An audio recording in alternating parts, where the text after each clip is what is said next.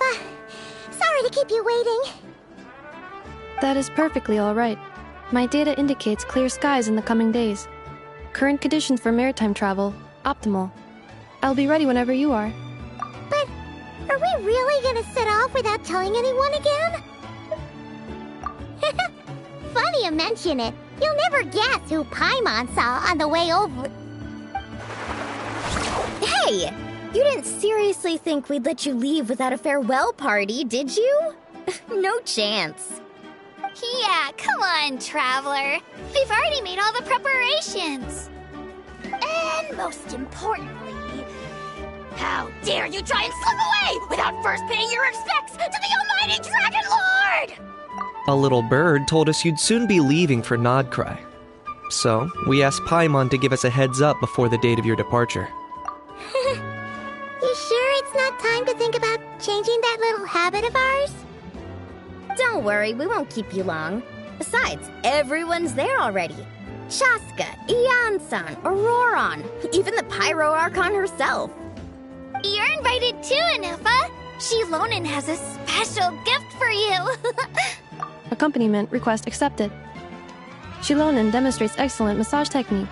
My impression of her is exceedingly positive. Wait, so robots like massages too? Or is it just that Shilonen really knows how you're wired? Alright, enough with the chit-chat. Let's head to the venue. Woohoo! Party time!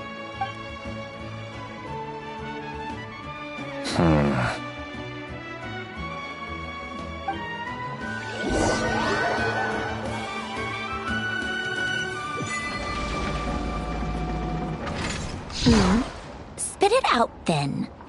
They've set off. Just as my calculations projected. About time I met this variable in person.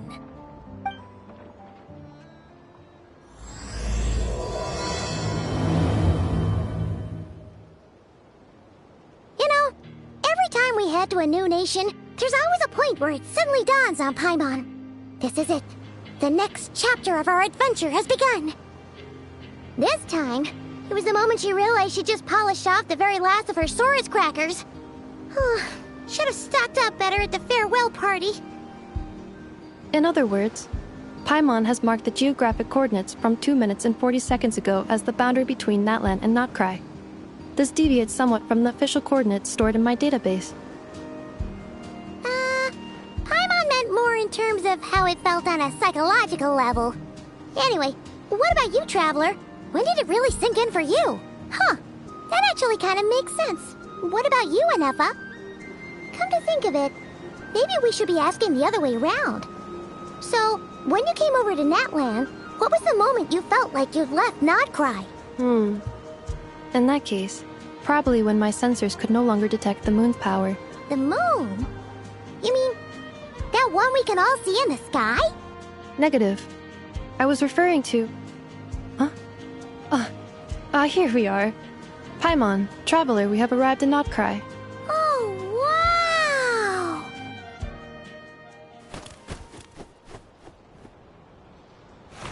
Paimon, Traveler, welcome to Notcry.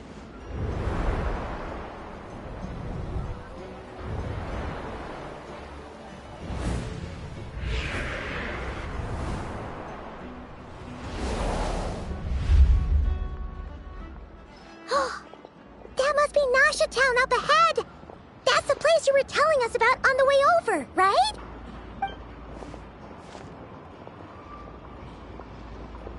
That is correct, Paimon. It is also the most bustling commercial hub in all of Notcry.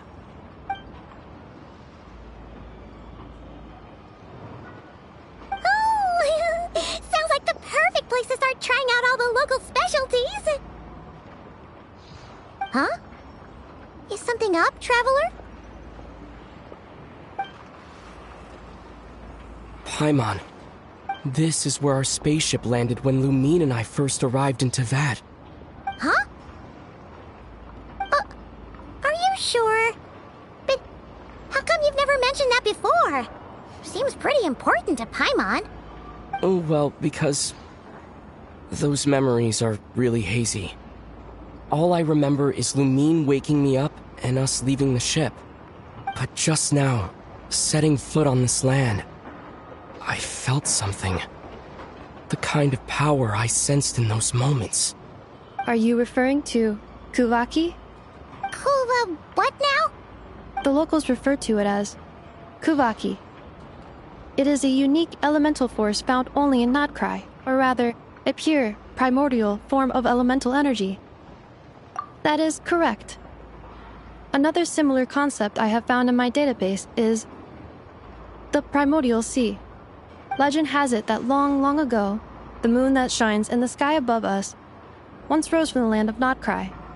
Modern geological surveys and meteorite studies conducted in the region have since supported this claim. So, when you mentioned being able to detect the moon's power earlier, you were referring to Kuvaki?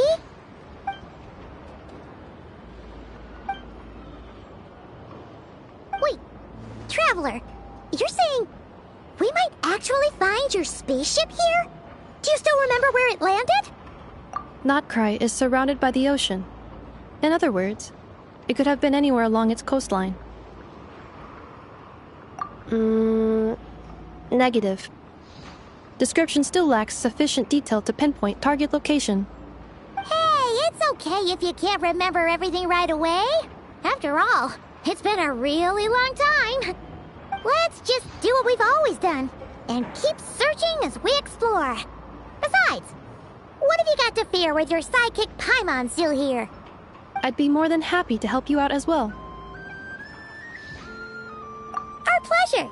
Anyway, just knowing that your spaceship's here in Nodcry surely counts as a big step forward, huh?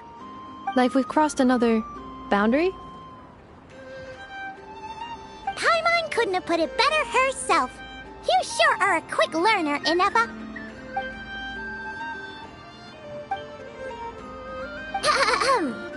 Well, as the best guide in the whole of Teyvat, Paimon hereby does solemnly declare, Nodcry, here we come!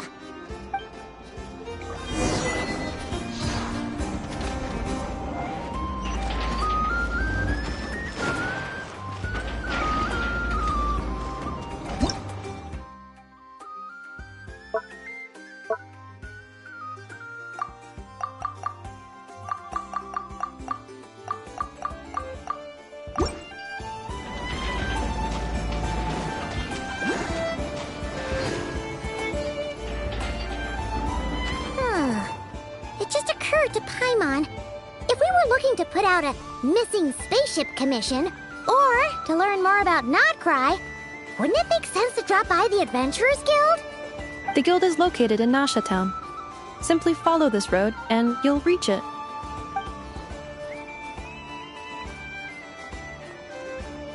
Huh? What in Teyvat is that? Looks kinda like a Sealy, floating around in the air like that. That is a Kuhenki, a species unique to the land of Nodcry. A Kuhenki? Does she have something to do with the moon, too? Indeed it does. According to the Frost Moon Scions, the indigenous inhabitants of this land, the Kuhenki, are said to be familiars of the moon goddess, leading those who walk in the moonlight's glow to things of great importance. The moon goddess? Don't all people here worship the Tsaritsa? Although Nodcry lies on Snezhneya's border regions, the people here have held their own unique beliefs since time immemorial. As I mentioned, everything in this land shares a deep connection with the moon and the sky above. The beliefs of the Frostmoon Scions seem to date back to the civilization of the angels. According to the documents in my database, even the 7 Archons did not exist at that time. Wow! So the origin of their beliefs goes back even further than the Archon War? Correct. At some point, you may come across some statues of their goddess. The Frostmoon Scions carved these as well. Hey! Looks like she's floating away! I suggest you follow her. The probability of an ordinary person encountering a Kuhenki lies in the single digits. Many here consider them heralds of good fortune.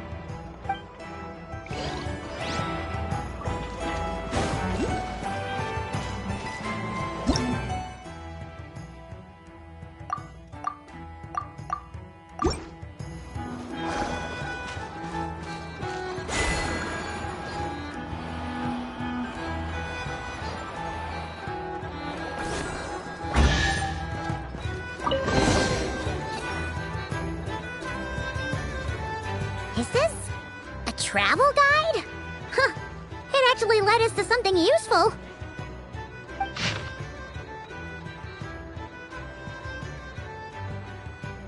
Are there any particular points of interest?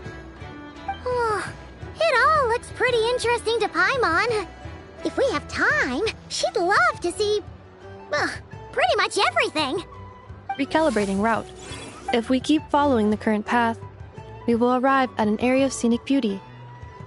From there, we will be able to identify both the Adventurers Guild and several must-visit specialty stores. Yikes!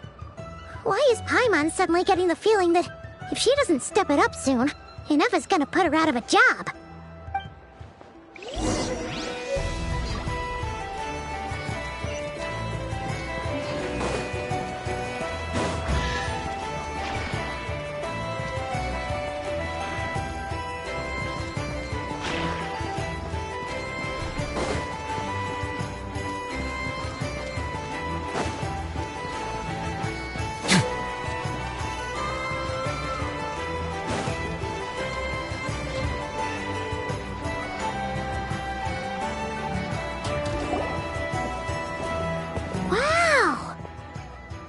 Town actually looks pretty big from here. Feels a bit different than Paimon imagined, though. Which aspects in particular deviated from your expectations? Well, Paimon keeps hearing people describe Nodcry as an adventurer's paradise. So she kind of thought it'd be a bit more... picture perfect somehow? According to legend, there was indeed an era of peace in Nodcry's past, the Age of the Fae. Tales of those ancient heroes are still told today. One of the most well-known is that of the Lantern Fae. This individual performed many good deeds for Nodcry. The present-day Lightkeeper's nightly lantern patrols are, in part, a tribute to their memory. But then, one day... What happened? There came a devastating abyssal calamity that swept across Nodcry, and for a time it was left desolate. Heartbroken by what had become of the land they had so cherished, that Fae extinguished their light, just as the Abyss had extinguished all hope. Nowadays, the paradise people speak of is more of an aspiration, or an irony, perhaps. An irony? Today, no official authority governs Nodcry. In theory, at least, it is somewhere a person can do whatever they wish, and become whoever they want to be. The Adventurers Guild is just over there, in Nasha Town's Central Plaza, and the flagship tavern is over that way. Hey, what's that building over there? You know, the biggest, tallest one. That is Aino's Boom and Blast Kuvaki energy cannon. It gets activated when the wild hunt threat level outside Nasha Town reaches a certain threshold. But according to the scan I just ran, the energy cannon appears to be malfunctioning, likely due to a recent discharge. The wild hunt? Isn't that the abyssal calamity you mentioned that's specific to Nodcry? It is a phenomenon that has been occurring for several centuries now. Yet the time and location of wild hunt attacks are seemingly random. At first, it was more of an old wives' tale that adults used to scare children. If you don't start behaving, kid, some night, the wild hunt's gonna come for you. Listen. Do you hear that? That weeping in the fog? Those are the cries of a young woman being dragged away. You're saying people actually hear things like that?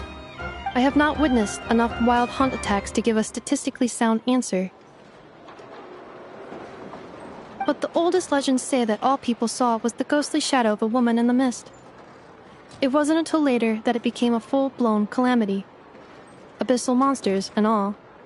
Oh, when you put it like that, Paimon's really gotta hand it to Aino. Not only did she repair you, but she's even built a giant cannon to keep the wild hunt at bay. Absolutely. Aino is very impressive indeed. Anyway, according to my schedule, it is time I took you over to the flagship. Oh, sure. After all, we shouldn't keep Barca waiting. Well, Paimon's not sure if he'll actually show up at the bar this early. You're right about that.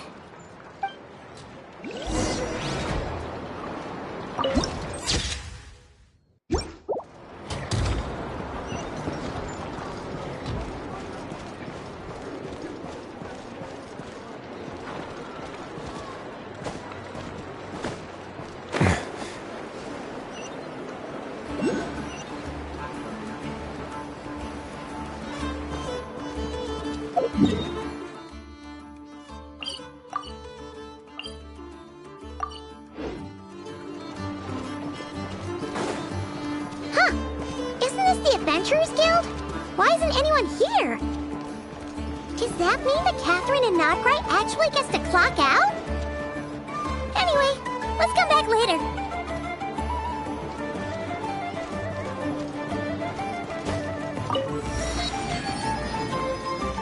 This land holds nothing but walks of life.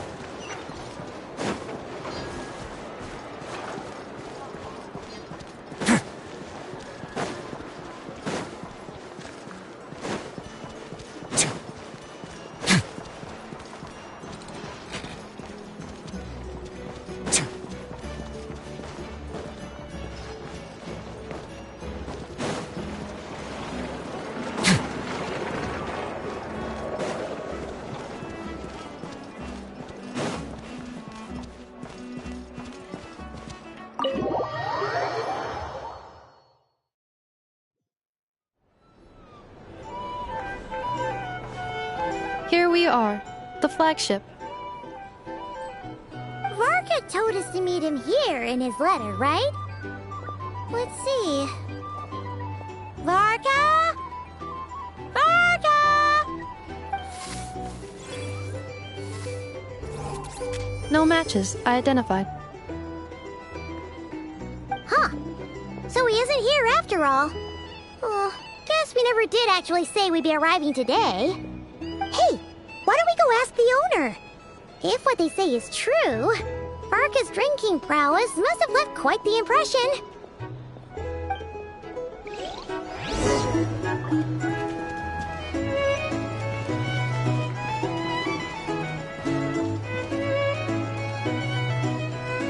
Huh? Well, well. If it isn't the ineffable Ineffa. Hello there, Demyon. You know each other? Of course! Ineffa's a regular here at the flagship. So, robots are into booze too? Not at all. The energy conversion efficiency of alcoholic drinks is very low, and most of them are full of impurities. Still, I can affirm that your berries and fried meat deserve a solid 9.12 out of 10. It has Aino's approval too. Funny that you should mention that. While you were away in Natlan, Varka would come in here every day to pick up a serving of berries and fried meat for Aino. Aww. He must have been worried sick that she wasn't eating properly on account of being so hung up about Inefa being gone. Actually it's 'cause Varka found out that Aino went wild after Inefa left, gorging herself on snacks she normally couldn't get her hands on. So it was more worry that she wasn't getting a balanced diet. I think I might have just put my foot in it. Anyway, since you're back from Natlan, these two must be the ones Varka mentioned. The Traveler and Paimon, yes? Yep, that's us. So, from the sounds of it, you must be a close friend of Varka's too. Varka? Goes without saying. After all, he's the only one around here who's ever managed to stay standing after 10 rounds of the roulette special. Paimon can't believe he's made such a name for himself. Though, guess it's hardly surprising how. Right now? Must be somewhere near Anvantinyarvi. That's quite far from here. Huh? Where's that? It's a lake in the northern part of Nodcry. Word reached him of trouble brewing around those parts, so he took his knights to check it out.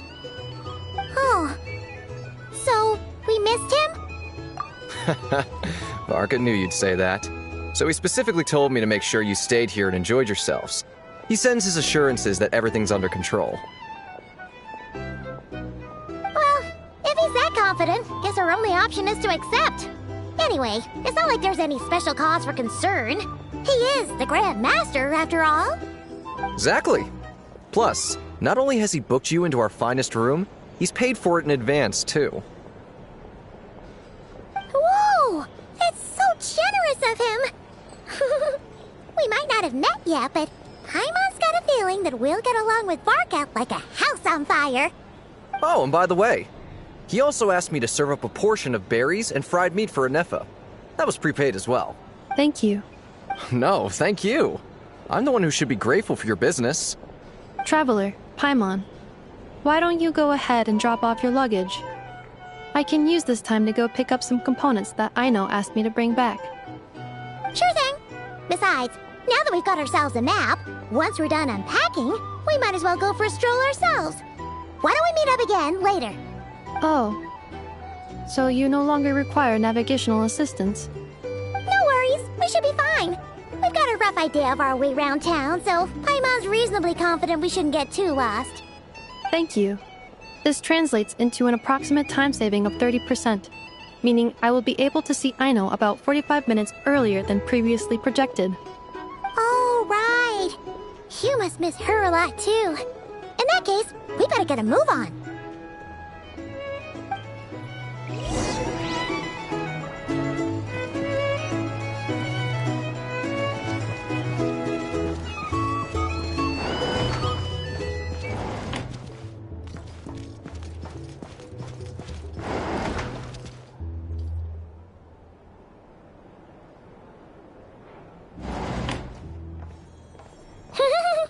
Feels pretty nice having someone sort out our food and lodging for us, huh?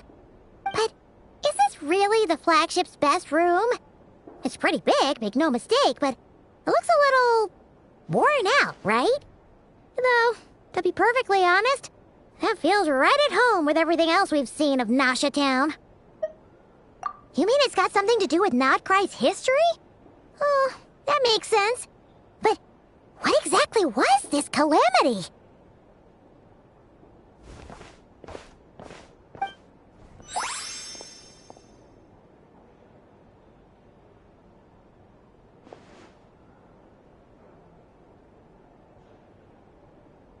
Oh, should we try the berries and fried meat too? Paimon's getting hungrier and hungrier every time someone mentions it. Oh, sorry about that. Paimon wasn't watching where she was going. Please, there's no need to apologize. If anything, I'm the one who should be sorry.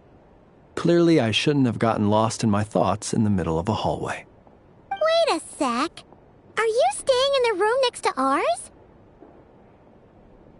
Ah, quite the perceptive one, I see. First things first, allow me to introduce myself. My name is Kirill Chudamirovich Flintz, but please, just call me Flintz. Whoa, that's an impressively long name for sure. Ah, is that so? Names like mine ought to have been fairly common in Snezhnaya, at least in the past. Would I be correct then to assume that the two of you are travelers in this land? Yep, you sure would be. Paimon is Paimon, and this is the Traveler. We've been to a bunch of nations already, but we only just arrived in Notcry today. What a rare honor it is to meet such worldly travelers. Are you here for travel too? If only I had the time to spare. No, I'm just staying the night. Oh, so you're here for business? That's certainly one way to put it. I'm a Ratnik of Nodcry, normally stationed near the burial grounds to the north. My sole cause for being here today was to repair this lantern of mine. Burial grounds? Your surprise is entirely understandable. Most people cannot even begin to fathom the idea of a life surrounded by tombstones and decay. But if you've heard of the calamitous abomination that is the Wild Hunt, you'll know that in their wake they bring a host of souls tainted by abyssal filth. That then is why we are stationed by the burial grounds, to hold the line where it is most vulnerable. Oh, so it's all about fighting against the abyss. Oh, sounds like a tough job. I thank you for your concern. But in truth, I've long since grown used to it. In fact, I like to think it rather suits me. If anything, I'd say I prefer the peace and quiet of a graveyard to the hustle and bustle of urban life. Paimon sort of gets it now. But even so, she's still pretty sure she could never get used to living in a graveyard herself. For one thing, she'd be too scared to fall asleep at night. Oh, I assure you, there's no need to worry on that account. The kind of ghosts you find in cemeteries aren't too big on talking. But even when they do, they're usually far more discreet than the living. Well, would you look at that? Who'd have thought we'd end up chatting this long? Must have a lot in common, huh? Forgive me, but I must excuse myself, for the time of my appointment draws near. And in terms I'm sure you'll understand, a lanternless Ratnik is like a mapless traveler. A serious conundrum indeed. Oh, sure. In that case, you go right ahead. We won't keep you any longer. Not at all. Should the opportunity present itself, I'd gladly continue our conversation another time. You're always welcome to come visit my grave. The grave I stand watch over. Your visit would bring much-needed light to that place of final rest. Right. Well, if we get the chance. Then allow me to wish you a traditional Ratnik's farewell. See you by the graveside. Ugh. Jeez. What a weirdo. Not to badmouth him at all. In fact, he seemed pretty cultured, but at the same time, kinda spooky? Must be all that time he spent around graveyards. His lantern? No, not really. You mean, 'cause it was broken? Huh. Guess you've always had a nose for stuff like this. If you're worried, you can always ask him the next time we cross paths. Hey, don't you start spouting all that weird stuff too. It's so noisy here. Back in my day, we'd...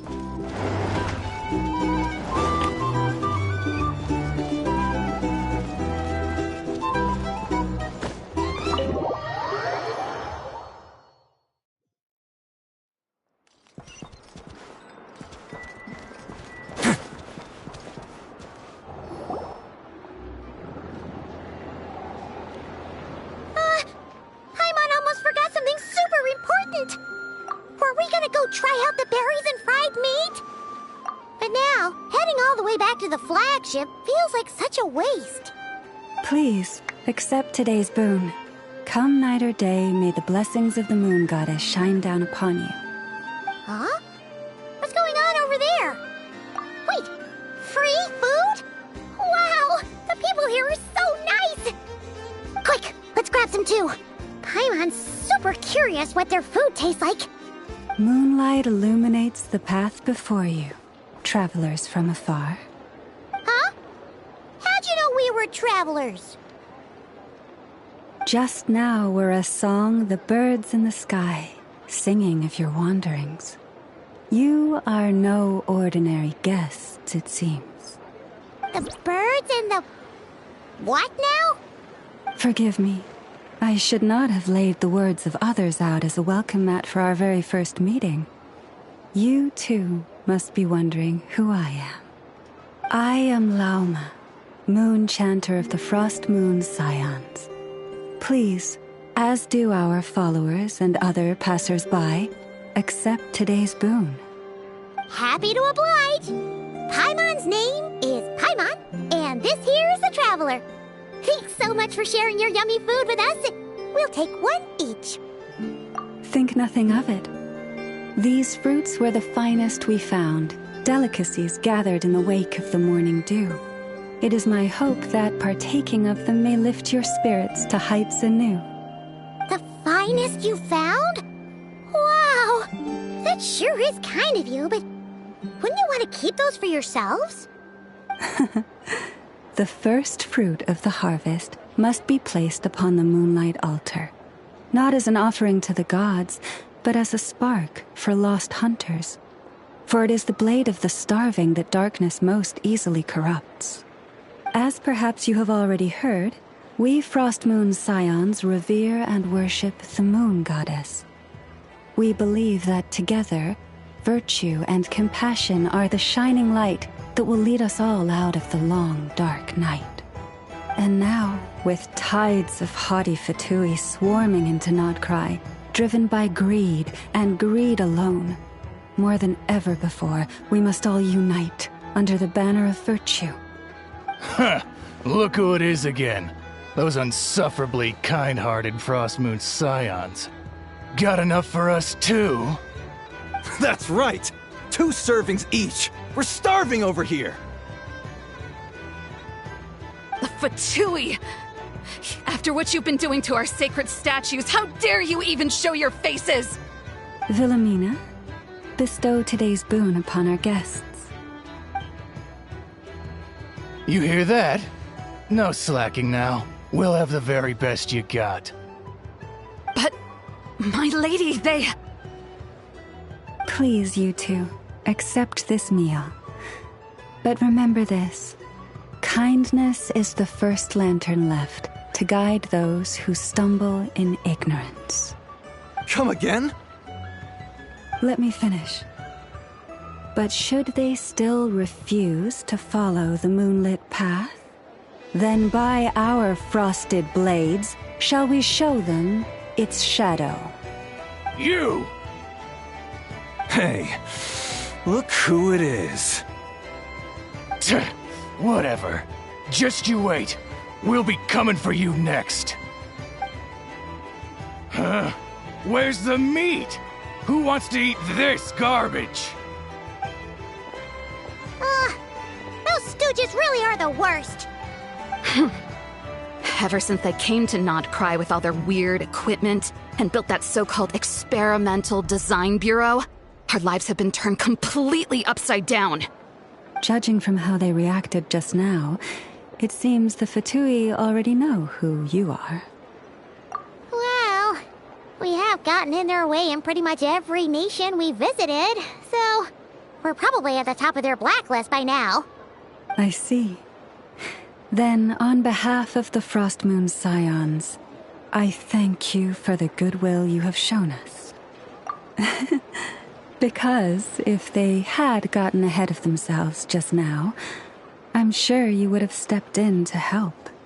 Just as the birds and beasts put it, Your arrival heralds joy to us all. Besides, for a weary traveler far from home, what better respite than to bathe in the moonlight? You will always be welcome at the Frost Moon Enclave, the place we call our home. May we meet again in the moon's gentle glow. These are delicious! So refreshingly fresh! Those 2 for Tui wouldn't know a good thing if it came up and bit them on the shoulder. Looks like Anefa isn't done with her shopping yet, and the Adventurers Guild is still empty. Where should we head next? Good idea! Wouldn't want to let the Kuhenki down, after all. Let's see... Okay, Paimon's got our route all figured out. So, all that's left to say is... don't fall behind! This is Nuts and Nuts. It's mostly a fruit shop, but there's a crafting bench, too. This is the Speranza, one of the travel guide's recommended restaurants. All the waiters here are kids. This is the Vesnici Prolecha greenhouse. Apparently, their flowers are all made of metal, so they'll never wilt away. And this is the Rossum Workshop. If you ever need a weapon made, this is the place to go. And over here, they've got a super tall observation deck. Whoa! Take a look at that! You can see really far out into the distance. That way's north, and that looks like something built by the Fatui? And then over there to the west, that must be the place Lauma mentioned, where the Frost Moon Scions live. So, what'd you think? Even if Anefa kinda stole her limelight earlier, this just goes to prove that Paimon's own tour guiding skills aren't too shabby either, right? She sure is! It'd take hundreds of years of practice to beat the best tour guide in all of Tibet. Huh? Look! There must be someone at the Adventurers Guild now. There's already a line forming outside. Looks like we'll finally be able to ask about your spaceship. Oh, or was there anywhere else you wanted to stop by first? Where? Which one are you... Oh, now you mention it, Paimon's noticed it too. Ugh, better not be who she thinks it is. Anyway, where we go first is completely up to you. Either the Adventurers Guild, or that suspicious-looking shop. A word of warning, though. If we step into that shop, be sure to keep a very close eye on your Mora.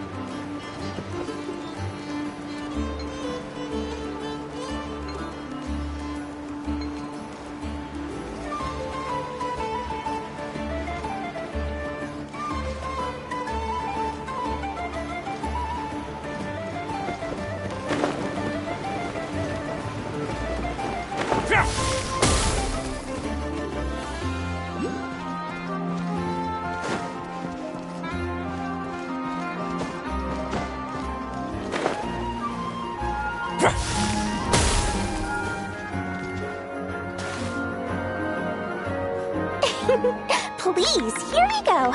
And if you ever need anything else, don't forget to make the great Lord Sangama Bay your first port of call.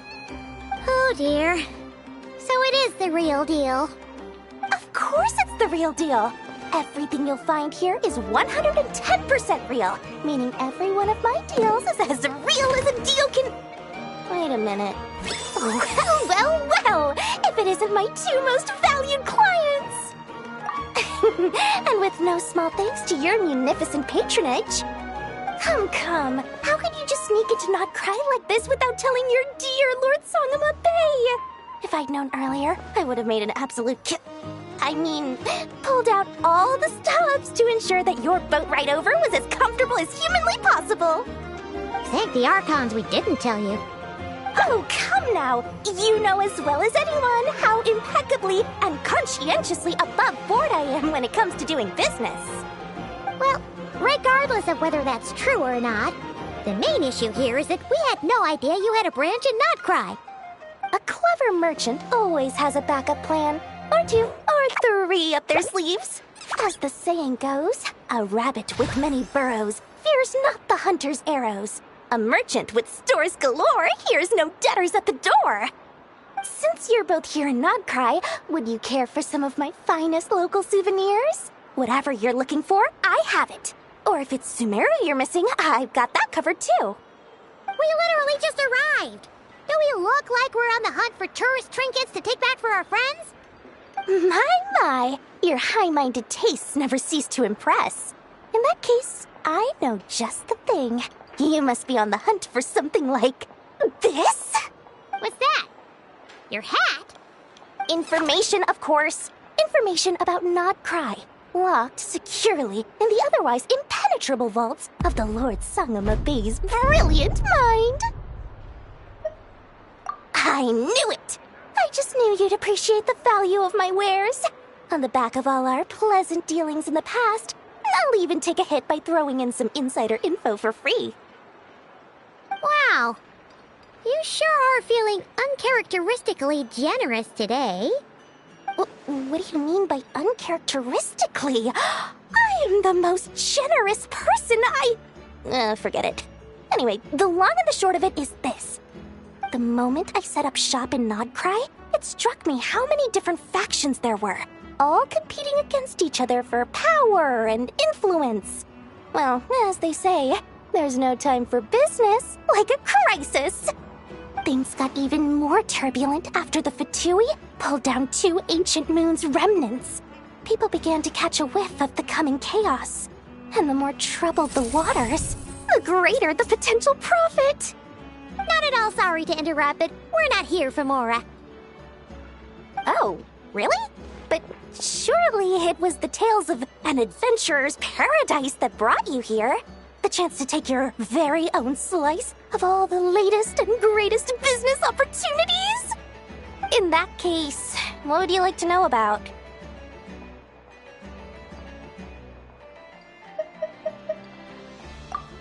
What now? A spaceship?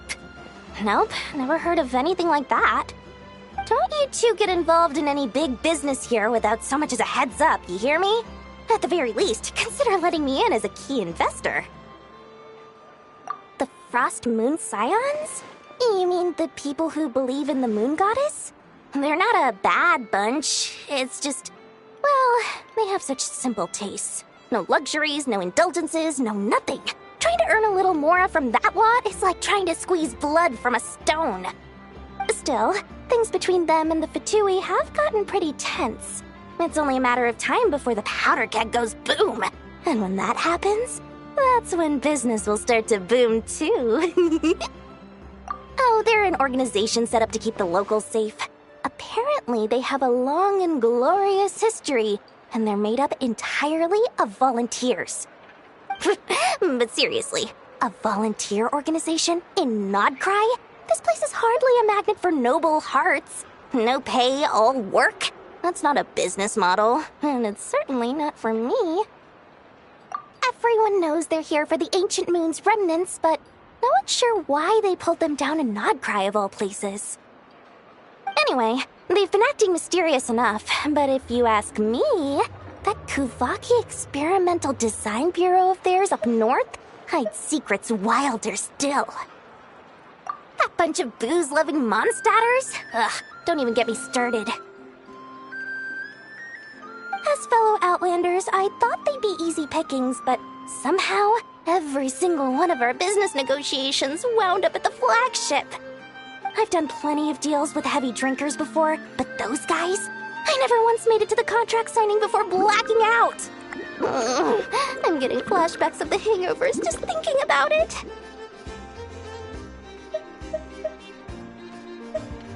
Oh, I almost forgot to mention. Sooner or later, you'll no doubt end up doing business with some other merchants in Nodcry. And someone's bound to mention a place called the Curatorium of Secrets. Listen to my advice. Do not, under any circumstances, go there, no matter how much trouble you're in. The Curatorium of Secrets? What do they get up to there? Just a place that handles all kinds of disputes. But the owner will charge you an absolute fortune, and she has a temper to match. Nothing like your friendly neighborhood, Lord Sangama Bay. You're not just saying that to stop your competition from undercutting you, right? When did that little pipsqueak get so sharp? And after I gave them all that info for free just to win them over. What do you mean? Of course not. I'm only thinking about your wallets. I mean, on behalf of your wallets. You're really not convincing anyone, you know. All right. Business is a cutthroat business. I won't argue with that. But I'm not lying about that boss lady. Not only did she make it into my top 3 people not to mess with in Nodcry, she's also in my top 3 people most eager to trade in favors. Seriously? It feels like you're just bad-mouthing your rival now. Fine. If you don't believe me, go see for yourselves. We might both be from Sumeru, but compared to hers, my conscience is so large, why, it could fill 3 whole palaces of Alcazar's. But when you realize what I'm saying is true, don't say that good old Lord Sangama Bay didn't warn you.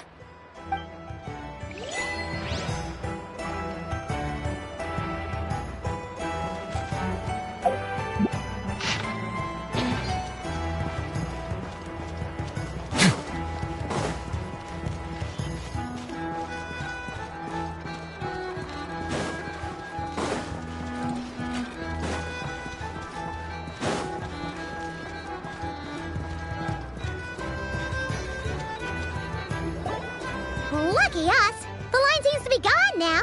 Come on, let's go say hi to Catherine! Hey, Catherine! We meet again!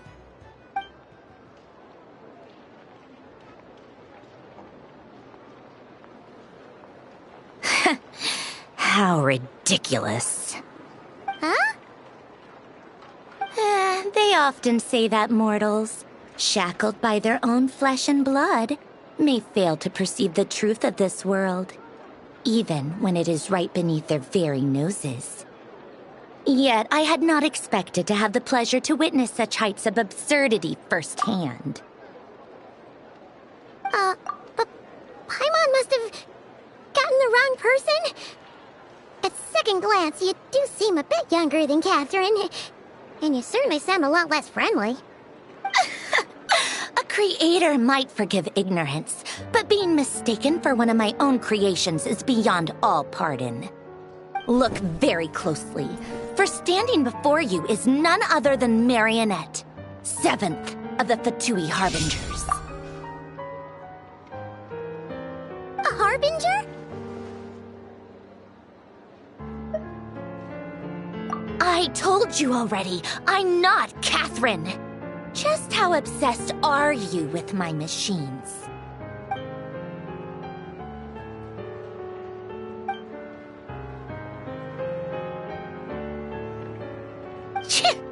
Today's encounter is merely a courtesy call. A friendly warning, if you will. You interfered with my work once before, with that little robot. I let it slide. After all, it was nothing more than a distraction, a side project at best. But we are in Nodcry now, and as such, I strongly advise you not to stand in the Fatui's way. Otherwise, the next time we meet, I might just have to drop all this meaningless etiquette. Oh, please. You've got some nerve coming out with barely veiled threats like that. You're the one stirring things up here. Oh, perhaps you have misunderstood. Just because Nodcry lacks a ruler at present, that does not mean it should not be ruled. We Fatui are simply establishing a new order. Yeah, right. More like shady experiments, judging by your massive creepy research facility.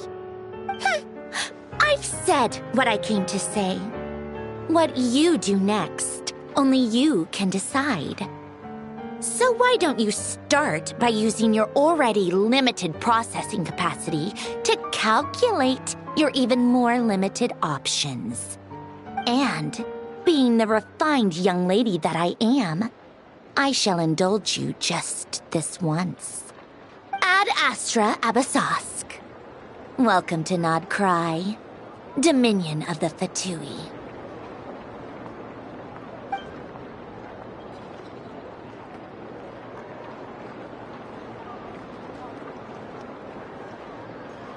Ugh! Paimon's so mad right now!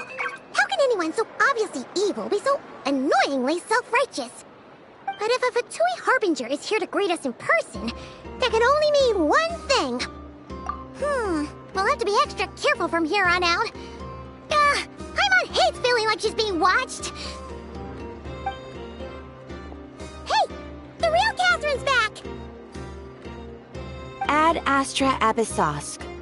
Welcome to the Adventurers Guild. How may I help? I will do everything I can to assist you. Oh, you're so much nicer to talk to, Catherine. Please don't leave us again, okay?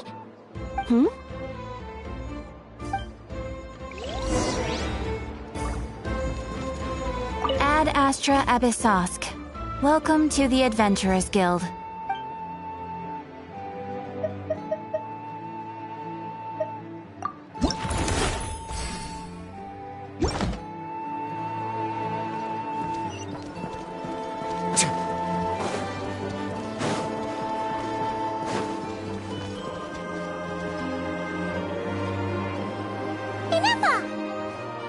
Hello. I was just about to start tracking your whereabouts.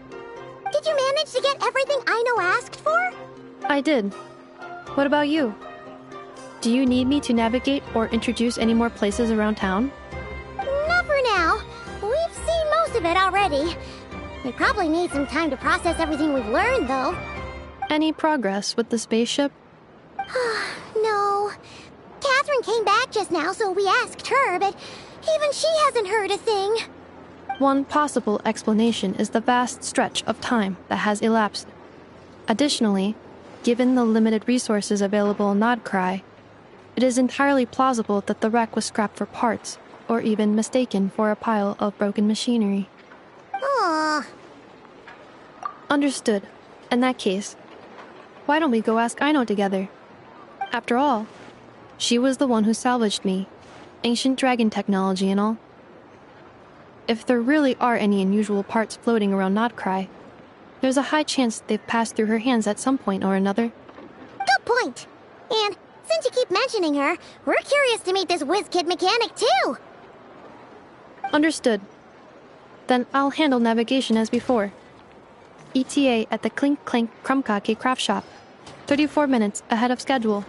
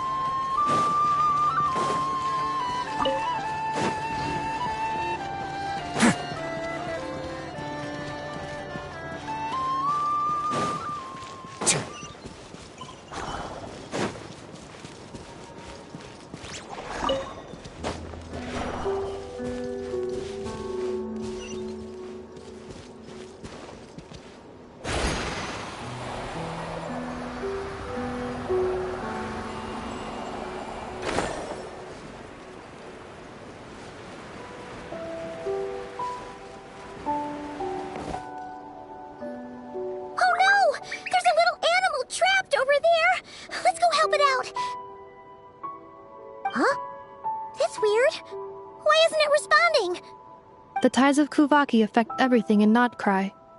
So much so that many creatures have evolved a kind of dependency upon it, growing stronger or weaker as it waxes and wanes. This little animal must have been caught here unprepared. So you're saying we need to use Kuvaki? Paimon will leave it to you guys then. Don't be scared! We'll get you out of there soon!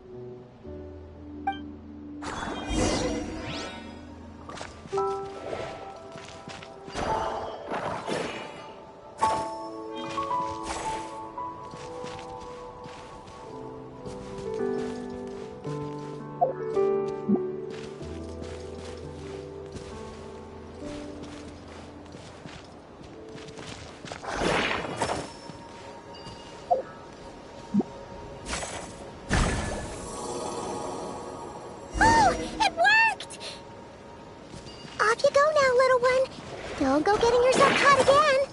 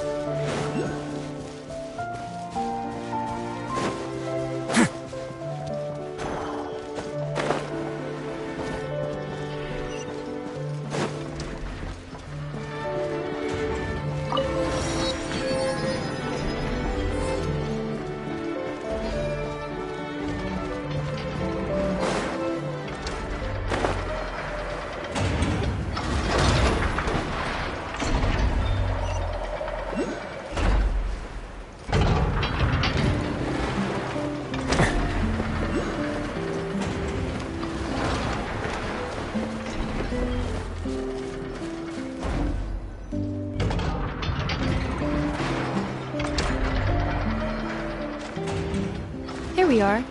The place Aino and I call home. Whoa! So many machines that Paimon's never even seen before. And then there's all these little robots. Did Aino build them all? That is correct. It looks like Aino has created 3 more little bots since I've been gone. Aww. Well, you were gone for quite a bit. She must have missed you. I missed her too. I want her to see what I've become. Well, let's not keep her waiting any longer then. Come on!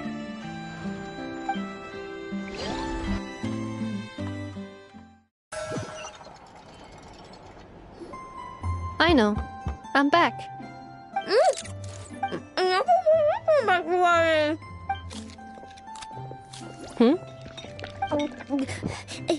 Ineffa? You're back significantly earlier than I expected. Like a whole 30 minutes at least. Everything went very smoothly, which saved me quite a bit of time, so I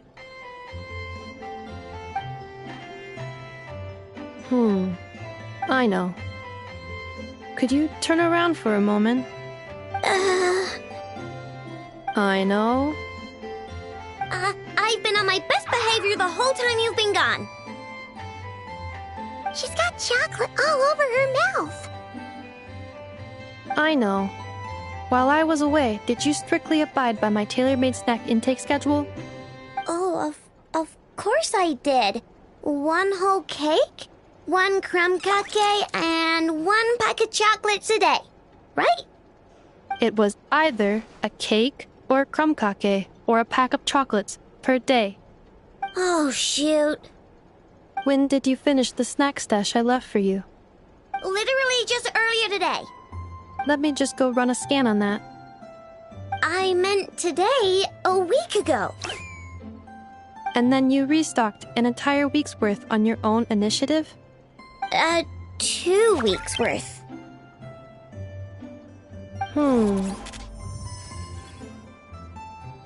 Why does Paimon feel like the roles in this household are pretty much the opposite of what she imagined?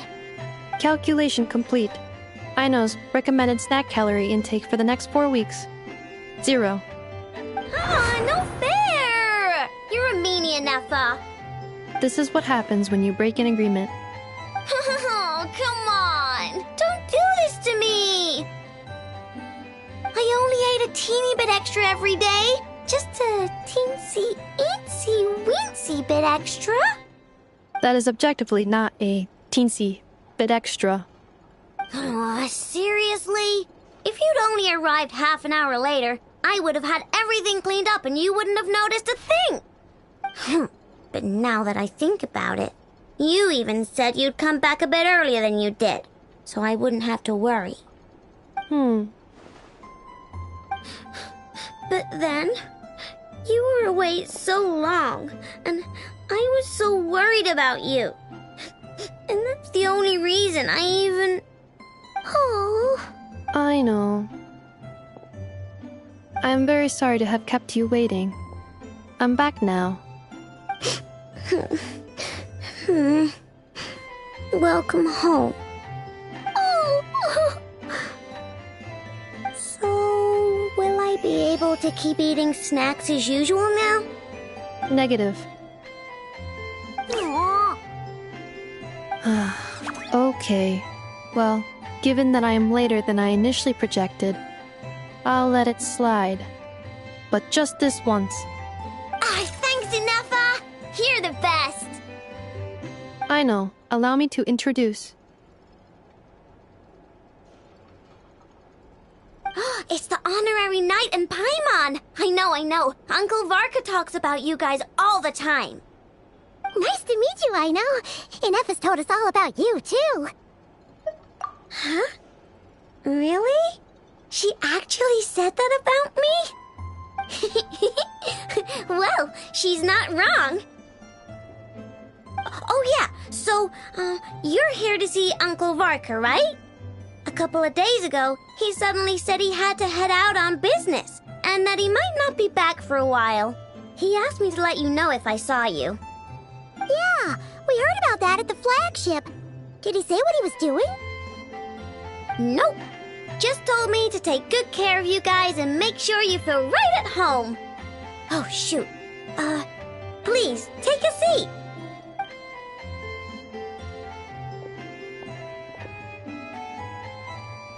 Do either of you need my help with anything? Anything at all? After all, I'm the head of this household. Sure wouldn't know it from that snack tantrum she just threw.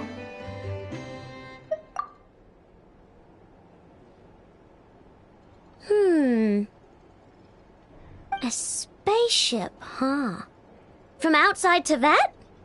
Exactly. So, ring any bells? No. Oh. You sure? Nope means nope.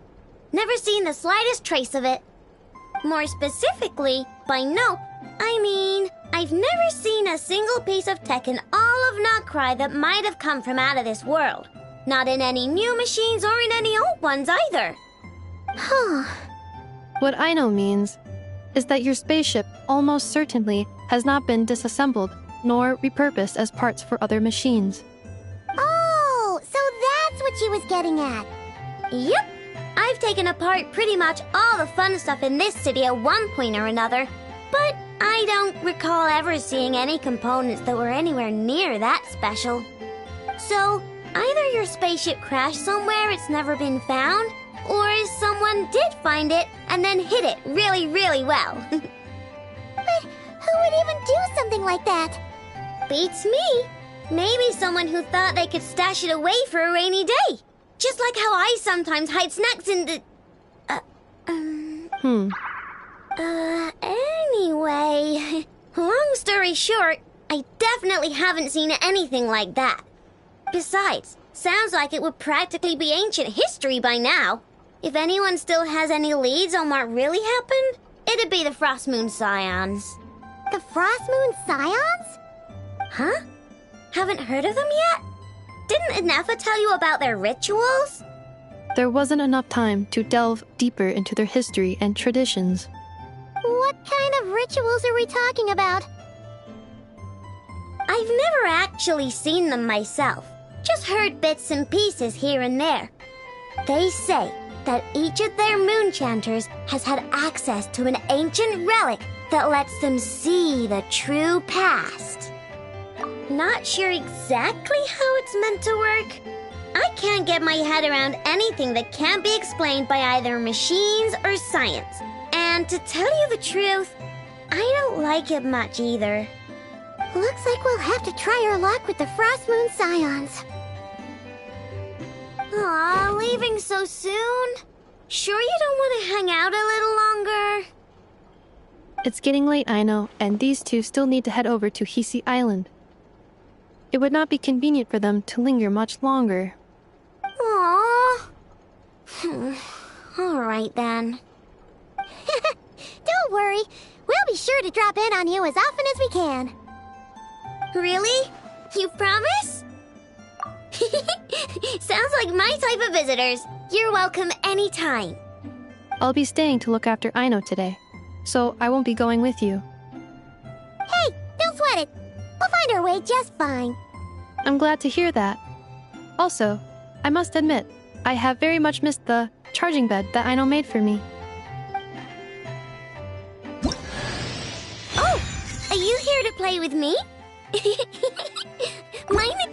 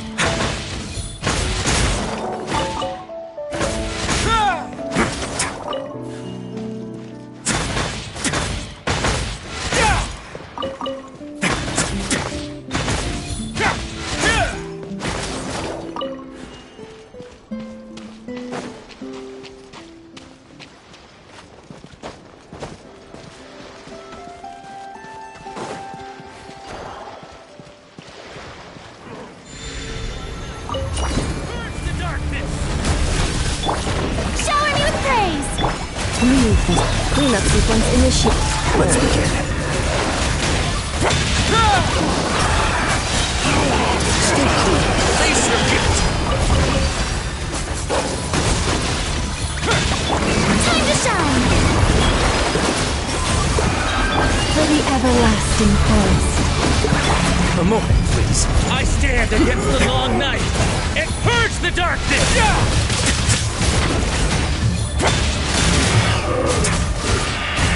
Annihilation mode. Installation chamber deployed. Chorus,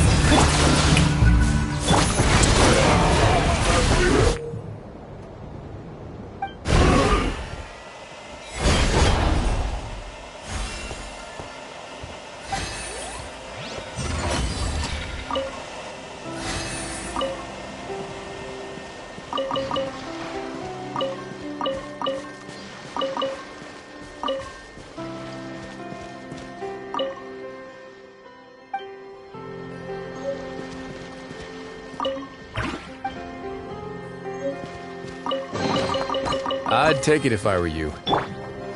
strike a pose!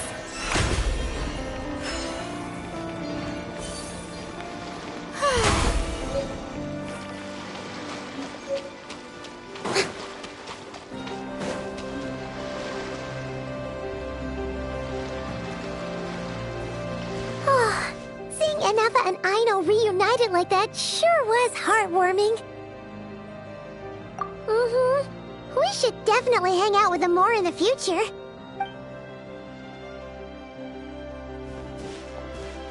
Speaking of homes, we must already be close to where the Frost Moon Scions live. The vibe here feels different, just like the scenery.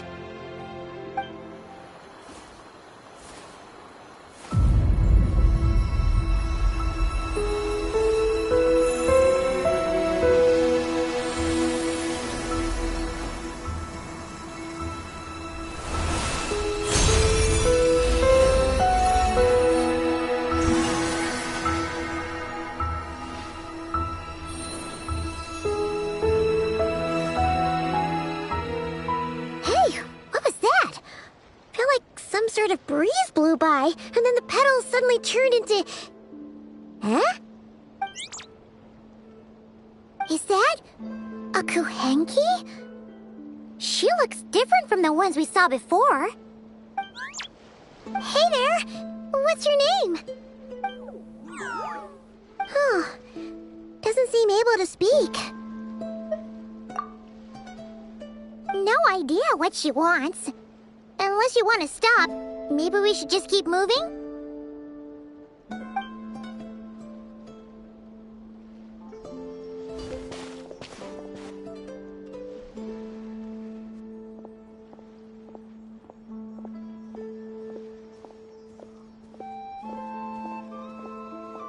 She's following us!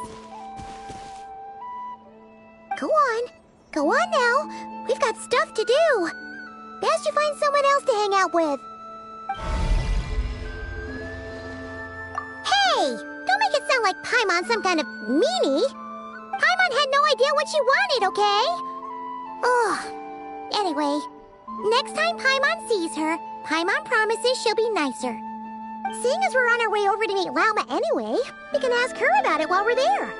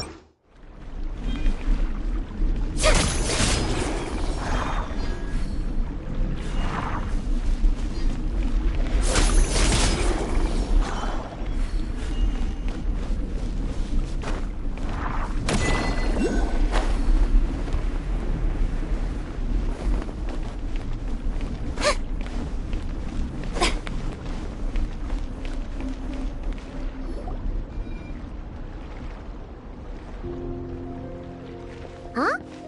Hey, look! Isn't that Lauma? The moon chanter? Let me take a look at your wound. You must be more careful. Doesn't matter how much of a rush you're in, your safety always comes first. Oh, you're back too. How was your day? You what? Those two Fatui? The ones who were causing trouble in Nasha Town? You went to teach them a lesson? And you put that in their food? You naughty little thing! How could you do that? They didn't notice. That's not the point. You mustn't do that again, okay? Next time, At the very least, bring a few of your friends along too. You'll be an easy target if it's just you on your own. Hey, Wilma! Still remember us?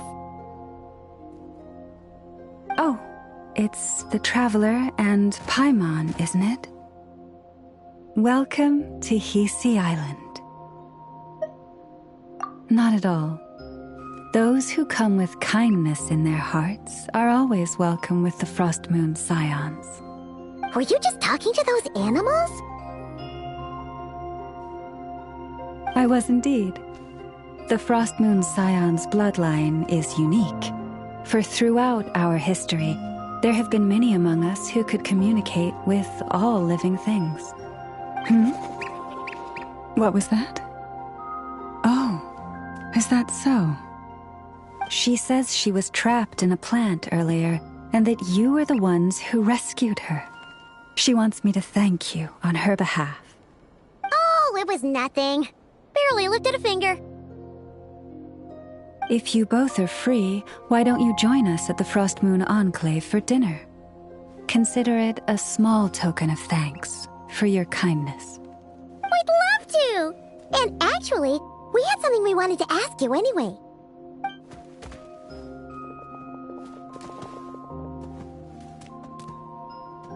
Oh, you're interested in the story of Kutar?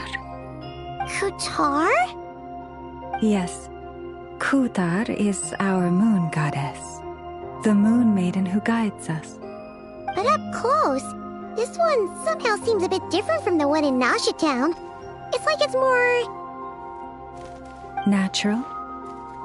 Or like... more harmonized in its design. That is because, ever since the Fatui arrived in Nodcry, they have been modifying and defacing our statues as they please. These statues were made by the Frost Moon Scions who settled here hundreds of years ago, crafted from the very finest Lunasol stone. Not only is this stone exceedingly rare, but it also brims with Kuvaki. I suppose the latter must be what caught the Fatui's eye. For a time, we put up fierce resistance. But now, this is the only one left that still retains her original form. We heard they even pulled some ancient moon's remnants down from the sky. That's right. The two largest remnants landed in Nodcry. One here on Hisi Island, and the other on Paha Isle. The Fatui built their research facility on top of the remnant over on Paha Isle, but they've had their sights set on the one here, too.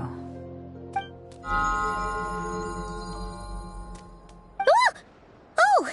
It's that little Kuhenki again! Surely that can't be. Hey! We've been wondering what was up with it, too. It just appeared out of some petals and hasn't stopped following us since. No, that is no ordinary Kuhenki.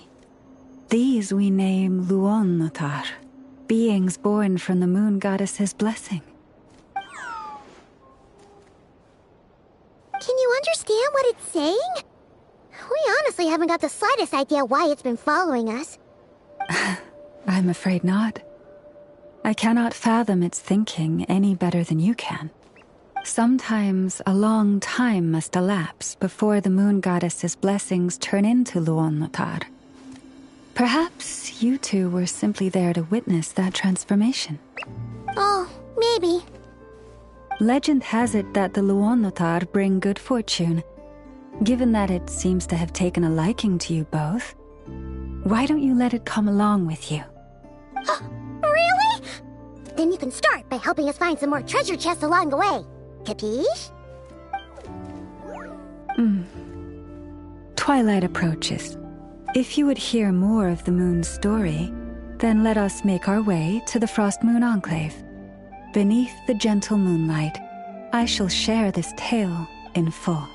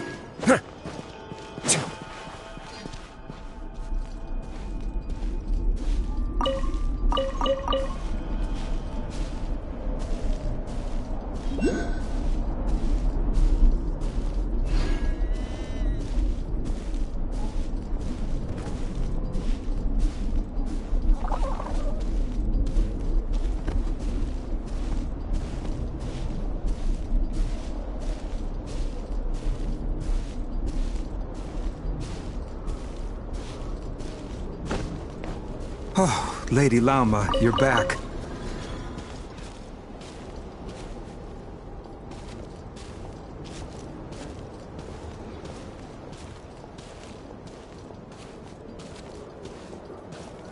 Come day or night, may the blessings of the moon goddess shine down upon you.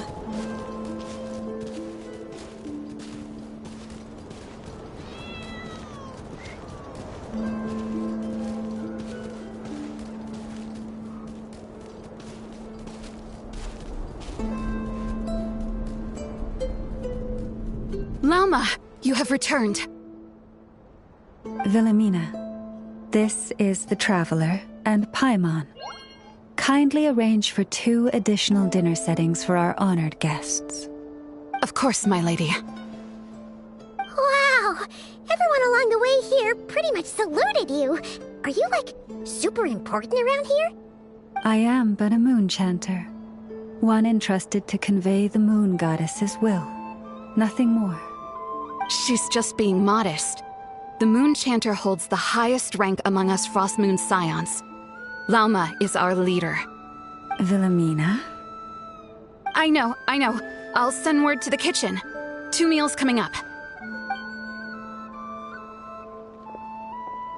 Whoa! Paimon had no idea you were such a big shot. It is merely that the unique traits of our bloodline have manifested themselves especially strongly in my person. That is no accomplishment of my own. Please, follow me this way.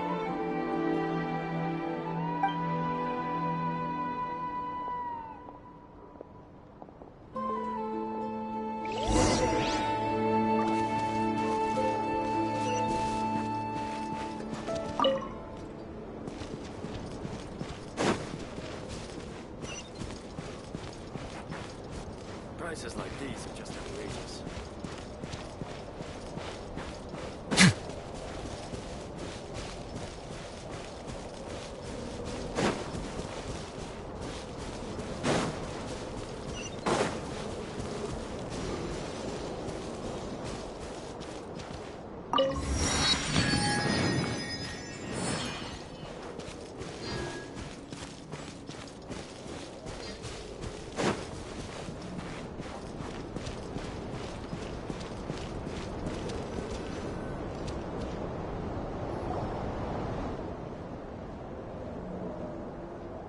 Even to this day, I am still trying to piece together the many fragments of our past.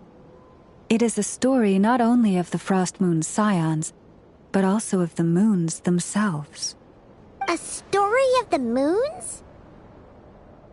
Yes. We Frost Moon Scions are the last descendants of the ancient golden realm of Hyperborea. Its former glory may have faded, but what remains is a memory uniquely ours. In the distant past, Teyvat had not just one moon, but 3. It is said that they were created by the primordial master of this world, cast into the firmament to keep peace in the land below. Firstborn was the eternal moon, largest of the 3. Legend has it that it was her immense kuvaki that gave rise to the ocean tides. Next was the frost moon. Smaller than her big sister, yet brightest in radiance. Her glow became the cold, undying lantern of the night. Finally came the iridescent moon, smallest of the sisters. Most of the time, her light was barely visible to the naked eye. Yet when she shone, her fleeting halos were all the more mysterious for it. Wow! Sounds like it all happened so long ago. So, what happened to them afterwards? Afterwards, well, as you have seen, the 3 moon goddesses perished. This happened in a war triggered by the Descenders, and of the 3 lunar husks, only the frost moon survived unbroken, while the others were shattered to pieces. Oh, so that's why there were ancient moon's remnants in the sky. Yes. It is also said that when the moons shattered, most of their fragments rained down upon this land like stardust. That is why Nodcry is blessed with such an abundance of Kuvaki. As for the remnant that the Fatui recently pulled down, that belonged to the Eternal Moon. Wait a sec. But you just said that 2 of the moons were shattered, so where are the remnants of the iridescent moon? The iridescent moon's remnants were never found. What happened to her after the war remains a mystery. Some say she vanished in an instant, while others believe that her remnants are simply too delicate to leave a trace. Yet, though the era of the 3 moons has long since faded into legend, successive generations of Frost Moon scions have always passed down a prophecy that one day the moon goddess would return. And in the end, that prophecy did indeed come to pass, though not quite. Lady Lama! Lady Lama, are you there? Cappy, what is the matter? Lady Lauma, it's my daughter, Karina. Her illness. Take me to her, right away.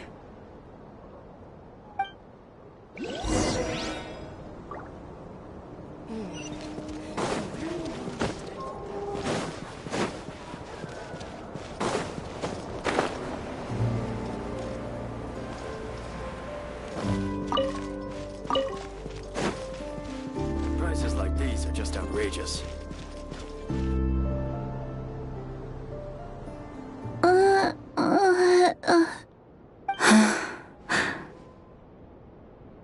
Her sensitivity to Kuvaki is flaring up again.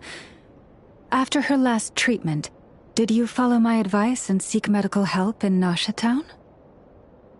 But those doctors are all Snezhnayan. They're outsiders, compatriots of those brutes who invaded our homeland. How can we possibly trust them? Not all outsiders are enemies, Cappy.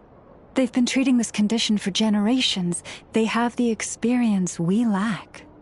But we're Frost Moon scions. Should we not remember what the outsiders did to our moons? Surely the Lady Kutar will reward our devotion.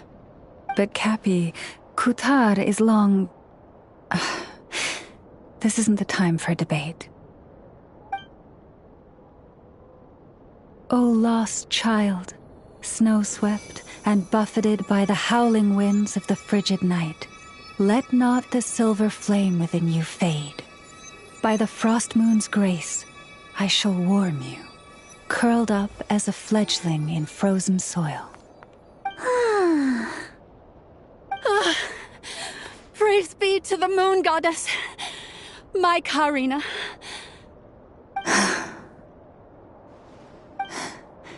Remember, she must take powdered laka berries daily. It will ease her symptoms. Lama? Philomena, what is it? Dinner is ready. I see. Cappy, let her rest here for the night. I'll have someone bring her a blanket. All right. Thank you so much, Lady Lauma.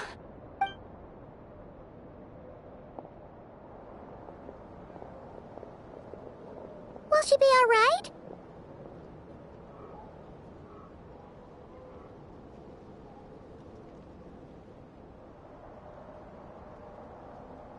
Yeah!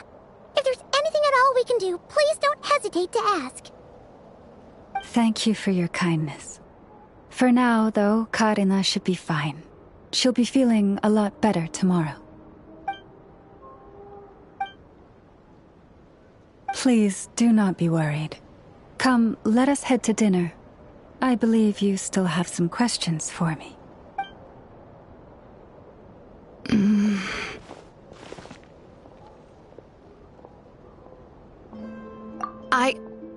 Oh, sorry. Yes, I'll be coming too. I was just thinking about something. Oh? Lauma makes such an unshakable moon chanter. Calm, capable, someone we can count on. Deep down, though, I know she's been quietly carrying the burden for the rest of us. Traveler, Paimon, believe me when I say that as a fellow Frostmoon Scion, I do worry about Lauma. It's just that sometimes it's hard to say it to her face. Could I ask you to look out for her? I can tell she really trusts you. I fear that would stress her out even more. Sometimes I really admire her strength, but at the same time, I can't help feeling powerless myself.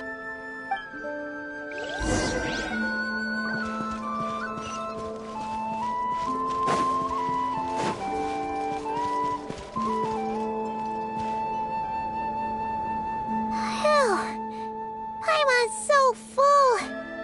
That was even better than the stuff you gave us before.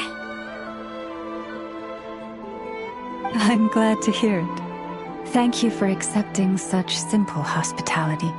Hey, we should be the ones thanking you. Seriously, that was seriously scrumptious. How did you even manage to finish it? This slop's barely edible. Then again, I guess that's what you'd expect from savages. It's you! Those rude old Fatui we just met back in Nasha Town! My sincerest apologies. If you found the food we gave you earlier difficult to swallow, may I suggest taking a deep breath and joining us? These delicacies might change your mind. After all, I suspect that your previous meal may have been tainted with something most unpalatable. Huh? What do you mean? Tainted with what exactly? With the bitter snobbery of those who call themselves civilized. Why, you? Looking for a fight? Sure, I'd be more than... Hold it! We're not here to brawl. Yet. We're here on official business. Orders from above. We're here to deliver the Frostmoon Scions a warning. Or rather, a final ultimatum. You have 3 days to hand over the relic and reveal the whereabouts of your so-called Kutar. If you fail to do so, the Fatui will immediately begin the cleansing of Hisi Island. Which, by the way, is the sovereign territory of the Tsaritsa of Snezhnaya. What insolence! Your demands are outrageous! For generations, this land has belonged to the... Dear guests, allow me to save you both time and trouble with a speedy reply. The Frostmoon Scions will never hand over anything to the Fatui. And to those who set foot on our land with ill intent, I say this. With your blood, we shall draw an inviolable line in the snow. That applies to you, too. Stubborn savages, the lot of you! Better hold back this time.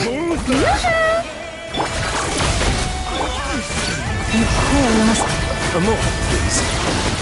You're pretty sharp. You'll pay for this. Mark my words.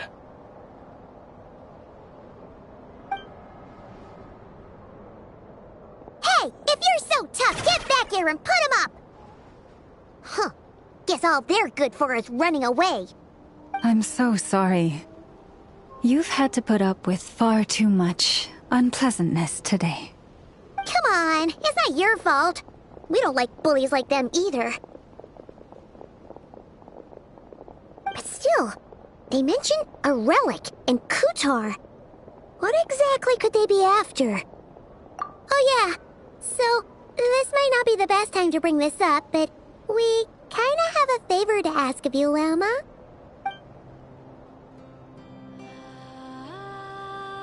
I see. So your questions concern the sacred relic too. Please, do not hesitate to speak your mind. Unlike those insolent intruders, you walk in the moonlight with open hearts. You stood by us when we needed your help, so it's only right that I return the favor. But let us continue this conversation somewhere more fitting. As it happens, there's something I'd like to show you, too.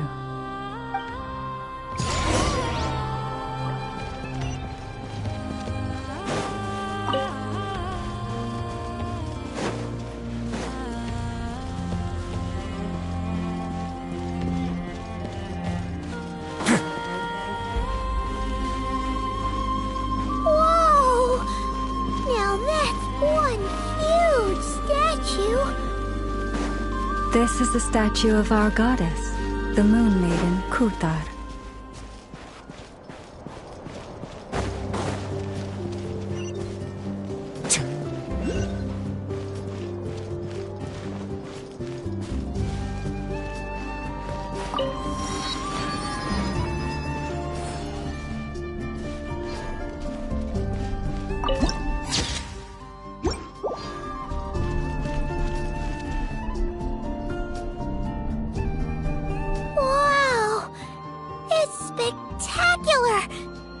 Kutar was born here on Hisi Island around 500 years ago.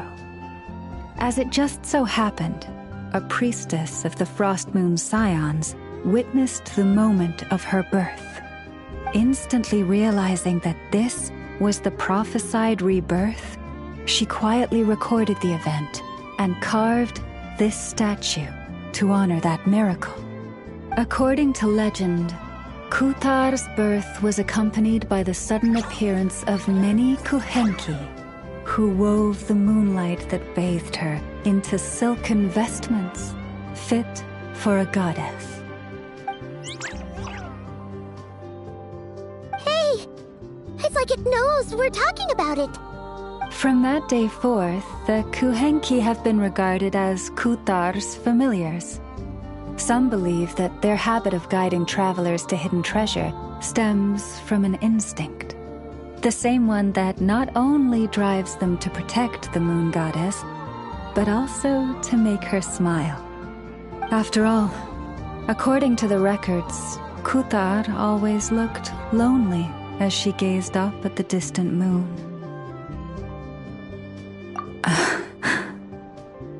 Kutar left Hisi Island before I was even born.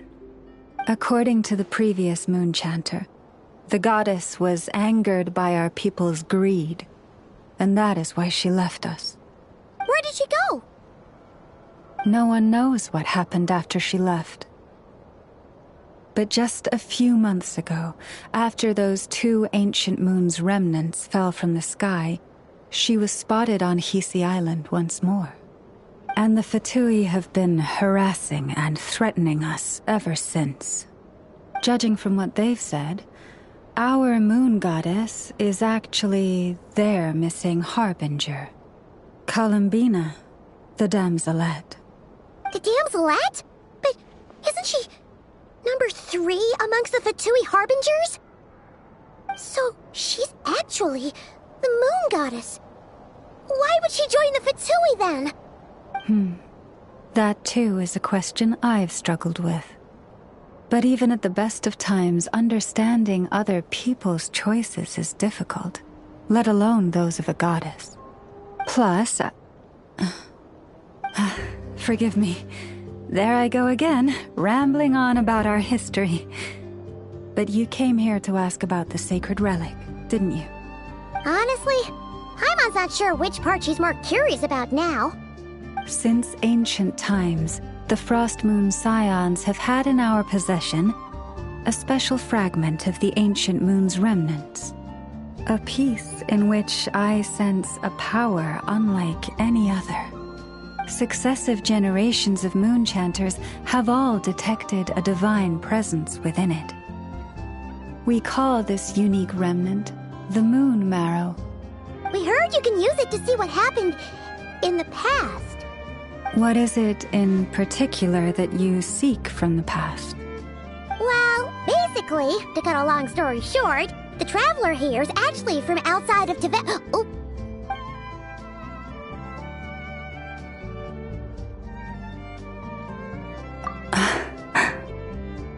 Thank you. Your honesty is a sign of your trust, both in me and the Frost Moon Scions. Unfortunately, though, I won't be able to use the Moon Marrow to shed light on your past just yet. Our people revere the Moon Marrow as a sacred relic. I'm only permitted to retrieve it from the secret chamber in which it is hidden once a year, on Moon Prayer Night.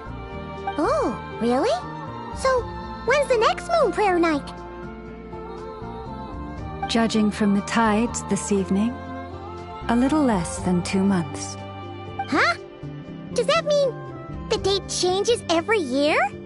The ceremony is held on the night when the moon is closest to Tevat. This is also when Nodcry's Kuvaki reaches its peak. Only then can the seal on the secret chamber be lifted. Oh, guess we've got no choice but to wait. I am truly sorry that I cannot help you sooner. But, as the Moon Chanter, I swear that I will do everything I can to help you find the answers you seek. Think nothing of it. After all you've done for us, you deserve nothing less. Who'd have thought today was only our first day in Nodcry? Feels like so much has happened already. If I may be so bold, what does family mean to you?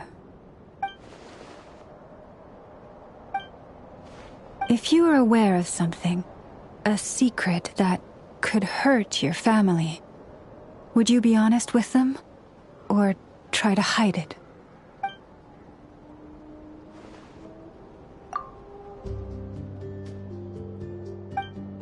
Oh, I'm so sorry. That was a strange question. I didn't mean to put you on the spot.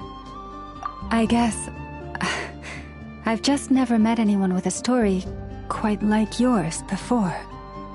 I just suddenly had the urge to ask. It's getting late, and you two must be rather tired too. Would you like to stay the night here on Hisi Island? I can have someone prepare some lodgings.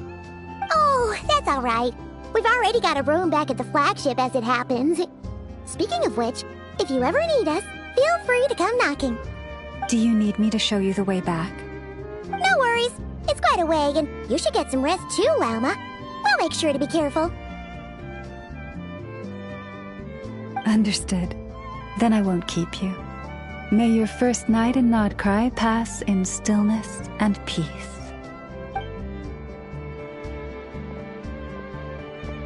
So, what you thinking? Sure was an eventful day, huh? The good news is, we're not at a dead end in the search for your spaceship yet. We can always learn more about this place while we wait. The usual drill, huh? Paimon's really getting sleepy now. If she gets too tired to fly back, you carry her, okay?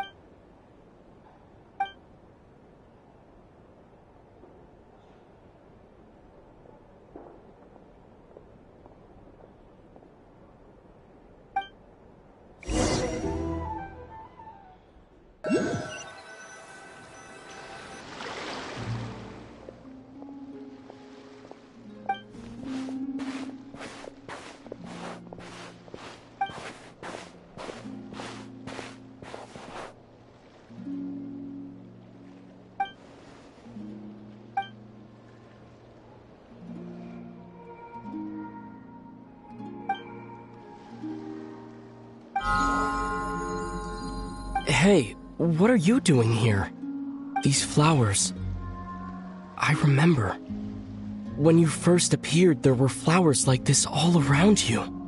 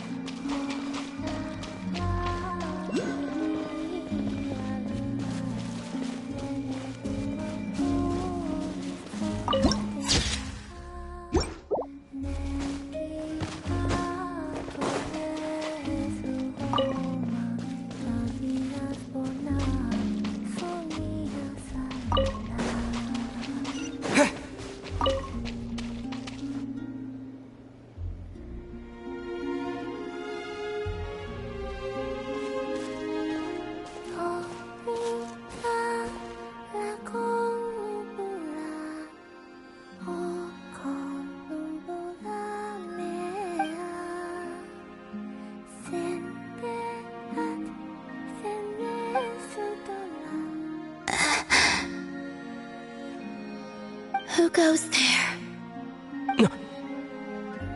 How did you get in here?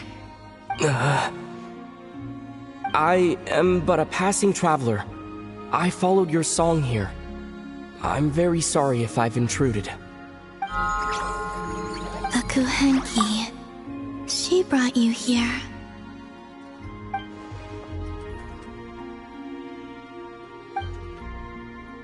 May I ask, are you the one they call Kutar? And the harbinger that the Fatui refer to as the Damselette? The Fatui? Are you here at their behest?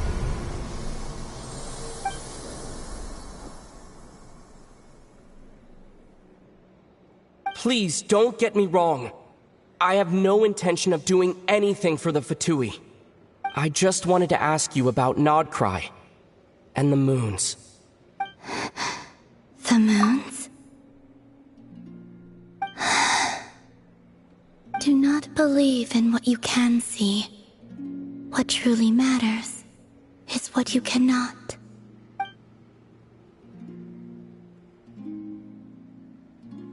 What do you mean?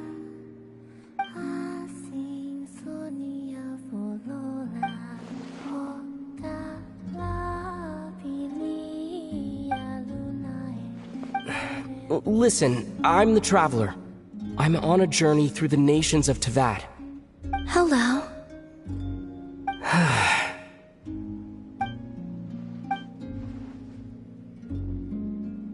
Could you tell me your name? Columbina. Kutar, the Damselette, the Moon Goddess. Pick whichever takes your fancy. I do not know my own name.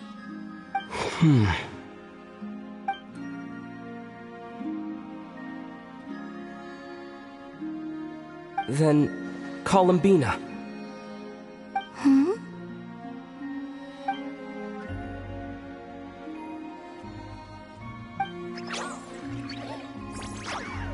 This Kuhenki, this Lanatar, did you bring her into being? Come here, little one.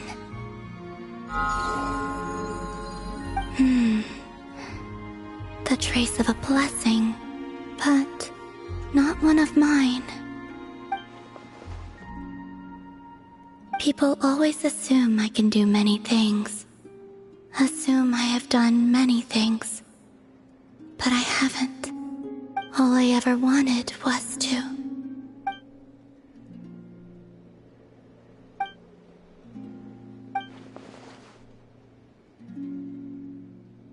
It's about time I got going.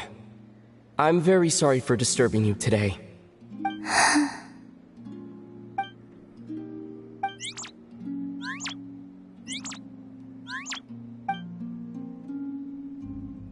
Columbina, that Kuhenki. Oh, you're leaving?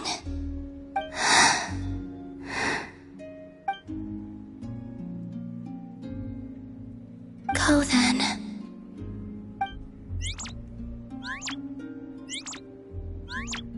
Goodbye. Take care. The moon can be treacherous.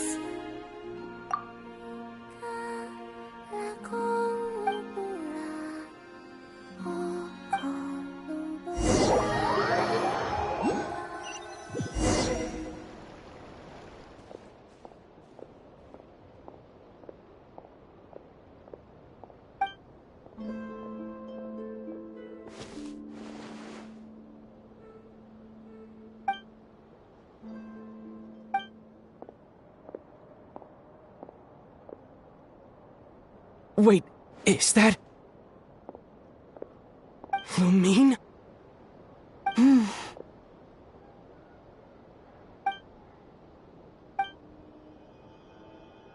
Lumine!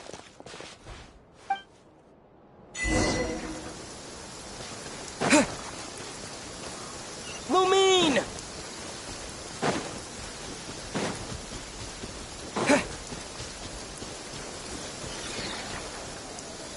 Lumine! Ether, it's you. Why are you here on Hisi Island?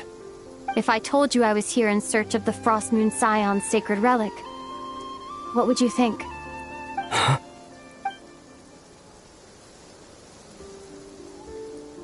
Are you also here to uncover the truth about our past? That's right. What happened to us in the past, how we came to Tevat, why our spaceship crashed here. There are things I want to know too. But I'm not about to sit around waiting for another 2 months to find out. Wait! Wait? But I still have unfinished business.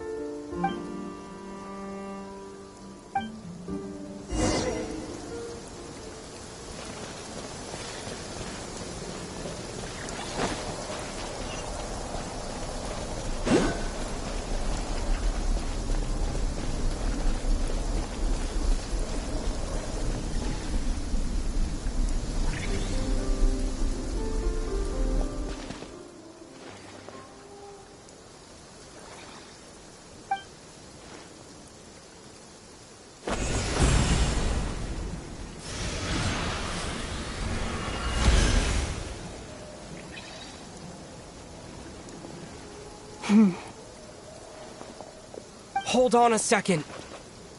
What's wrong? That's the Frost Moon Scion's sacred relic. We can't just... Use it to get to the bottom of all this? We should at least get their permission. You barely even know her, yet already you hold that moon chanter in such high trust? What do you mean? She told you that the seal can only be broken on Moon Prayer Night, when the flow of Kuvaki is at its peak, yes? You heard all that? Watch this. Huh? But... Get it now? She's been stalling for time. As long as the statue's base is imbued with sufficient power, the secret chamber can be opened at any time.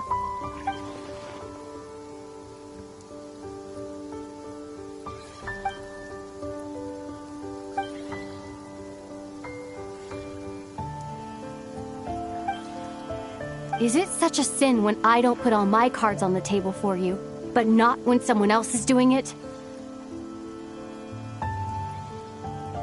It's not like that. Is it? Lumine, you've got it all wrong. This whole time, I've wanted to ask you, what happened to make you like this?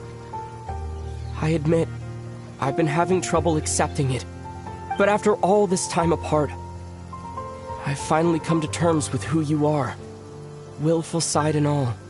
I trust you. I still do. Through all the worlds we've traveled, you've always been there by my side. If there are things you can't explain yet, I can wait while the journey goes on. I'll wait as long as it takes. Until the day you're ready to talk. Ether.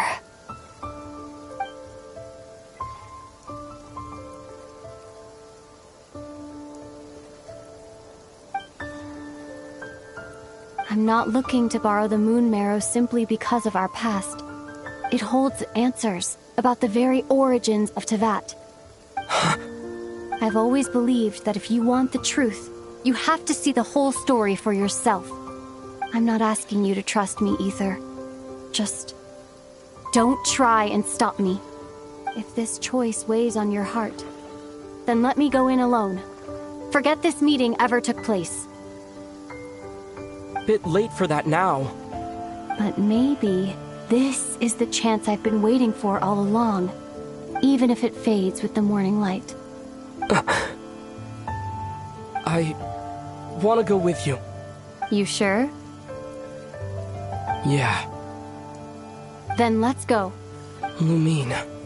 It's been ages since we went on an adventure together. I can't wait. Really? You think I'd lie to my big bro?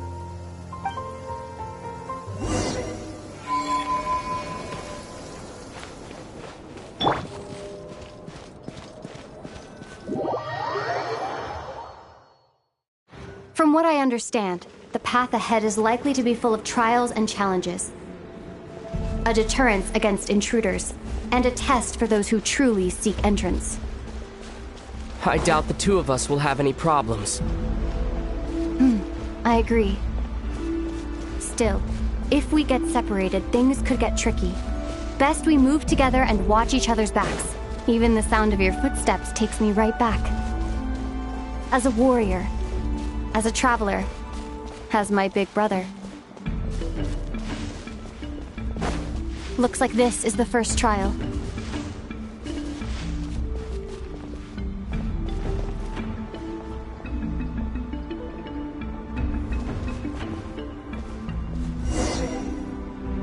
Ether, do you understand how Kuvaki works? How it exacts force through push and pull? Let's see. How about this? I'll temporarily neutralize the Kuvaki on the cliff face and move the platform into the center. Once it's in place, you'll need to utilize the repelling force of Kuvaki to reach the other side. Okay, I'll leave it to you then.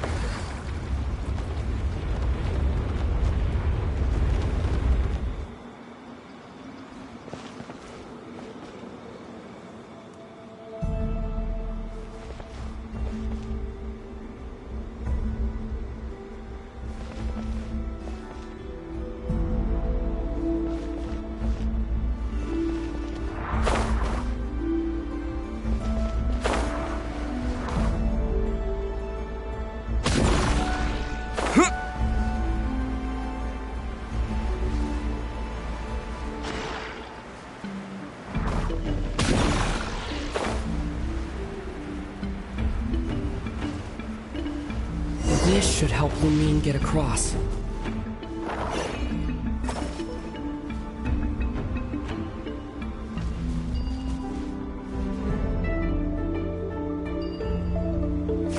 Lumine!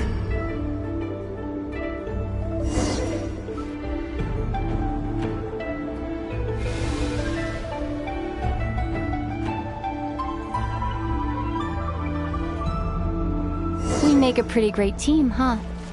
Just like the old days.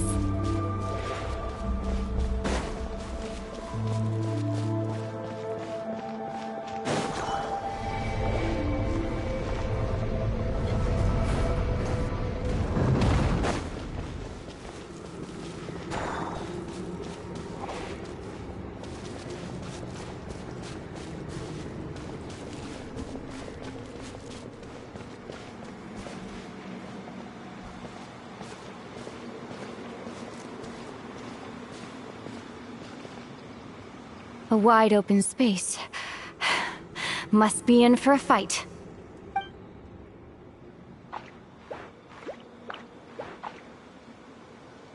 Was that it? What a letdown.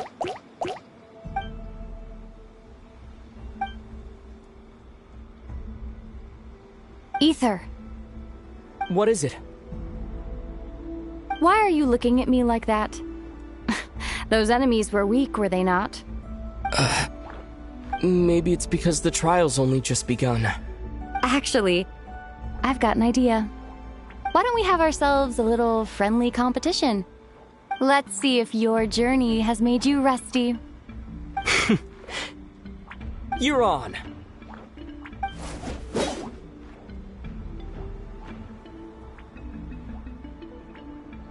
I won't lose to you, Lumine. If memory serves, I used to come out on top more often than not.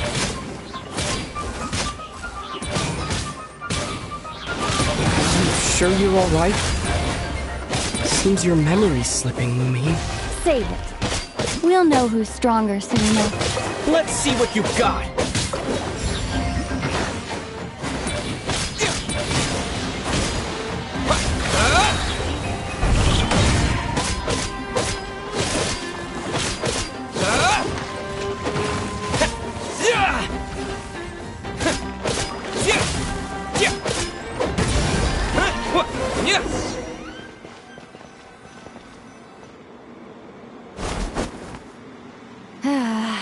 Fine.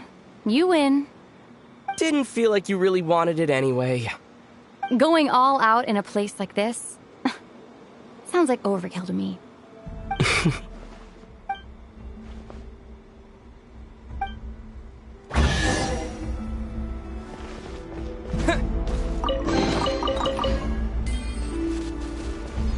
Let's keep moving.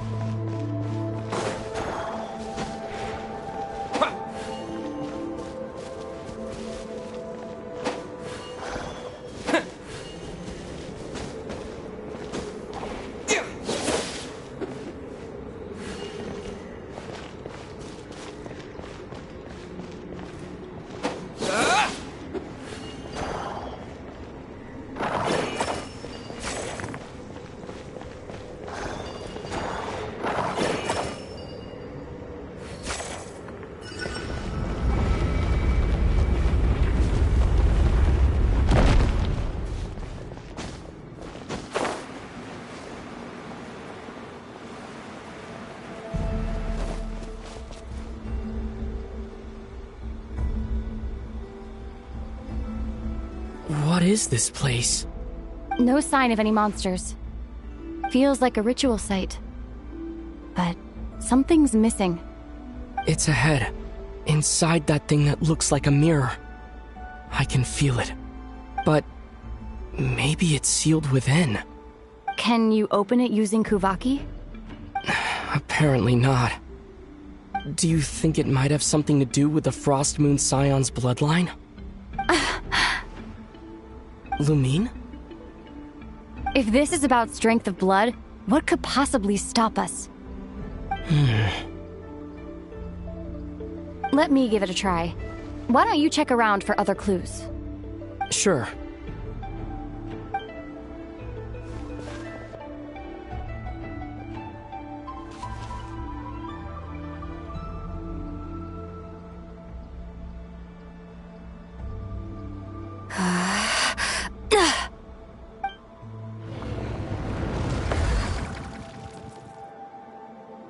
Found it. This should do the trick. Okay.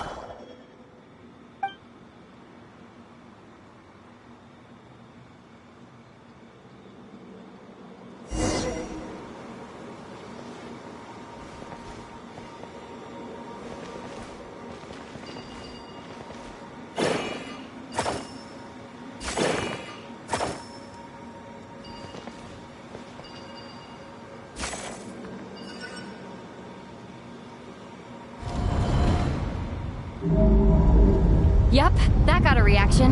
That's one down.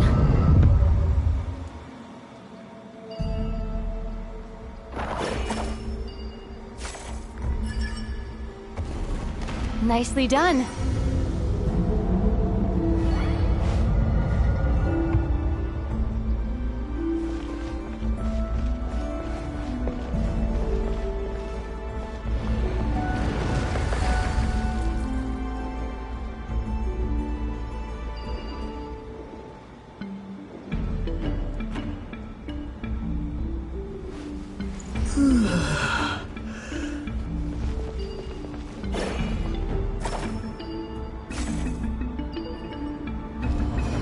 You've got this.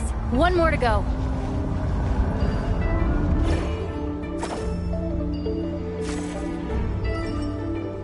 Good work, Ether.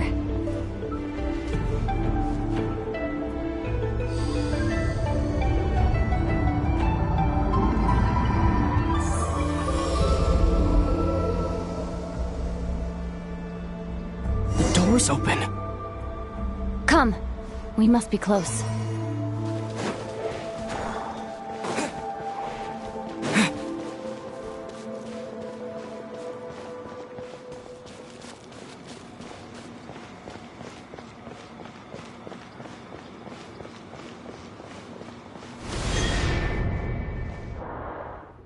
Stay on your toes now.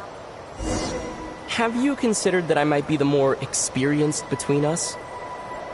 Is that so?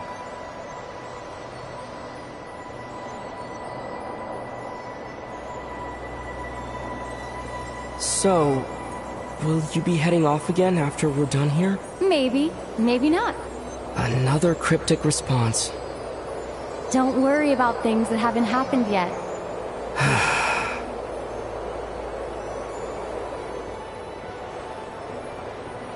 At the end of all this, what do you think we'll find? Whatever it is, we can handle it. What about the end of our journey? That's not something we need to worry about right now.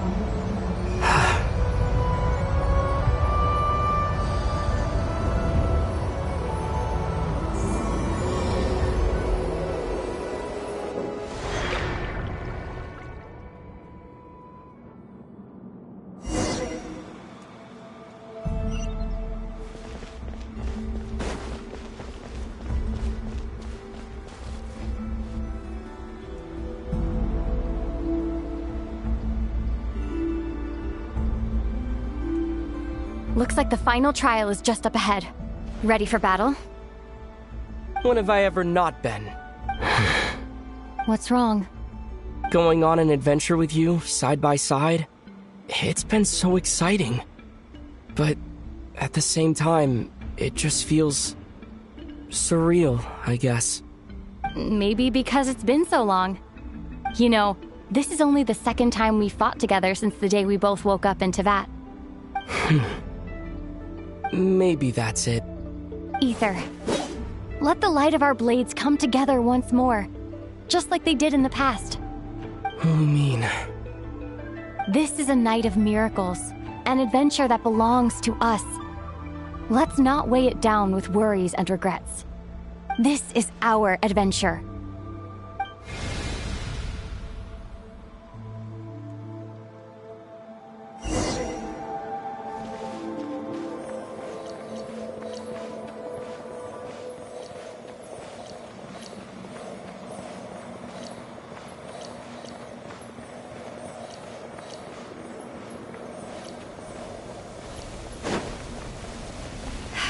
Here goes nothing.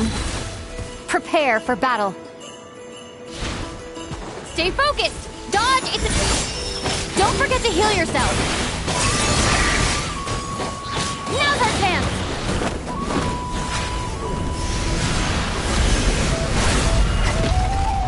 What?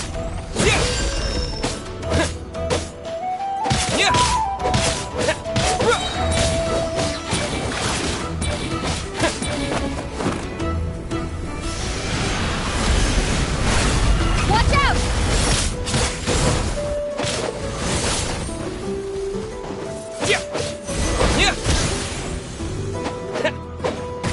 Finishing blow.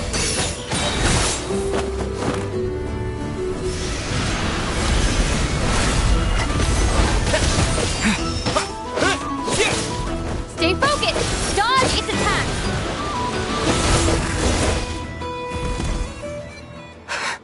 It's over. Nicely done. Flawless execution. Couldn't have pulled it off without your backup. Not too shabby at all.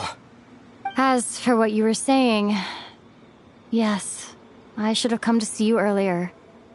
Or at the very least... Spent more time with me going on adventures like this. Something like that. Instead of just running off and expecting you to follow my trail. Wait a sec. That's not an official apology, is it? That goes without saying. Come on. Time to claim the treasure we came for.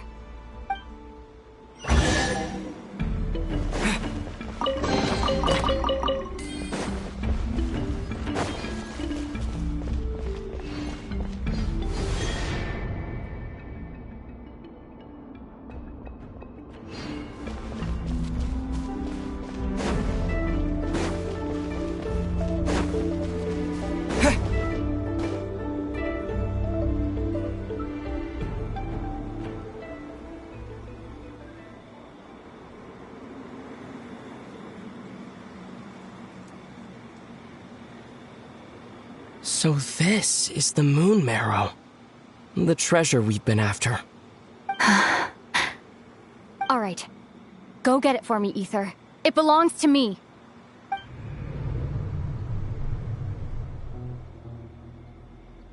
What's wrong, Ether? After everything we've just been through, you still don't trust me? Don't you want to know the truth too, just like I do?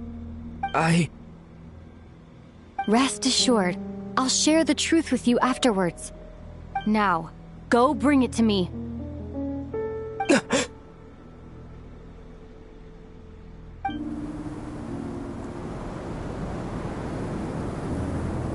What's going on? Where did this fog come from? Lumine!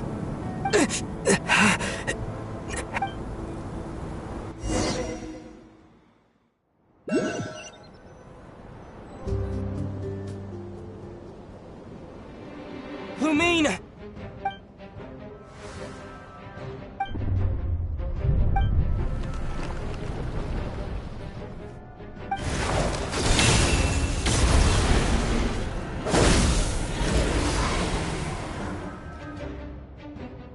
Lumine! Huh? What are you doing here? Yes, we ran into each other at the flagship this afternoon. I'm honored you still remember. Are you looking for something here?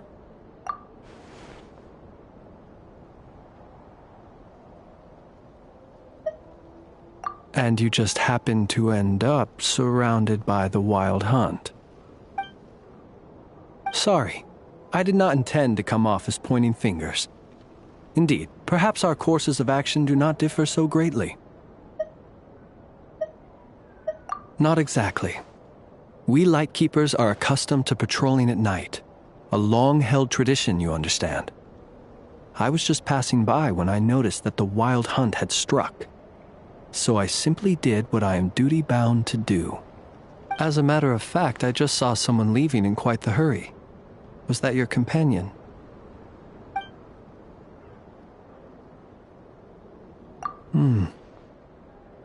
Perhaps I should take my leave now. After all, my patrol isn't over yet. Nodcry is a dangerous place to be at night. I'd advise that you head back soon as well.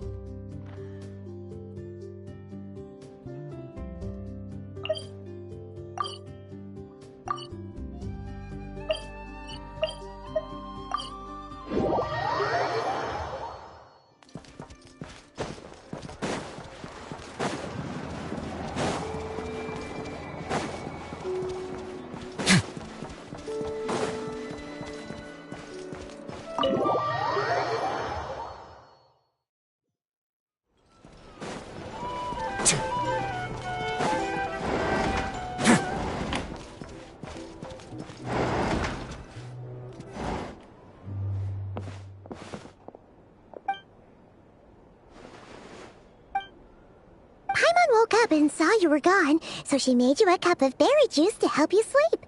Her own secret recipe. When you get back, drink it up and go get yourself some rest.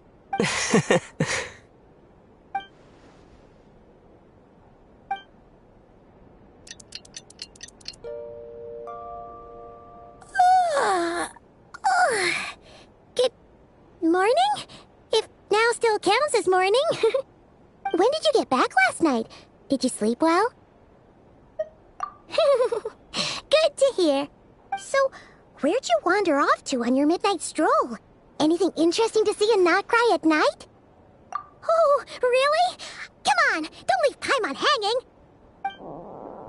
All right. Guess we'll have to feed your stomach before we feed Paimon's curiosity. Let's go grab something to eat while we talk.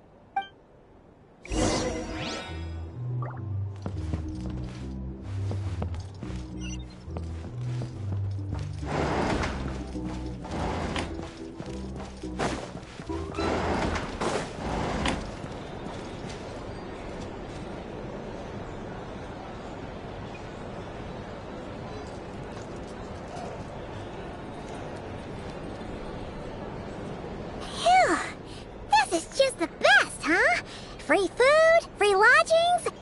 This Vark is friend for life material, that's for sure. Hey, did you hear what happened? Hear about what? You know, all that commotion over at the Frost Moon Scions. Crazy, huh? Huh? What happened? See what I mean? Completely oblivious to what's going on around you. The sacred relic of theirs. It's been stolen. Hey, slow down. Paimon knows you're hungry, but you don't have to worry about her stealing your food. At least, not today. What? Was it those Fatui? No idea, but the news has already spread right through Nasha Town. What did their high priestess... what did they call her again? The moon... something... Anyway, what did she say about it? What could she say? She's the one who discovered it was missing. She was in Nasha Town first thing this morning, hoping to launch a joint investigation with the Voynich Guild. Whoa! Did you hear that? Lauma and the others, their sacred relic's been stolen! Who in Tivat would even have the nerve? Paimon bets it was that bunch of good-for-nothing, rule-breaking troublemaking fatui!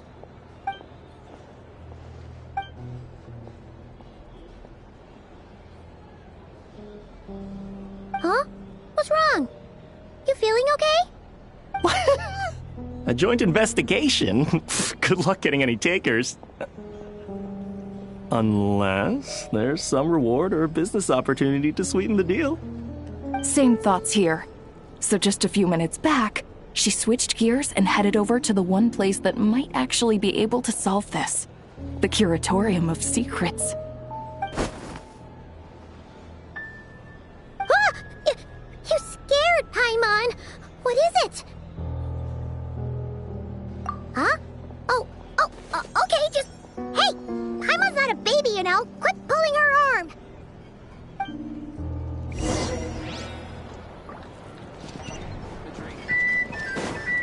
These are bounties. If you want to negotiate prices...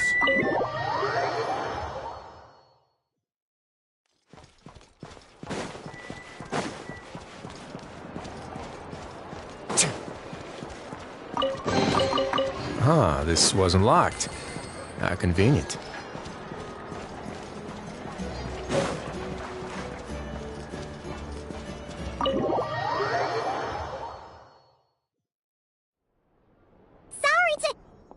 Huh? There's no one here. But didn't they just say Lauma came this way a few minutes ago? No one except for a cat watching over the front desk. Excuse meow? Are we supposed to check in here? No idea what that means. Is this Lauma's personal receptionist or something? Pretty sure she'd be the only person who could actually understand it.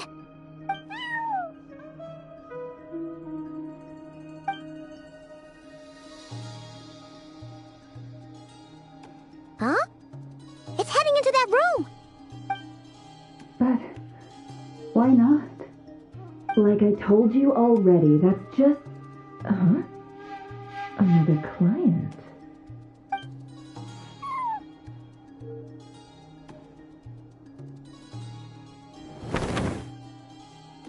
Ah! So, you were in this room the whole time? Something I can do for you? Traveler. Paimon. Oh, you're acquainted then? Yes. They visited Hisi Island yesterday. We had dinner together. Allow me to introduce you. Traveler, Paimon. This is Nefer, boss of the Curatorium of Secrets.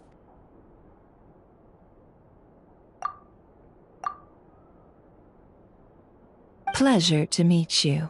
They are travelers who arrived in Nodcry just yesterday. Greeted by the birds and beasts of this land, they are kind-hearted souls who walk in the moonlight's glow. Interesting. Thank you, Lauma, but you need not have introduced them.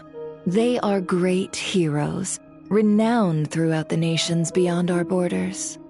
Oh, really? Do not forget, I deal in information. Just because most people in Nodcry pay scant attention to foreign affairs, that does not mean the same goes for the Curatorium of Secrets. They're the heroes everyone was talking about before. The ones who saved Natlan during the Abyss crisis.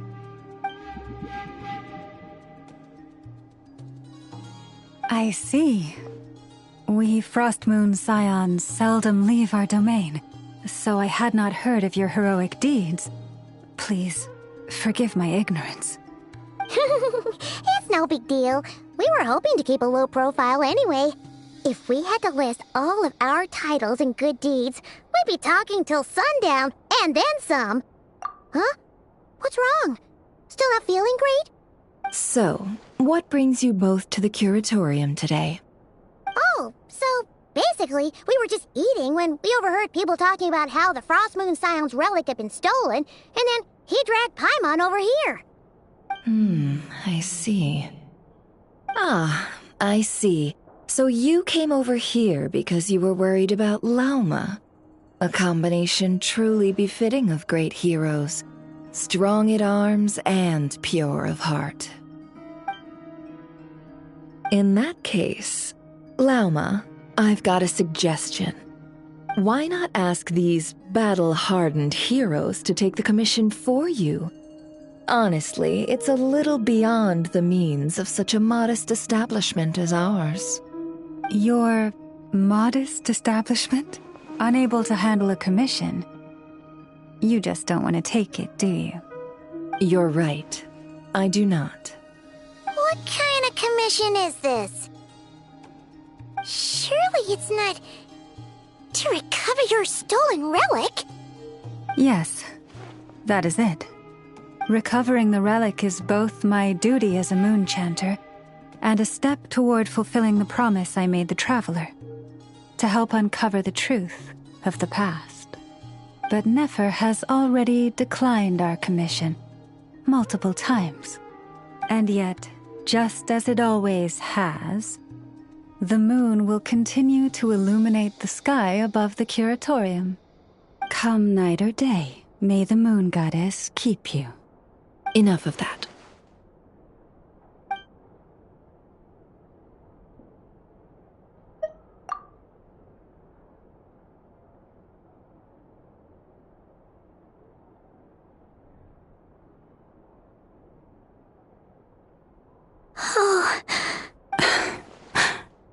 So, according to him, he never came into contact with the relic.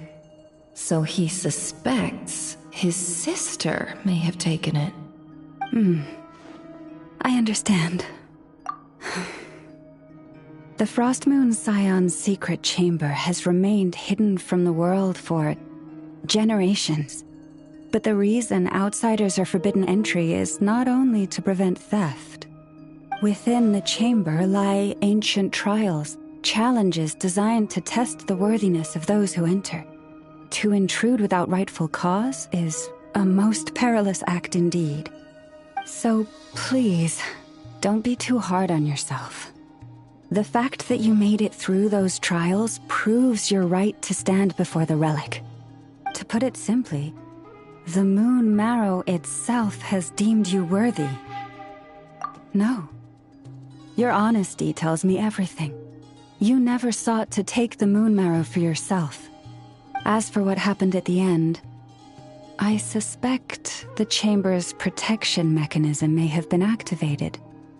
Among those who entered the final chamber, there was either someone with impure intent, or else an abyssal presence. The Abyss? Perhaps that's why, then. Either way, the Moon Marrow was taken. And I believe you.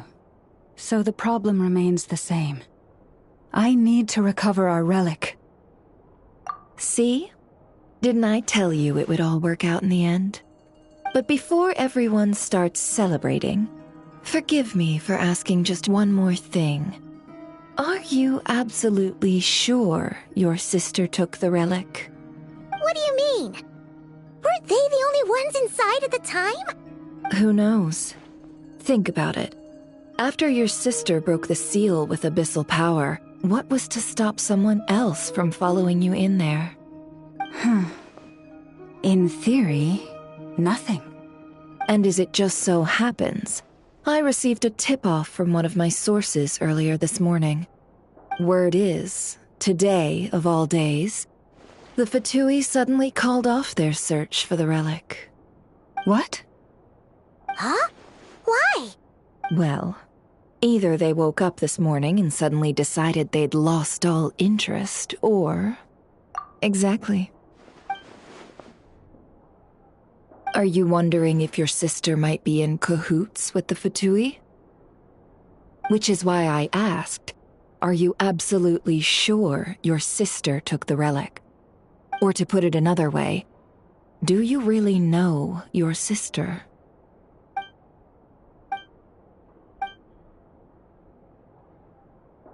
In other words, it's highly likely that the Fatui already have the moon marrow. So, basically, all we need to do is find our way into that Fatui research facility, and we should be able to get to the bottom of this, right? Congratulations, you've found your answer. Looks like the curatorium won't need to lift a finger this time. Well, Lauma, there we are. On behalf of our long-standing cooperation and the great hero by your side, I'll waive your consultation fee. But just this once. You're really not planning on helping us? I think I've helped more than enough already. If we're to stand any chance of infiltrating that facility, we'll need the help of a specialist. Just so you don't get the wrong idea, let me make myself crystal clear.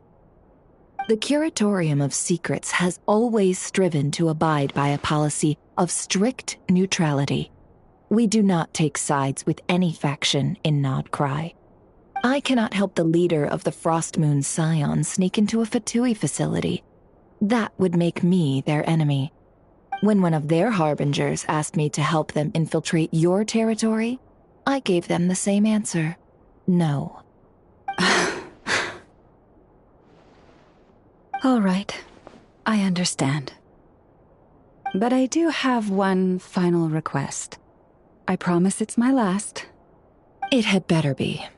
No matter who it is, I want you to help us persuade the next person who walks through that door to join us. What is she up to? You're that desperate for help? What if it's a member of the Fatui? It doesn't matter. You're welcome to tell them everything, even about our plans to infiltrate the Experimental Design Bureau. All I'm asking is for you to say one thing, just one thing to help persuade them. If you do that, I promise I won't ask you for anything else. Made up your mind? Fine. I'll play along with your little game. Besides, as long as I'm not personally involved, no one can accuse us of taking sides. Boss, I'm back!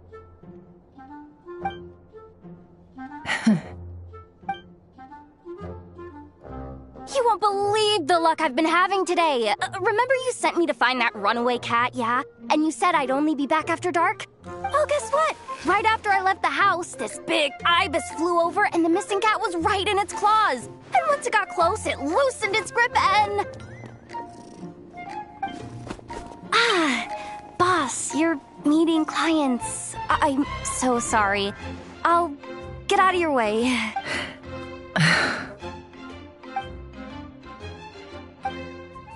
Yehoda, dear, come here. Huh? Me? Is something the matter? Oh, hi there. My dear Yehoda, I have a request. Yikes!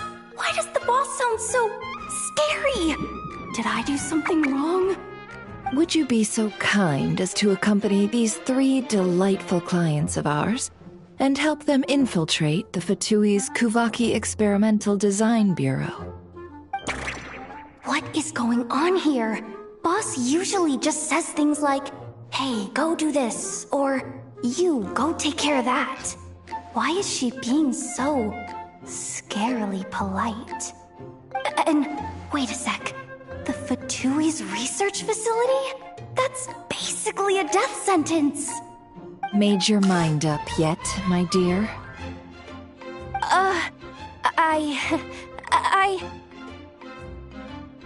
What is up with Boss today? Am I supposed to say yes to this? Or maybe it's because the mission's too risky, so she's actually looking out for me? Why is everyone looking at me like that? Is this some kind of test? I can't let the boss down. Can I? Have you made up your mind?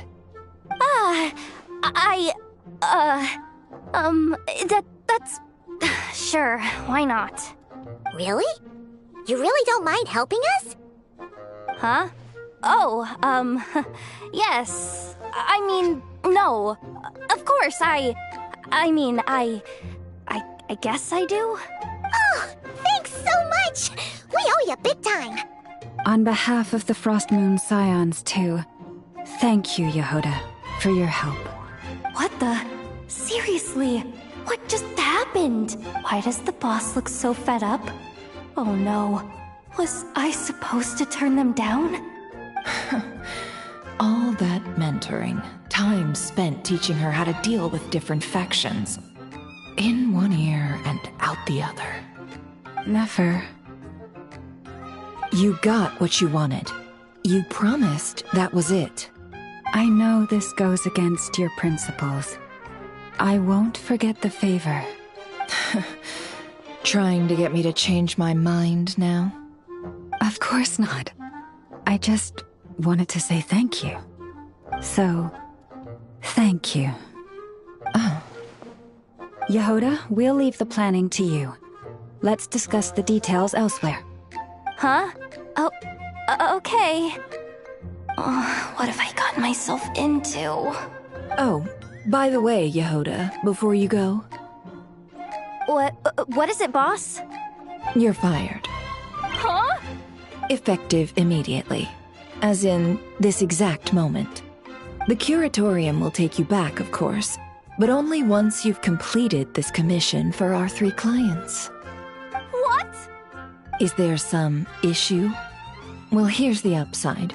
Without me taking a cut from your commission, you'll earn more. Seriously? Can someone explain what's going on here?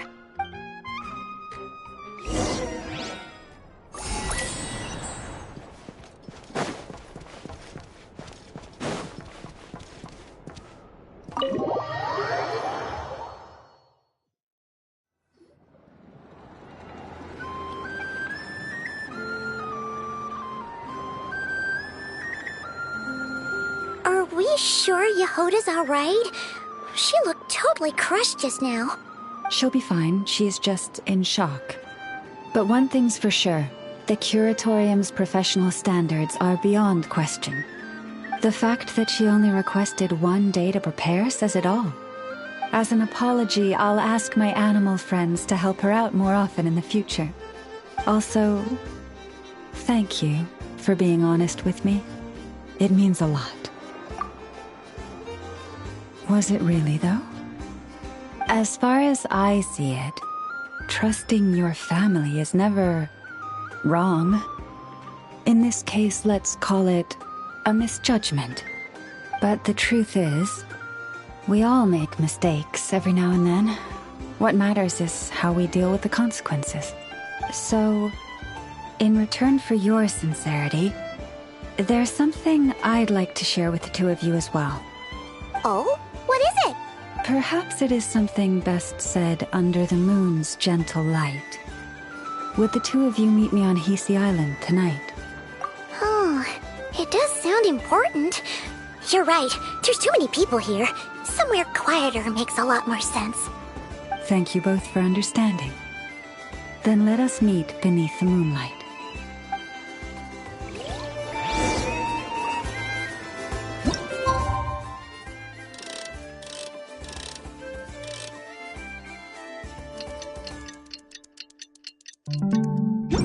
It's about time, and the moon's already up.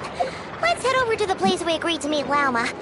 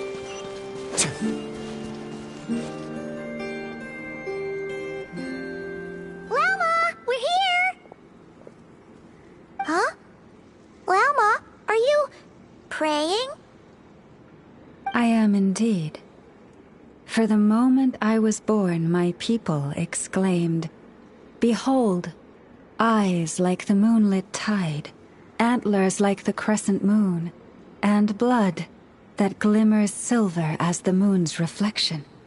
From as far back as I can remember, I was revered as the Frost Moon's emissary and the Moontide Maiden. The first words I ever learned were prayers to the Frost Moon. The first gestures, those of our sacred rites. Wow, that must have been tough. Back then, I didn't know any better. It all just seemed so natural. The Frost Moon Scion's bloodline has long since begun to run thin. Nowadays, even those of us with antlers are few and far between, let alone those attuned to the power of Kuvaki. But I...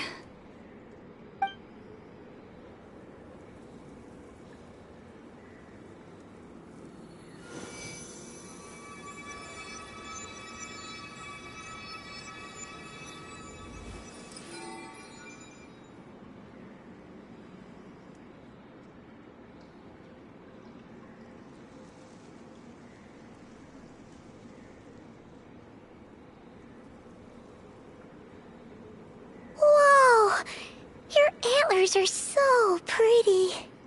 They say it's an extraordinarily rare condition. Once in a century, if that. I am unusually sensitive to the moonlight, as well as to the Kuvaki's ebb and flow. As a child, I could barely sleep because of it. Oh no! It was that serious?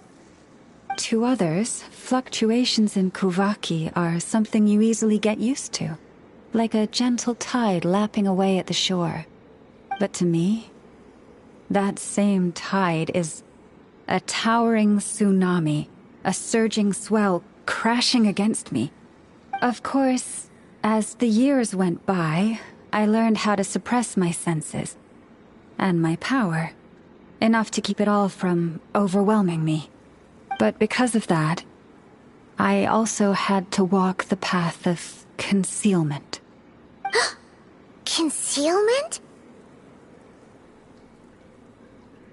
From the moment I was first taught to pray, my kin would point up to the night sky telling me, "That, Lauma, is the Frost Moon, the last of the moons, the sole surviving truth."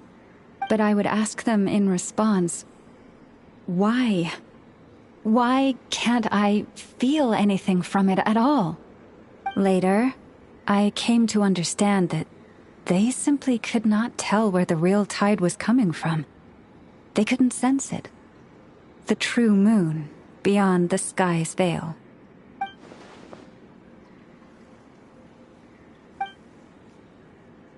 The moon is false. I reached that conclusion long ago. But there was no one I could tell. Not a single soul. At least, not until now. Am I the one who's wrong? Is it the moon that is false, or my own senses? I asked myself such questions time and time again.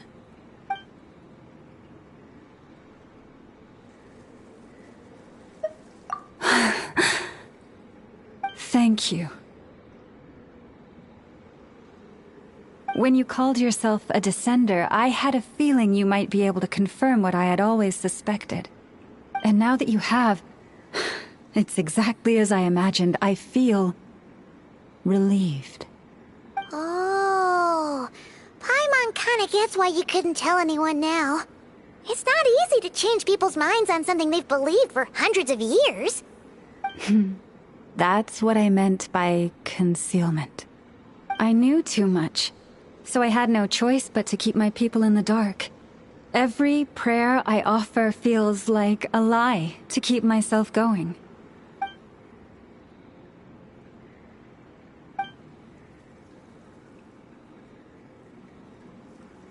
You've already met our Kutar, haven't you? Huh? When was that? And more importantly, when were you planning on telling Paimon? Ah, What did you think of her?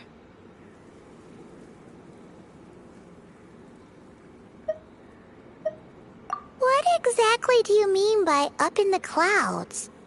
I understand what you mean. She is quite indifferent to the world outside herself. But I find it hard to hold that against her. Yes, it was shortly after the fall of the ancient moon's remnants. I asked her what the Frost Moon Scions meant to her, and why she left in the first place. Yeah? So, why did she? Perhaps it's better if you ask her yourself. Things tend to get lost in translation when you speak on someone's behalf. What I can say for certain is this. Even when I had no one to confide in, I still had a family. I still had the Frost Moon Scions. But that girl, born beneath the moonlight, perhaps she's never felt she had either. The truth is, though, she might have had it all, if only the Frost Moon Scions hadn't let her down.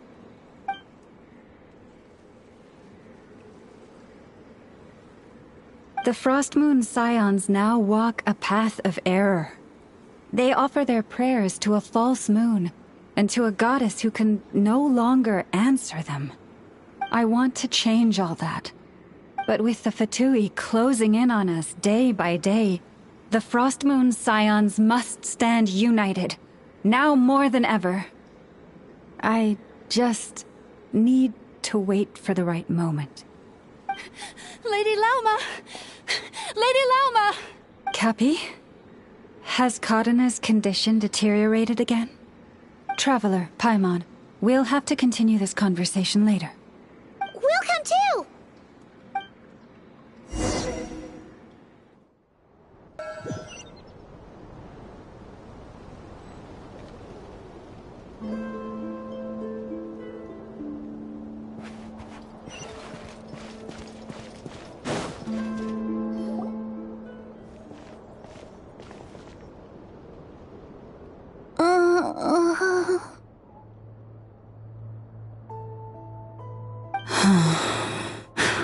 Why? Did I do something wrong? I've been praying to the moon goddess every day. Why isn't she getting any better?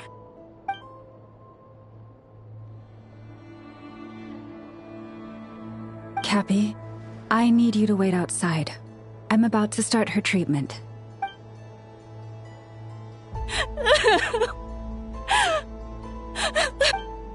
Is there anything we can do to help? Just don't be alarmed by what you're about to see. And please, don't let her mother see it.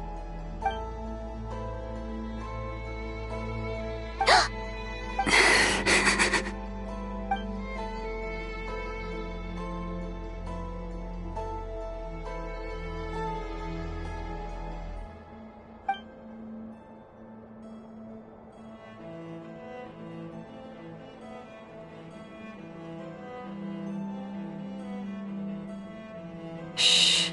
Please. Help me keep this a secret. She looks much better now. But, Lauma, was that? A medicine prescribed by a local doctor. For ordinary people, my blood has the power to counteract any adverse reactions to Kuvaki.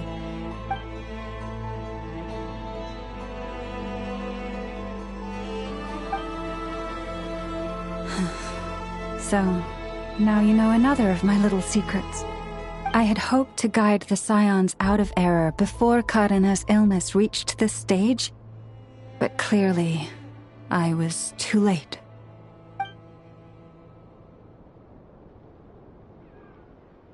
My life is as hidden from sight as the far side of the moon. Yet people only look to the bright side for guidance. If the day ever came when the two sides were reversed, could they truly accept it?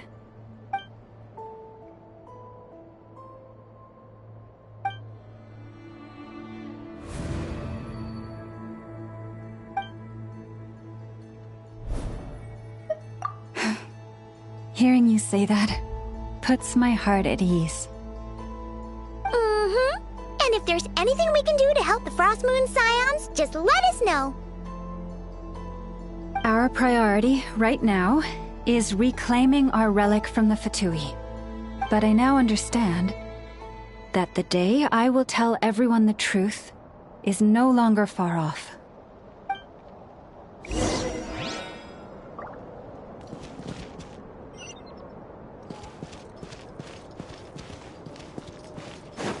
Prices like these are just outrageous.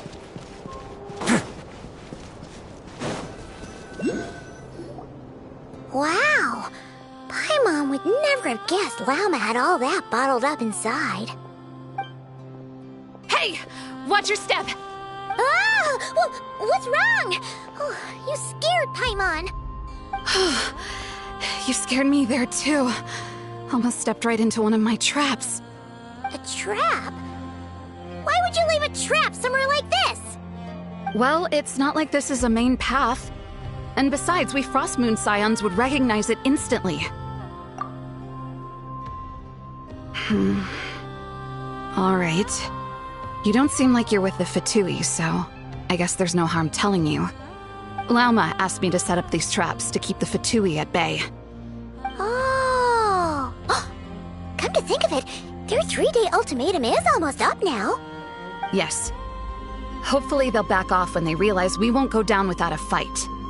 Oh, you've done a lot for the Frost Moon Scions too, just like Lauma.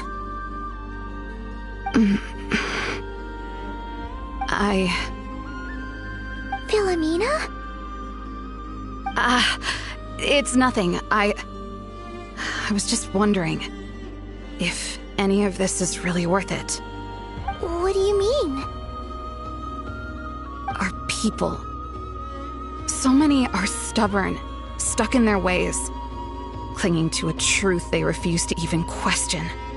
Do they really deserve everything Lauma's doing for them? Well, yes, but even so, no. I shouldn't be saying this. Just forget it, okay? Bye. Huh? Why did I say all that? Or really, why am I still doing any of this?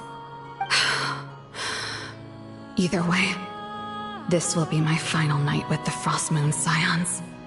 Wow, she sure took off fast. So, are we heading back to the flagship for a break, or what? Wait, you're not thinking of visiting that damselette up in Cloud Cuckoo Land, are you?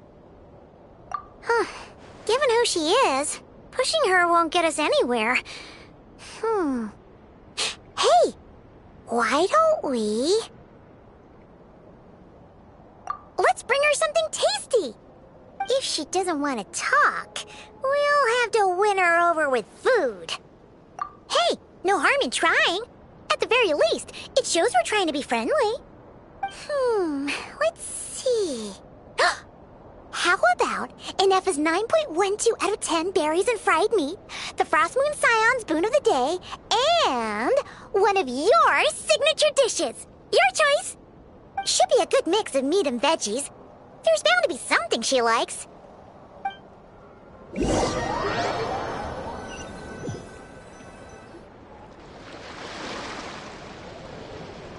Alright, food's packed and ready. This is the place, right? Why does it feel like we're going to visit a patient? Oh, no. Take this seriously, Paimon.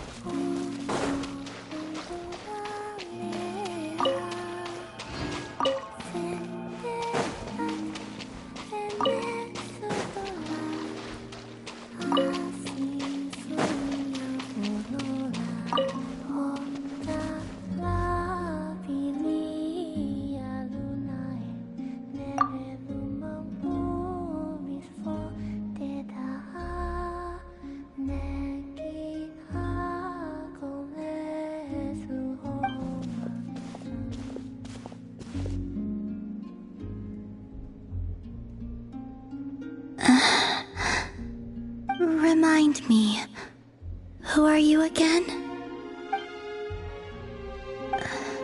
A different one floats by your side today.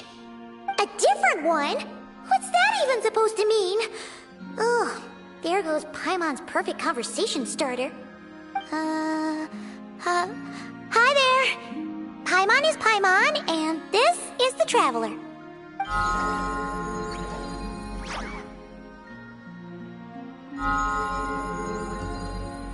Oh, there you are. Between the two, I suppose you're cuter. Wait, what do you mean Paimon's less cute than that floaty thing? Columbina. What is it? What's your favorite kind of food?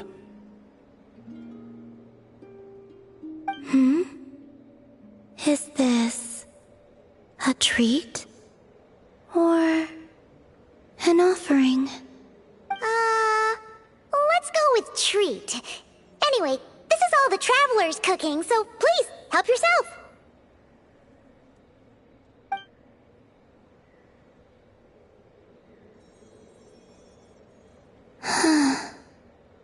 Oh, that wasn't exactly a yes, but she didn't turn it down either.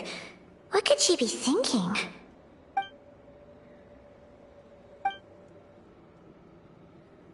So, what do you want to ask? Hey, she's actually playing along! Quick, now's our shot. You know the moon in the sky isn't real, don't you?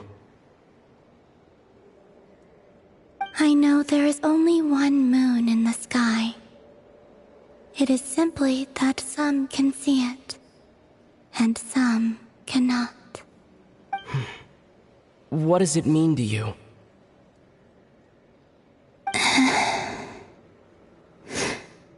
The missing prologue. What?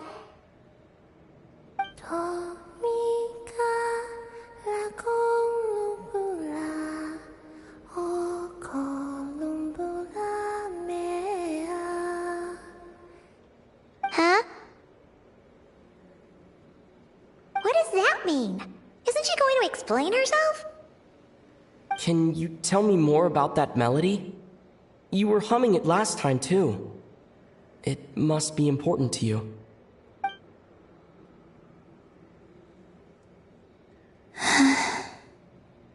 It is all I remember from the moment of my birth. A melody. A few lines of lyrics. Like a lullaby from a foggy dream. Oh, so who was singing it? I do not know. I have nothing else. Just that song. Huh? And the Frost Moon Scions who found me. They had nothing either, but hope. Before I even knew what was happening, they were already calling me their goddess. And I had no reason to decline. Like two lost infants unknowingly exchanged, I adopted their faith, and in return, they adopted me. But my adoption drops you into the story halfway through. What came before was scribbled onto the wrong pages, never even bound into the book. That sense of something missing only served to nurture their greed and doubt. And thus, I came to realize that this place was never truly my home. Greed and doubt? O Moon Goddess, forge weapons for us, drive out our enemies, and expand our lands. O Moon Goddess, heal our wounds, ease our suffering, grant us strength. They asked for everything, and I obliged. Until the day came when no answer could be given. If mortals can turn to the gods when they are powerless, then who do the gods turn to when they have nothing left to give. You've got Paimon there. In those days, the Frost Moon Scions cared more for faith than for truth. Reality rewrote the sky in words I could not understand. I did not want to read a tampered version, so I simply stopped looking. The real beginning of my story lies up there, on the moon, forever beyond my reach. Like a message carved for blind hands, sealed away where no fingers can find it. Huh. So that's how it is.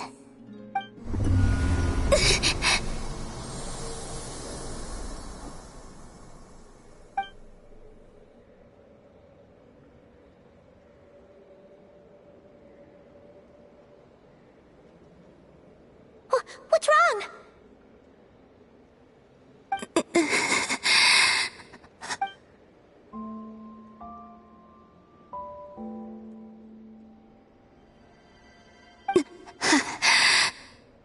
You should go. What, now? But you really don't look well. Did something just happen? Is there anything we can do to help? No. Aside from answers, I have nothing else to give you in return. This is the price of running away from home a second time. Running away from home?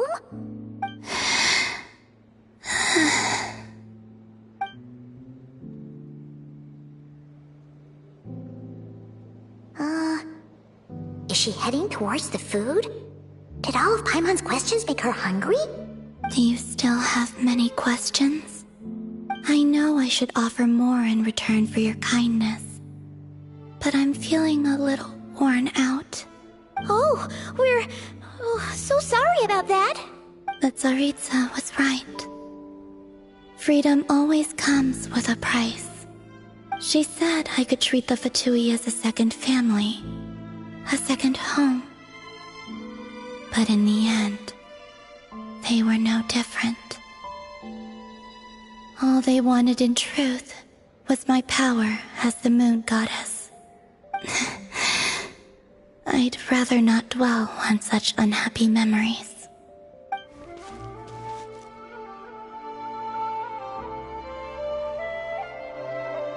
I have fulfilled my promise to the Tsaritsa, though it has used up much of my power. So you see, this has nothing to do with betrayal. So, you're just staying here for now, resting and recovering your strength? Yes. What about these flowers? They have grown in Nodcry for many generations. They're highly sensitive to the ebb and flow of Kuvaki.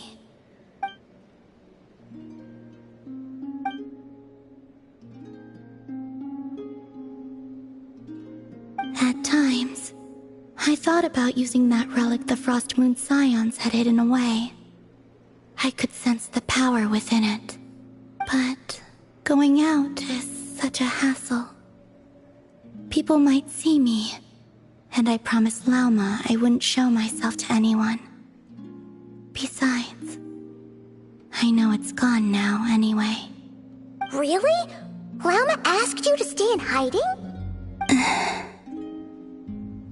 Uh-oh, she's looking back at the food again. But Paimon's still got some little crumb cookies here. You could have these for dessert if you wanted. Lauma said she wishes to change the Frost Moon Scions, which is why she asked me to stay out of sight. I don't really understand what she meant, and to be honest, it's not something that concerns me. But I wasn't planning to see anyone anyway. If they found their way here themselves, that's hardly my fault.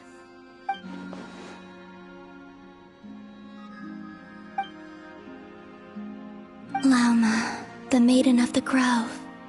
She is quite unlike any Frost Moon Scion I have ever met before.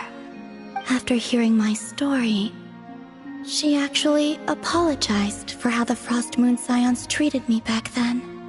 She told us she feels like she's been living on the far side of the moon. Is that so? I actually got the opposite impression.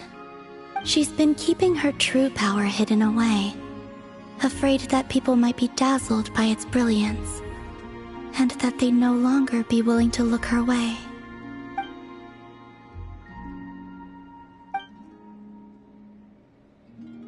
So what do you wish for now? I wish to return to the moon, to the home where my story is written. Right now, that is all I wish for.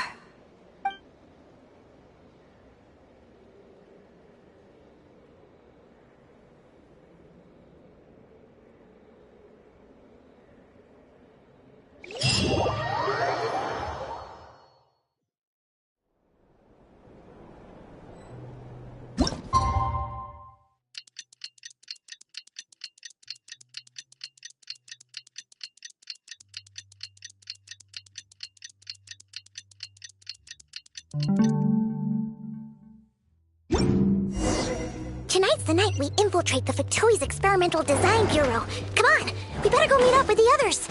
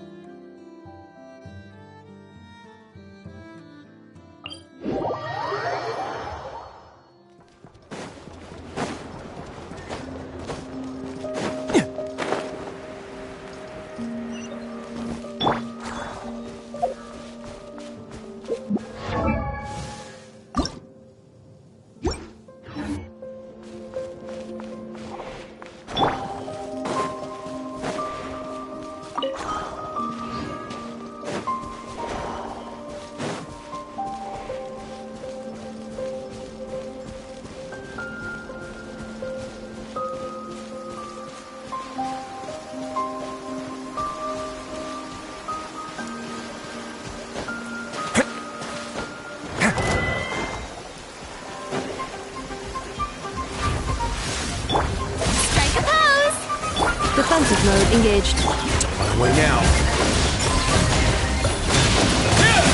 It's getting a little chilly. Leave this place. Let lightning echoing song!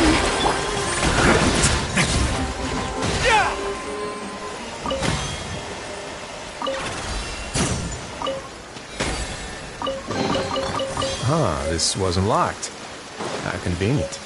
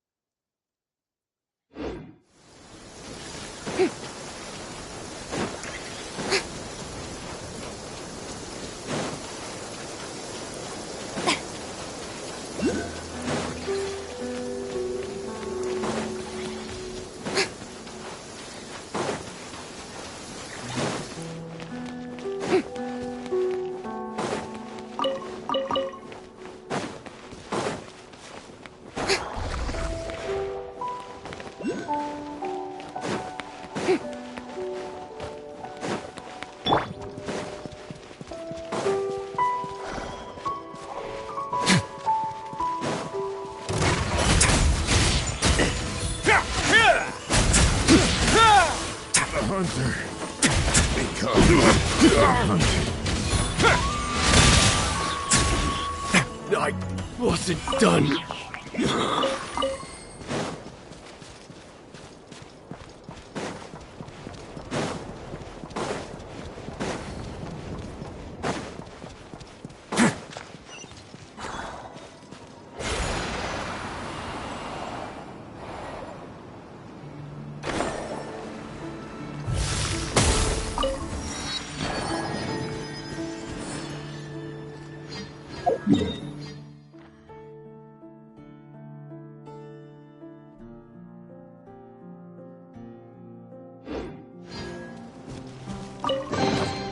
Ah, this wasn't locked.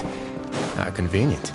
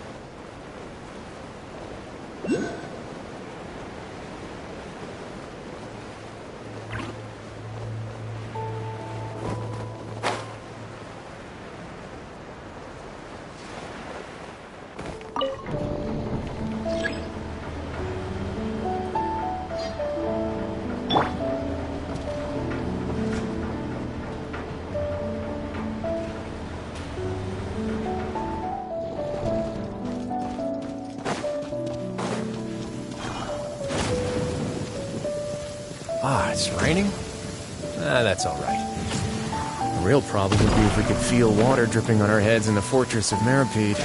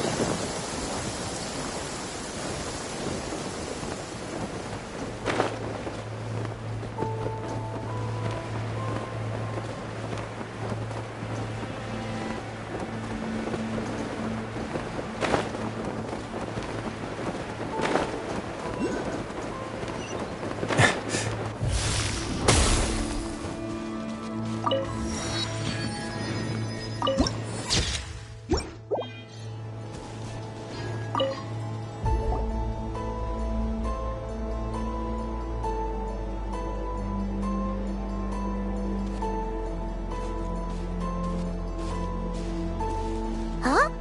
How come you're here by yourself, Lauma? Where's Yehoda? I haven't seen her. Seriously? Don't tell Paimon she's ditched us on our first mission together. I don't believe so.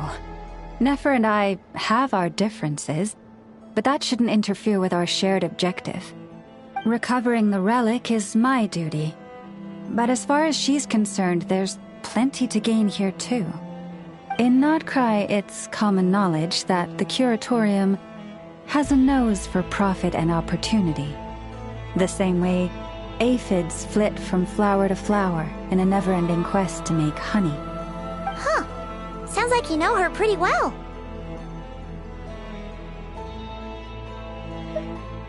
Still, Yehoda sure is taking her sweet time.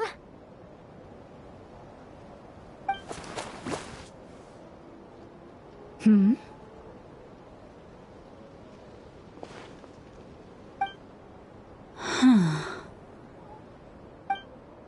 I believe we may have misjudged and underestimated Miss Yehoda.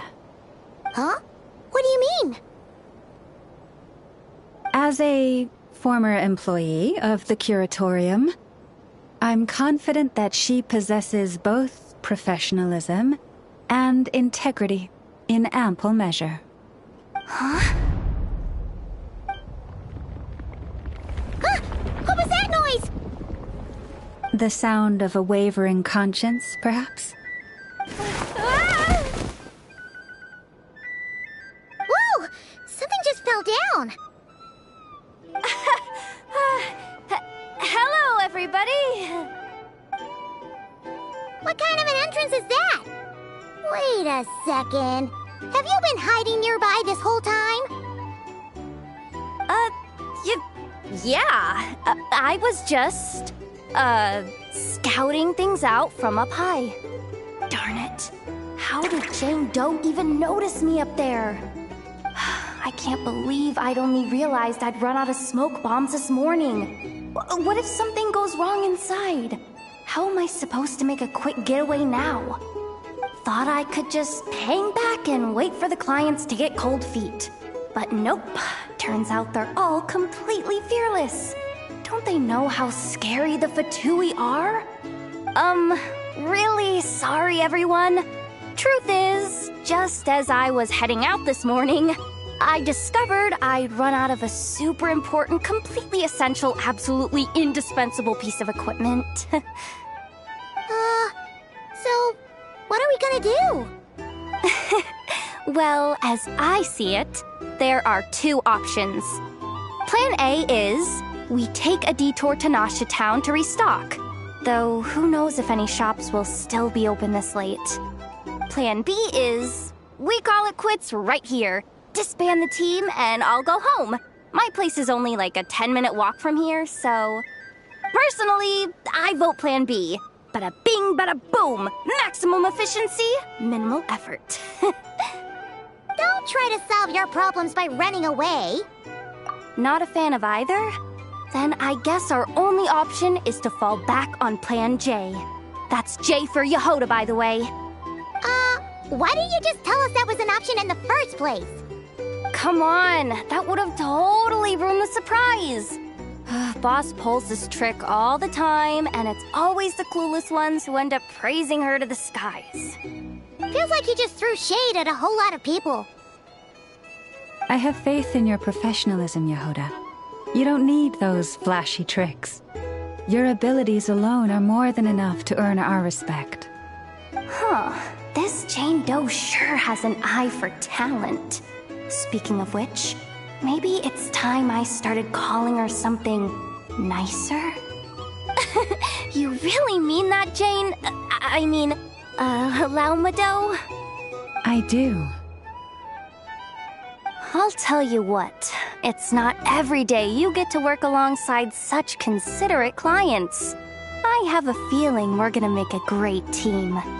Plan J is this. We find our way in through the freight access on the facility's east side. It's tucked away from view, and security's lighter at night. I've prepared some special gadgets too, so we should be ready for anything. If we want this to go without a hitch, we'll need to work together every step of the way. So everyone, stick close behind me. Now that finally sounds like a real pro talking. Hey, you saying I didn't before? Kinda, yeah. You... Never mind. A top-tier treasure hunter like me never lets the naysayers get to her.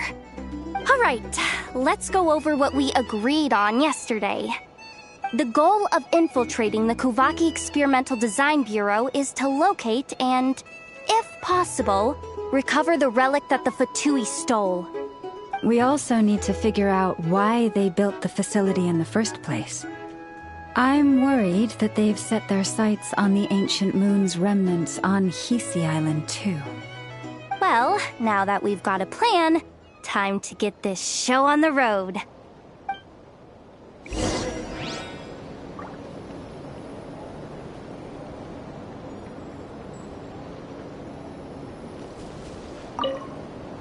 Everyone ready? Yeah? Then, let's move. Alright then, let's get this job done.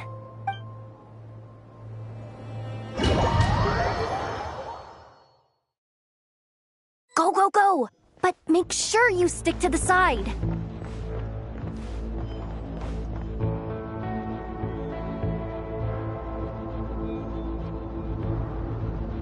Just as I thought. There's a gate controlling access from the outside. Good thing I brought this keycard, huh? Well, technically, I stole it. But no need to tell them that, right? Blame that chump who thought it was a good idea to get wasted at the flagship during work hours. Ooh! Is it top-level clearance? Of course, that goes without saying. Let me read it out loud for you. Fatui Experimental Design Bureau number 183574, maximum clearance, maintenance intern. That doesn't sound very top-level to Paimon. Never underestimate interns. Even the most legendary of thieves started out as rookie pickpockets, you know? Besides, if it wasn't for this person's selfless generosity, we wouldn't be able to just waltz in like this, would we? Feels like you're trying really hard to change the subject. Allow me to teach you the first rule of treasure hunting. First and foremost, use every resource at your disposal.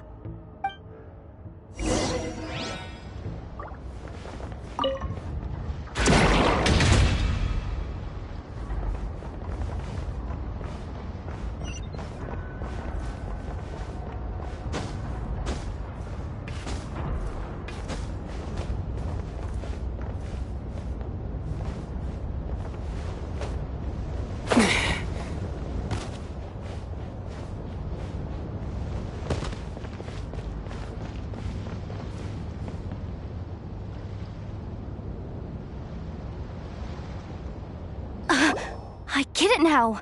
It's like a pair of light bulbs just lit up in my head. What did you just get? The blue light, aka Plan A, is telling me to take the path along the left side. It'll be a lot stealthier, but that might mean a bit of a detour. The red light, aka Plan B, is saying, just charge straight in. But that'll mean dealing with like a dozen sentry bots already powering up. Although, I might be able to switch them to training mode. Their attacks will be weaker, but we'll still be in for a fight. Can't you just put them in sleep mode? Hey, I told you, I'm just a maintenance intern.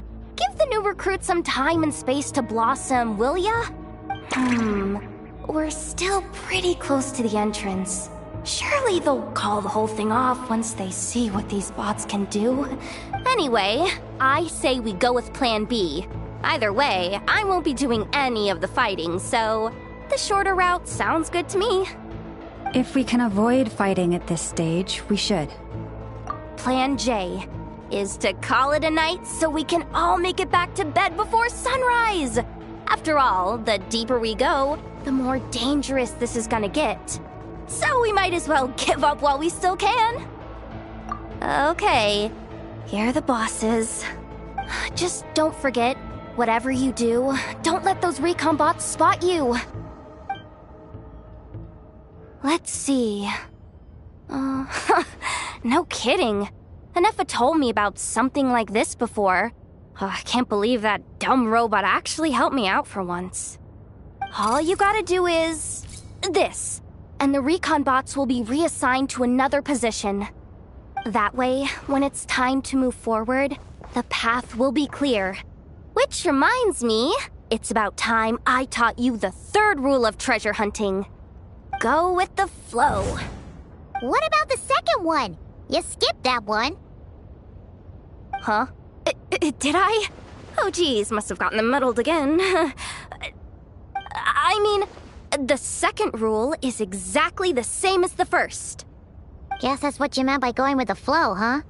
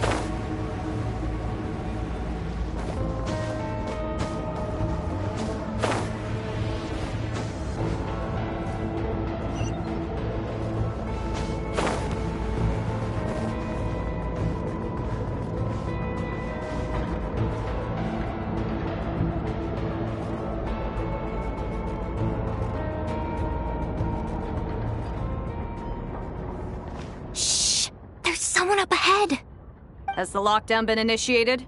Move it, soldier! The cargo has already been transferred. The lockdown procedure is complete, Commander.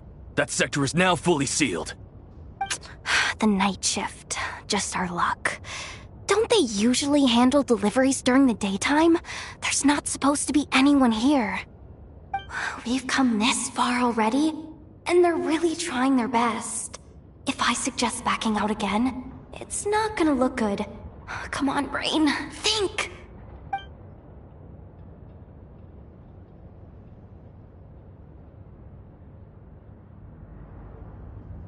Got it! The freight shaft to the upper levels. We might have a shot there. Let me see. Huh? The recon bot in the middle's not responding? A double lock failsafe? We've been outfoxed. Stay calm. Stay calm. One step at a time. Let's just find a way across first.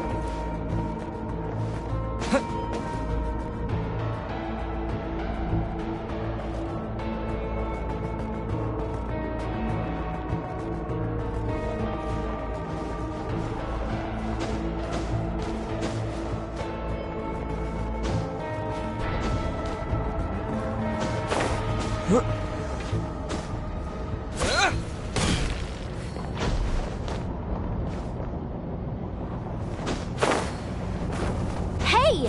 Another control terminal!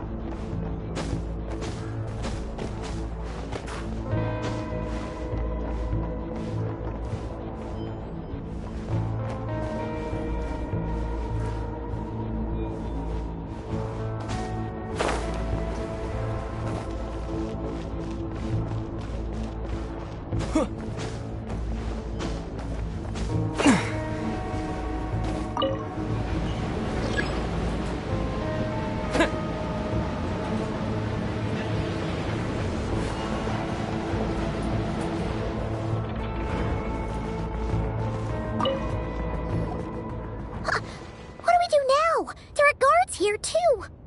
Don't worry. Bots are way easier to deal with than people. At least their behavior is predictable. First, let's find a safe spot to land. Good. That spot shouldn't draw their attention. Let's go. Let me just try something. Maybe I can use the terminal to command them to move out of our way. Security verification? With 10 questions? Ugh, are you kidding me? You really trust me that much? Fine. I'll do my best. But just to be clear, if I can't answer a question, I'm backing straight out of the terminal. No way I'm risking triggering any sort of alarm. Come on, Yehoda. You can't give up now. Question 1. What is our motto? Oh, I know this one.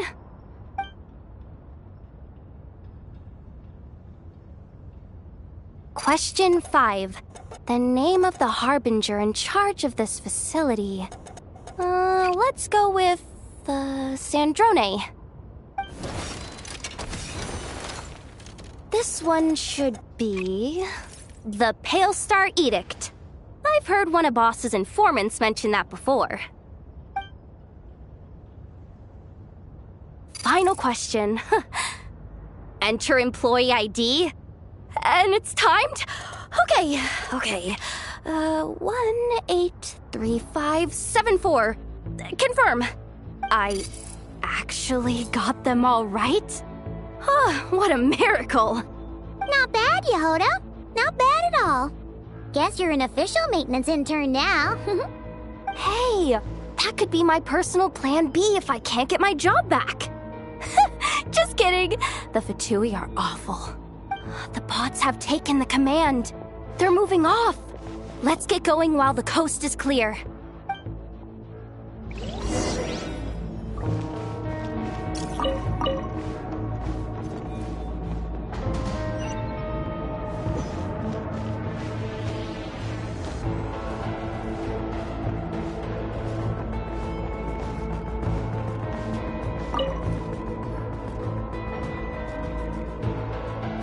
Didn't think they'd even cut off the supply of Kuvaki.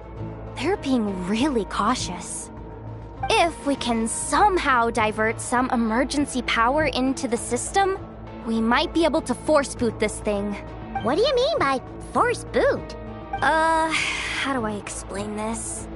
It's like dumping a whole bucket of water into an empty pool, so that the little ducky gets to swim around again. You should probably just ask Aino instead. So, we just need to find that bucket of water, right? Paimon thought your explanation was great. Kinda adorable. In a childish sort of way. Hey, you could have just skipped that last part. Here, bucket, bucket, bucket. Where are you hiding? Judging from the concentration of Kuvaki, over there. Wow, you can sense that, Laumado? That's incredible.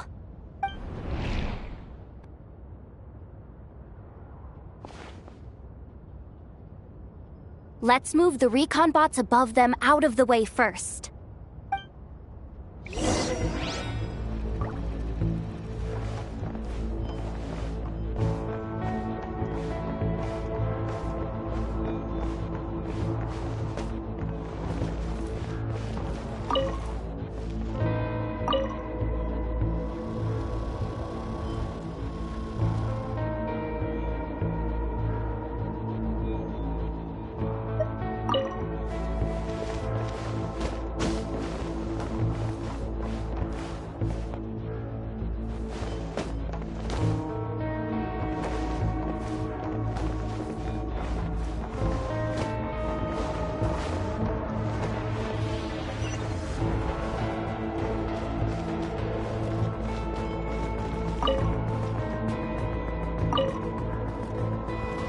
All right, that should keep the alarm from going off.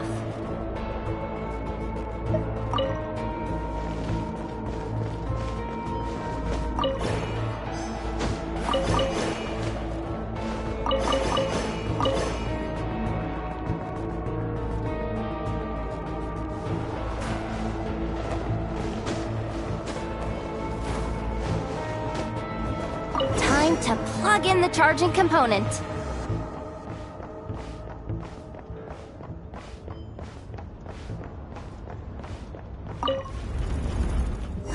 running at last. Let's hope nothing else goes wrong.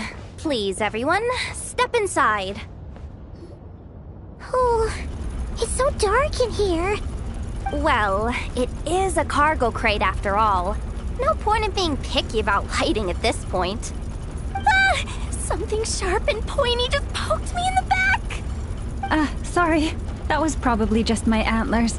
It's pretty cramped in here, so I had to crouch down. Oh, having antlers must be inconvenient at times like these. Ah! What's going on? Don't tell me something's gone wrong already. Looks like there was only enough juice in the emergency power supply to lift us this far up. Ugh. Awkward. Am I gonna get docked for this? Based on the boss's policy of docking pay for every screw-up, No, wait a sec. I've already been fired. Doesn't look like it's moving again anytime soon. I think we can get through if we follow the ventilation duct along the outer wall. The entrance has gotta be somewhere. Don't worry, this was totally part of the plan.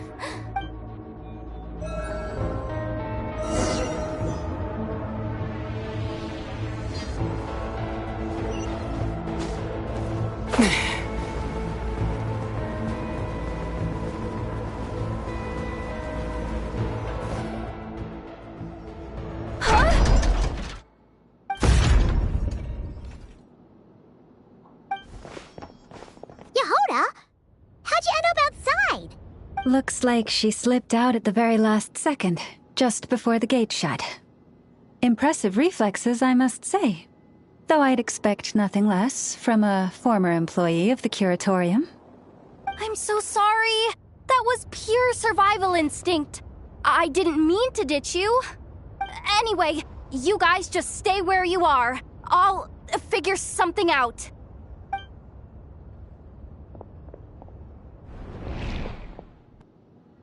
Hey, there's a terminal nearby. Hang tight! Can you hear me now? The duct security protocol has been triggered. The gate must have dropped when it detected a living presence. Wait, so we're trapped in here? I'm checking what I can do from this end. Watch out for the laser up ahead.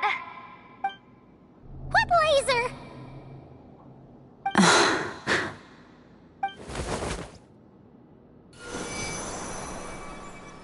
Oh, we see it now. Good thing we didn't move. Got it. I think I understand the situation. Hang in there. Just one moment. This is killing me, but I think I've got it. I can try adjusting the direction of the Kuvaki flow inside the duct. If I've got this right, you might just be able to dodge the lasers by utilizing the Kuvaki's pull in reverse. Oh, Paimon thinks she gets what you mean. But I can't see where you are from here, so I'll need your constant input. Just tell me what to do. I'll follow your lead.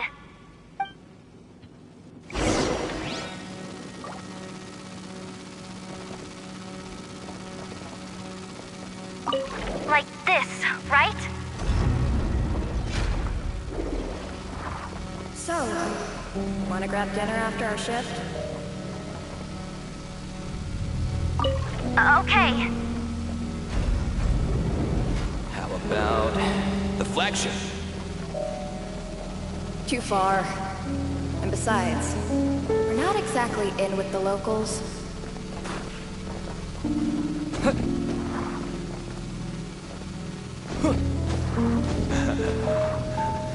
Then how about the staff cafeteria? Brimming with bright ideas, aren't we?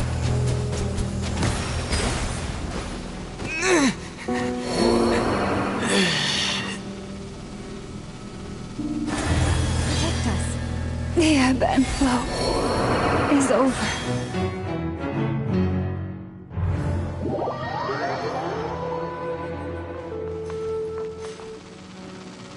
Like this, right?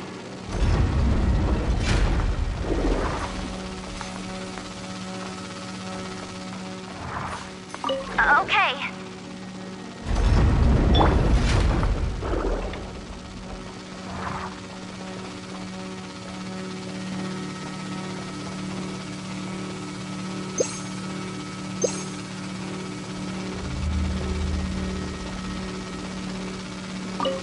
Sure thing.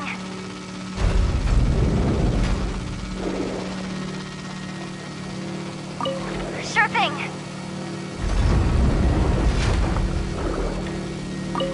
Sure thing. Okay.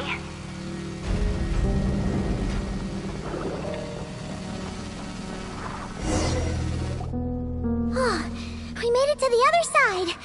And all thanks to Yehoda. What? But the gate hasn't opened. How's she gonna meet up with us? Yehoda! No irregularities detected in the duct. Confirm. Confirm. Confirm. Ugh, just confirm the command already, you useless excuse for a terminal. You piece of robo-junk, you mindless pile of scrap! What the? Insufficient clearance? Of course, I don't have the clearance! You oversized... Ow! Go with the flow, Yehoda. Go with the flow.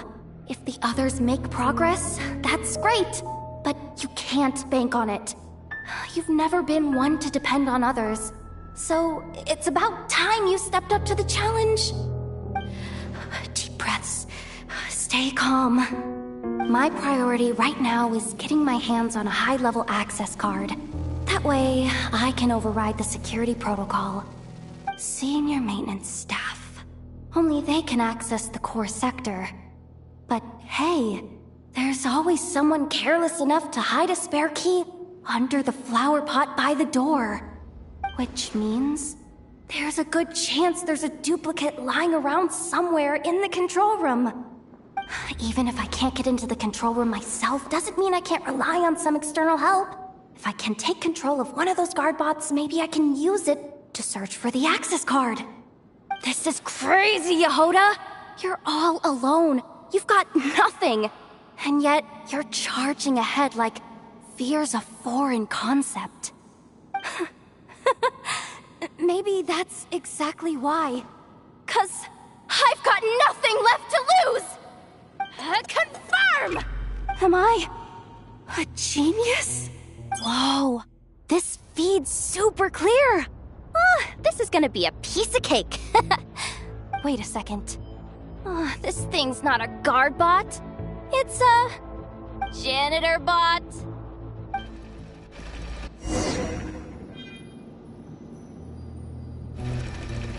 You think Marionette even knows what we do down here? She seems to spend all day either holed up in her lab or out doing the rounds. It's still a mess over there. Go clean it up. Why? Planning to skim a little off the top? No, nothing like that. Just wondering if anyone would actually notice if we didn't show up from time to time.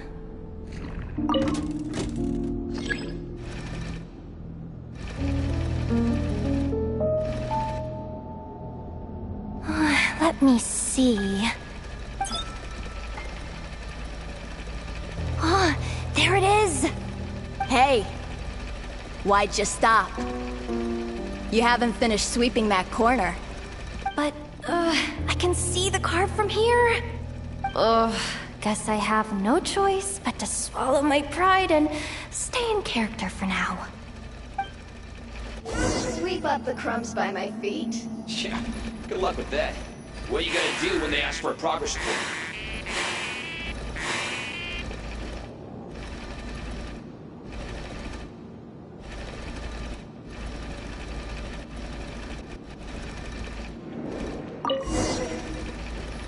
Sucks, though. Finally sent somewhere warmer than Snezhnaya. Yet we barely get to see the outside world. Gotten rid of the dust. Come on. Where's that bot passage when you need it? There! The terminal's just ahead.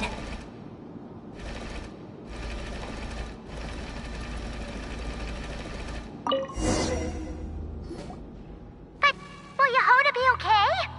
Paimon? She said she'd use every resource at her disposal, so let's have some faith in her abilities. Besides, when it comes to surviving in Nodcry, she probably knows more than any of us. So, they really do believe in me. But how long are we gonna have to stay here? Paimon doesn't want to get caught by the Fatui either. Does Paimon mean the two Fatui in that room? Let me see if there's a way to distract them. Wait, did you hear that? Huh? The alarm? What's going on? Let's go check it out. This looks like somewhere important, but there's nothing here. Hey guys! It's me! Yehuda, are you okay? I'm fine. I managed to swipe a high-level access card and triggered an alarm to draw the guards off. But we don't have much time.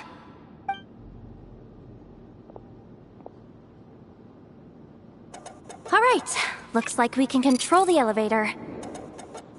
Come on, hop in. Let's take it further down.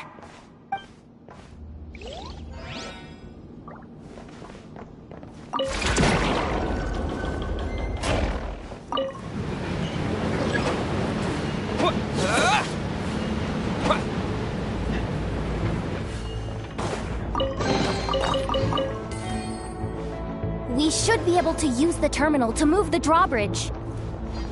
Here's the access card. I'll keep watch while you handle the controls.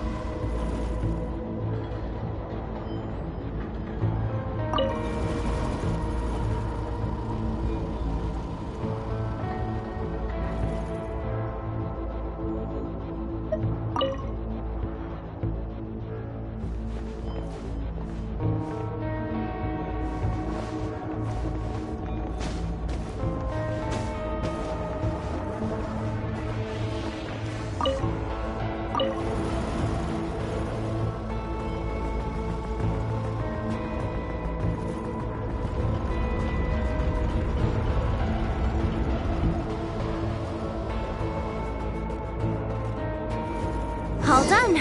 Let's keep moving.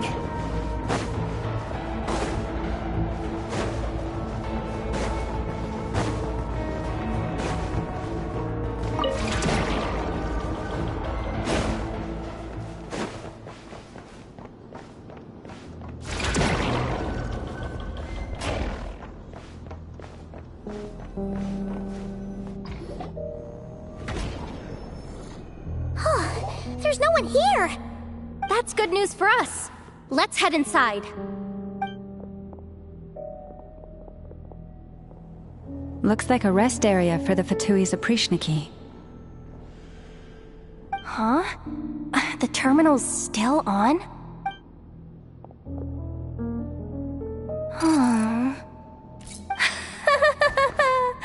Looks like that good news is now half good news, half bad news. What do you mean? Well, it seems like that alarm I just triggered was so high level that even the guards in the rest area went to investigate. That's the good news, by the way. And what's the bad news? The bad news is that once they realize it was a false alarm, they're bound to circle back and check this floor. And then we're toast. So we've got to move fast here. If you need me to run a quick search, say the word. Analysis of Kuvaki extracted from the moon marrow suggests that its energy core bears some close relation to the power of the former Three Moon Sisters. It is suspected that there is a link between the Frost Moon Scion's hidden relic and the shattered remnants of the Eternal Moon. Come on, none of this is important right now. Just tell us where you hid the darn thing. Access denied. You do not have permission to view this data? Even with a high-level access card? Who does have permission then? Good idea. Pulling it right away. Wow. What's with that huge hollow structure down below? That might just be it. secluded, out of the way. Exactly the sort of place they might be keeping the relic. 264 pages! What is this? A novel? Can we just skip to the end? I'm flipping through it as we speak. Kuvaki, a weapon. Huh. Seems like the Fatui and Snezhnaya are trying to harness the power of the Light Realm to build some kind of weapon. The target of which is... Seriously? Insufficient clearance? Again? Looks like that's about all our current clearance gives us access to. Based on what we know so far, it seems like the rest must be hidden inside that massive hollow beneath us. I could sense something beneath the water down there. Something unsettling. If they've gotten their hands on the moon marrow, odds are it's hidden down there too. Oh, and here I thought we were almost done. But nope, we're going deeper and deeper into the danger zone. Chin up, Yehoda. Once this job's done, you're buying yourself the biggest nod-crying hot dog in town. Deal's a deal.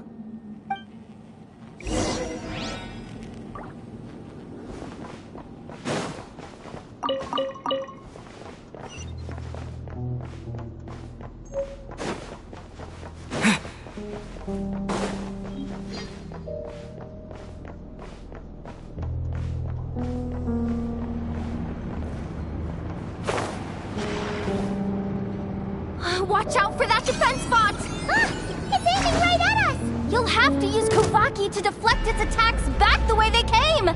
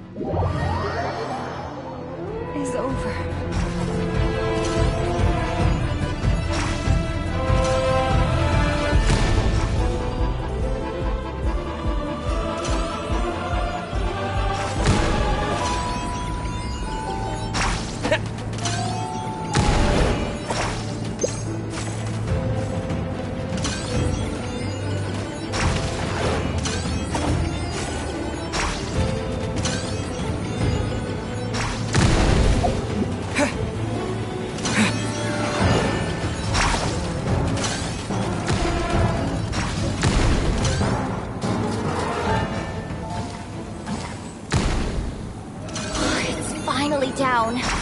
Quick, let's hurry down to the lower level before we're spotted.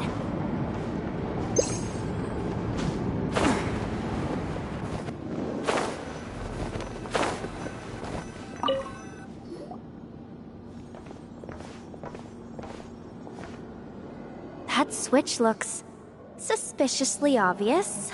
No way I'm pulling that. But you guys, go ahead. Hey, you spotted it first. Shouldn't you be the one to pull it? Not a chance. I'm just the guide, remember? At most, I'll help you look for an escape route. They don't seriously think pulling this thing's gonna lead to treasure, do they? I'd be amazed if it doesn't set off an alarm. Besides, I didn't even bring my smoke bombs. Which reminds me of the actual second rule of treasure hunting. Better safe than sorry.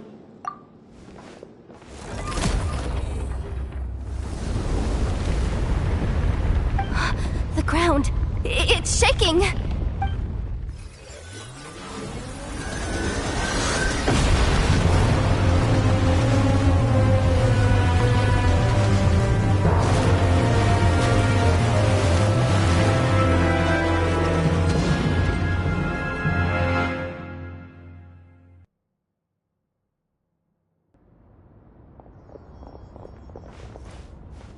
Wait, did the surface of the water open up? This is bad. This is really bad.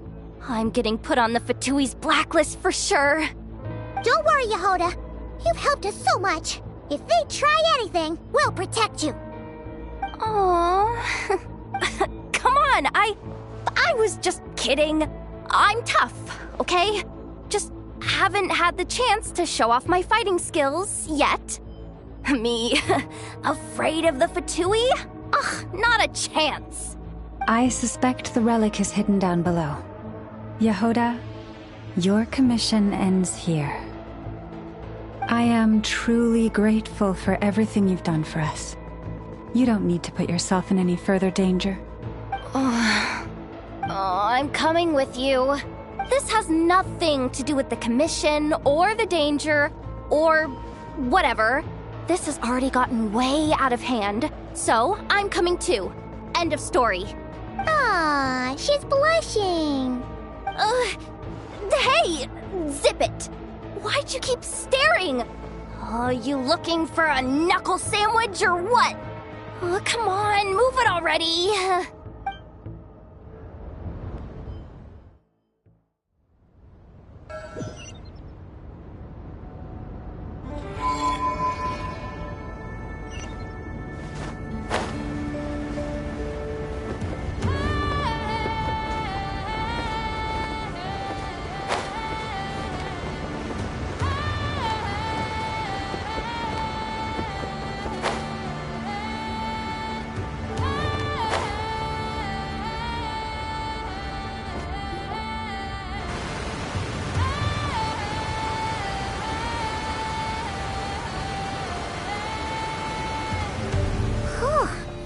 It's really deep down here. What is this place? We're standing on another fragment of the ancient moon's remnants. So this was the source of the Kuvaki I sensed earlier. Wait, what? So the Fatui had it hidden underwater this whole time? This gigantic thing? Yehoda, you've been kind of quiet since we got down here. What? Me? Have I? It's nothing. Really. We're doomed. How are we even supposed to get back up from here? Oh, my grappling hook's not nearly long enough.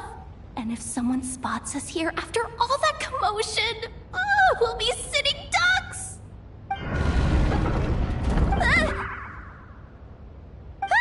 Oh no! That door's opening! Please don't say it's the Fatui!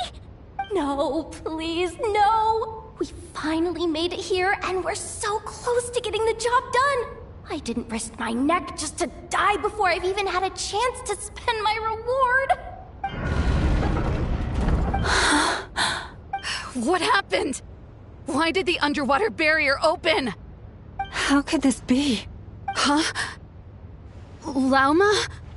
And... you guys... Wilhelmina? What's going on here? Looks like... there's no point trying to hide it anymore. Well, what are you talking about? I thought you might come, but I didn't expect to see you here so soon. Forget it. The Moon Marrow isn't here. You... joined the Fatui? Yes. When? The day I could no longer bear to live a lie. At first, the Fatui wouldn't accept me. But then, one of their harbingers noticed me and said she'd give me a chance.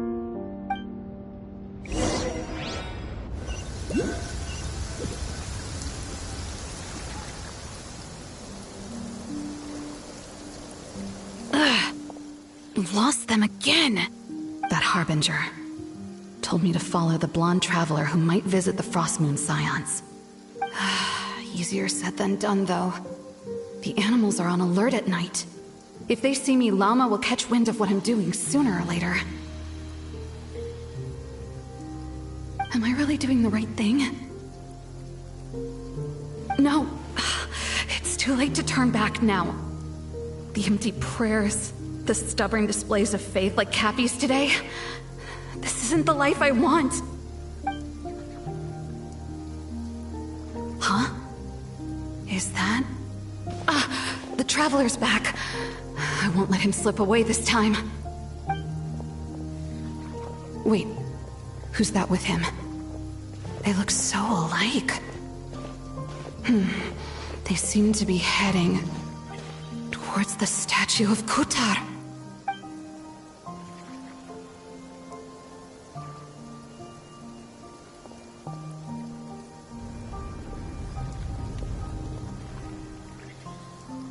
They've opened the secret chamber? But wasn't it meant to be sealed? Wait a second. The Moon Marrow! Surely they're not after the Moon Marrow. I'd better go report this straight to... Hold on. If they do actually make it to the final room, then maybe I'll be able to get my hands on the relic. The one thing the Fatui have been after this whole time. If someone's going to take it, it might as well be me. This could be my ticket to joining them.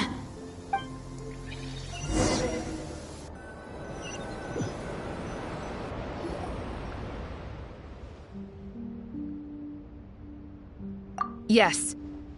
And in your final moment of hesitation, I took the chance. And then you gave it to the Fatui? But when we talked to you before, you seemed so genuinely worried about Lauma. Because I thought she was as fed up with the Frost Moon Scions as I was. We grew up together, Lauma. I know you were chosen to be the next Moon Chanter when you were just a child. They never gave you a choice in that. I saw the look in your eyes when you were treating that child. That sense of helplessness. Surely you too must see that this blind, inherited faith of ours is simply holding us back. If our prayers are never answered, then why keep praying? Do they really deserve all of your devotion? Or are you trapped by the responsibilities they imposed on you? So those are your reasons for wanting to leave the Frost Moon Scions? Isn't that reason enough? When we pray to the moon, we do so to show our gratitude for the life it granted us long ago. It reminds us to strive for something higher within ourselves. But I know that's not what you want to hear. You're right, Wilhelmina. I have indeed kept secrets from you. I knew it. You don't want to be the Moon Chanter, do you? No, that's not it. I'm talking about the fact that the moon in the sky isn't real. What? You're saying... Huh?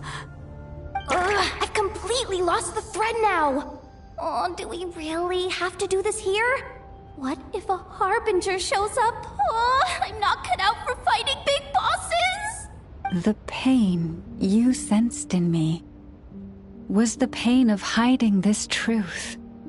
If what you're saying is true, then you already knew that the Frostmoon Scions wouldn't believe any of this. Why didn't you just leave like I did? You don't understand, do you? That's the difference between us, Wilhelmina. I care about the Frostmoon Scions.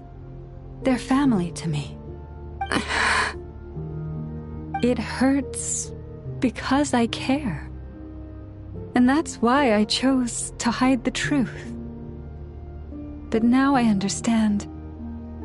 That was a mistake. My family deserves to know the truth. I shouldn't have tried to hold it all together with empty prayers. Are you trying to say that I only ever cared about myself? There's nothing wrong with that in itself. No one would have tried to stop you from leaving. But you did not have to stab us in the back like this. We've been spotted! I knew it. I just knew it. What now? If a harbinger shows up, I'm out of here. No darned relic is worth dying over. Looks like I misjudged you, Llama. I didn't think you had it in you to stand up to your fate. Turns out, you are a great moon chanter after all. But you were right about one thing. I haven't considered Hisi Island my home for a long time now. Bosses! Time to go! I will change the Frostmoon Scions, Wilhelmina, as soon as the new moon rises. Then I guess I won't be around to see it. Say, Lauma, what happens to those who betray the Frostmoon Scions? May their antlers be shorn with silver blades, and let them be cast into the long night of unknowing.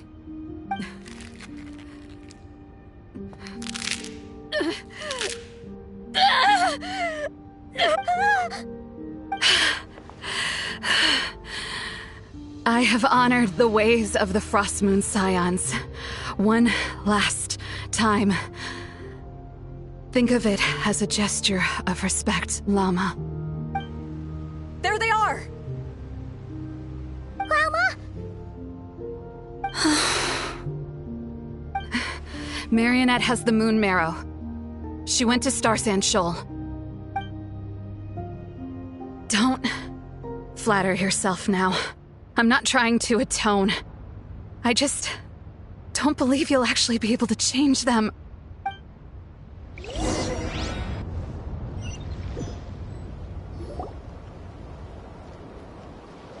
An alarm coming from the Experimental Design Bureau. Interesting. Hey, wrap things up and get yourselves ready. Looks like we might be having some guests. Yes, milady. Perfect timing. This job's been boring me to death. Time to test some hypotheses.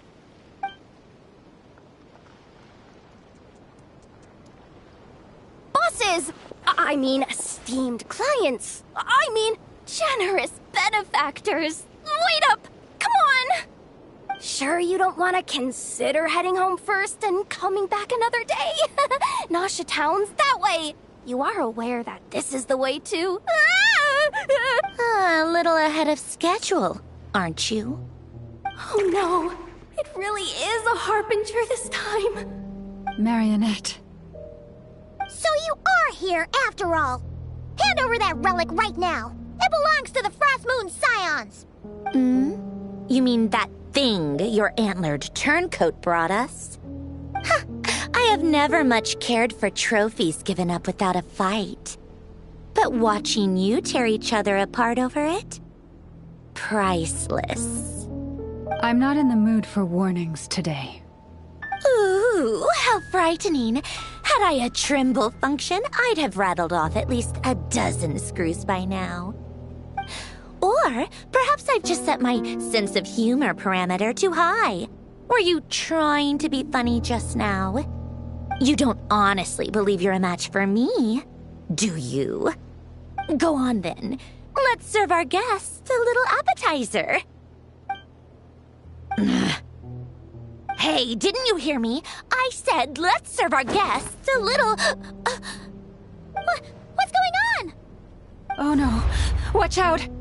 It's the Wild Hunt!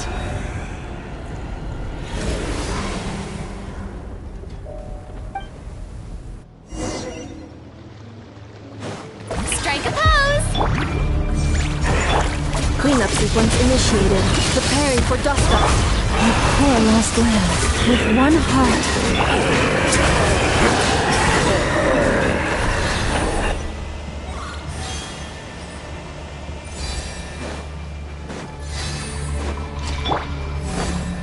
Shower me with praise! Stay clear. Face your guilt. Defensive mode engaged. Let the world collide!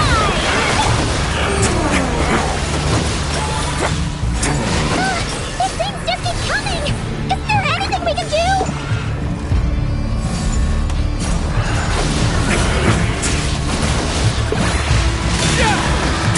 Annihilation mode. Cleanup sequence initiated. For the everlasting forest. It's gonna get a little chilly.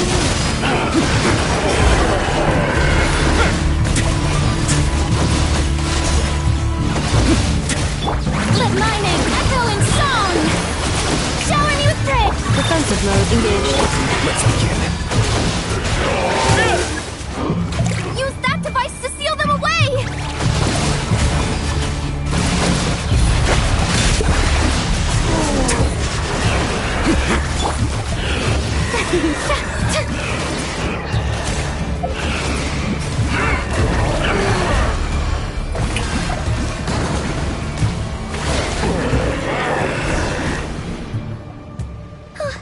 Is that it? Oh, at least that's what the Lightkeeper's handbook says. Careful! It's not over yet!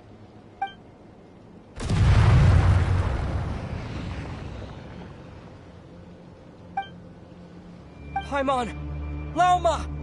Yehoda!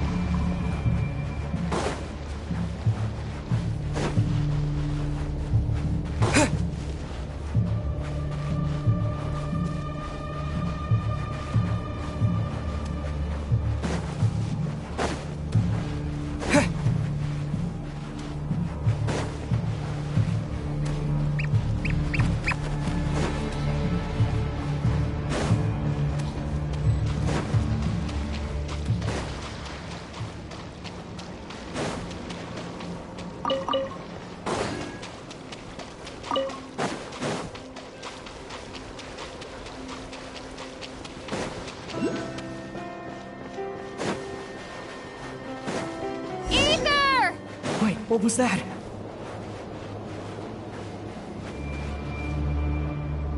Ether! Over here! Lumine! Quick, grab my hand.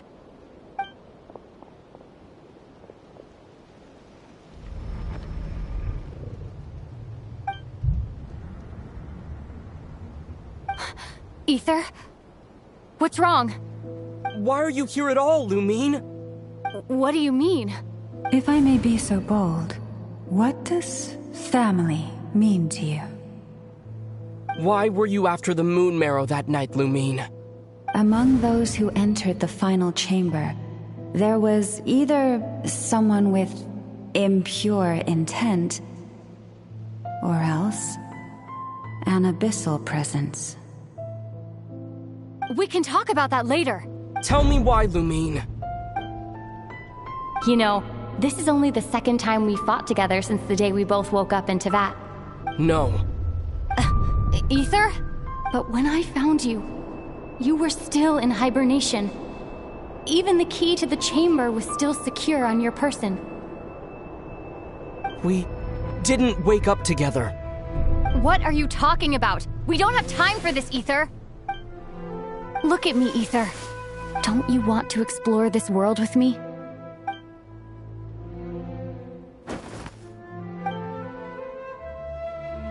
You think I'd lie to my big bro?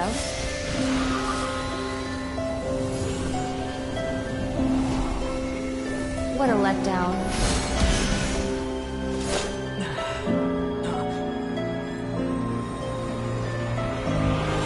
Go get it for me, Ether. It belongs to me. I never believed it. I didn't want to believe it. That strange feeling that something was off. I wanted it to be real so badly, even if it only lasted a moment. But you're not my sister!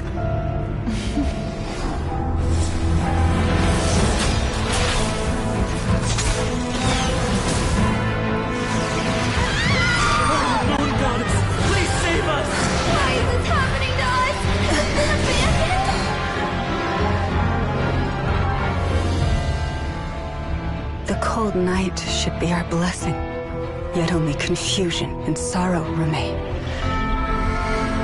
The truth may yet lie beyond the sky, but must we become lost because of it? Standing before you, as a scion of Hyperborea and the Frost Moon's emissary, I say this.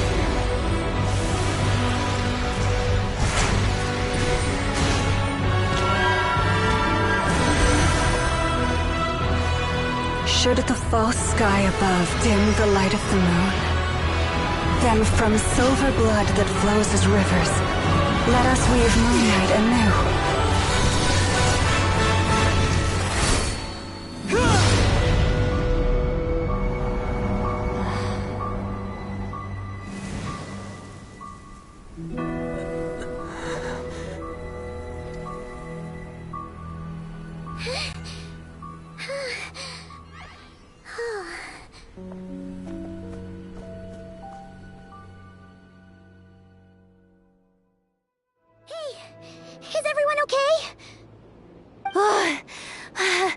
I saw my life flash before my eyes there. Oh, good thing Laumado was there to save the day. Are you all right, traveler?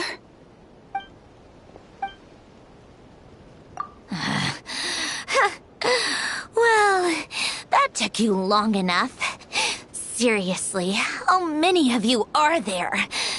Pathetic. Oh no. Oh, I spoke too soon. Totally forgot we still have a Harbinger to deal with.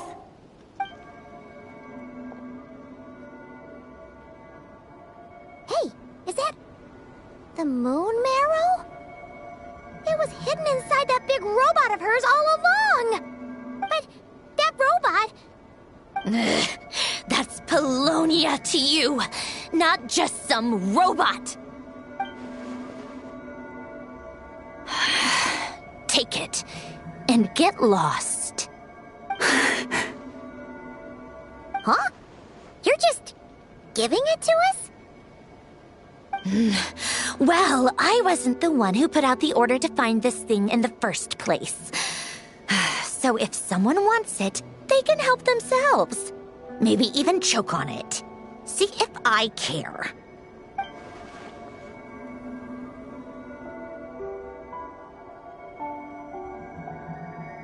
So, are you waiting for me to change my mind or what? I'd be more than happy to pick up where we just left off. But I should warn you, I'm in a bad mood right now. Let's go. Fine by me. Totally, completely, absolutely on board with that. It's finally over. If that doesn't make the most thrilling commission of the year, I don't know what will. Looks like the Fatui are all gone now. Lalma?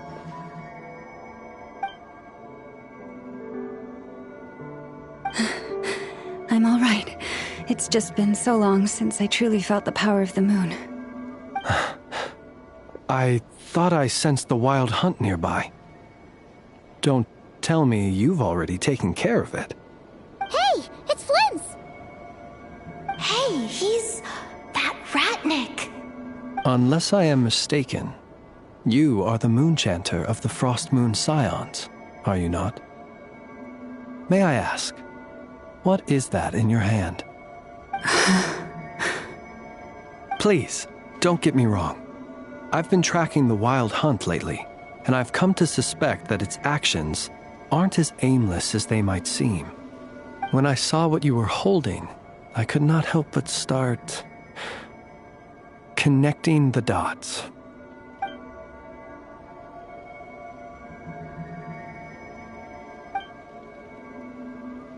You better be extra careful, Flint. It seems like the Wild Hunt is capable of impersonating people now. Oh, is that so? Funny that. I just showed up completely out of the blue, yet you seem to have no problems trusting me. I apologize. I shouldn't be making jokes like that right now. Anyway, I understand. Thank you for the tip-off. It seems that the Wild Hunt has somehow changed in nature. I'll have to report this to HQ right away. For now, let us part ways here.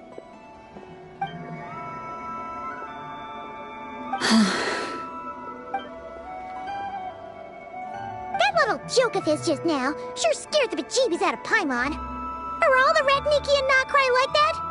They're usually stationed in remote areas and tend to keep to themselves. So, it's not surprising they end up a little eccentric? No, he's different. Really? How so? The animals. They've told me they're afraid to even go near him.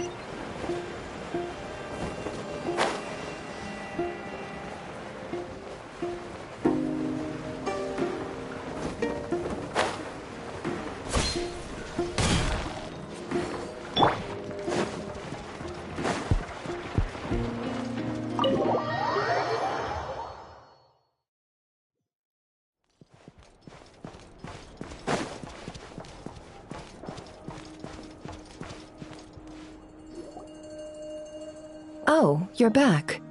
I just made you all a pot of tea. Better drink it while it's hot.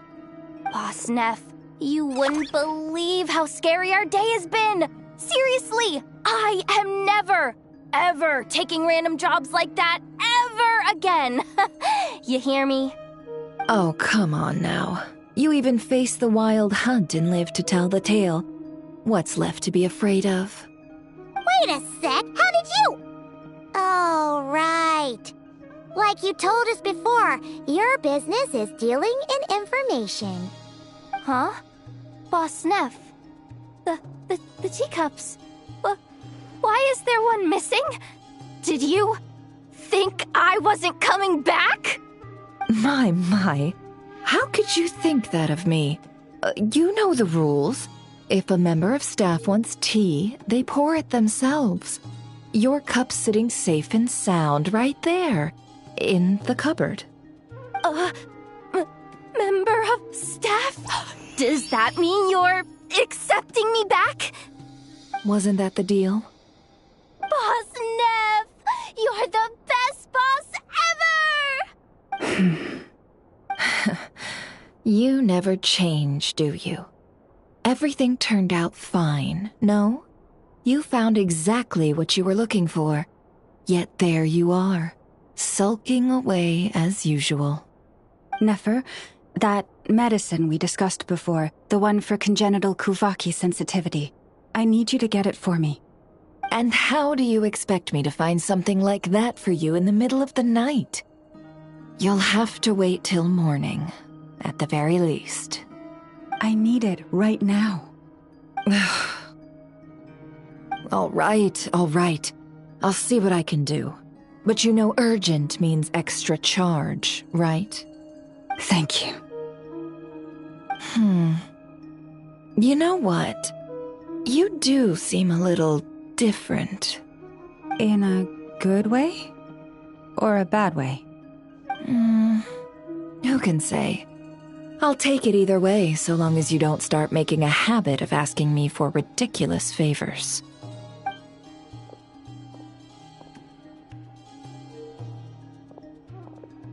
Traveler, Paimon, a lot has happened these past few days. I don't know what I would have done without you. Hey, don't mention it. That's what we're here for.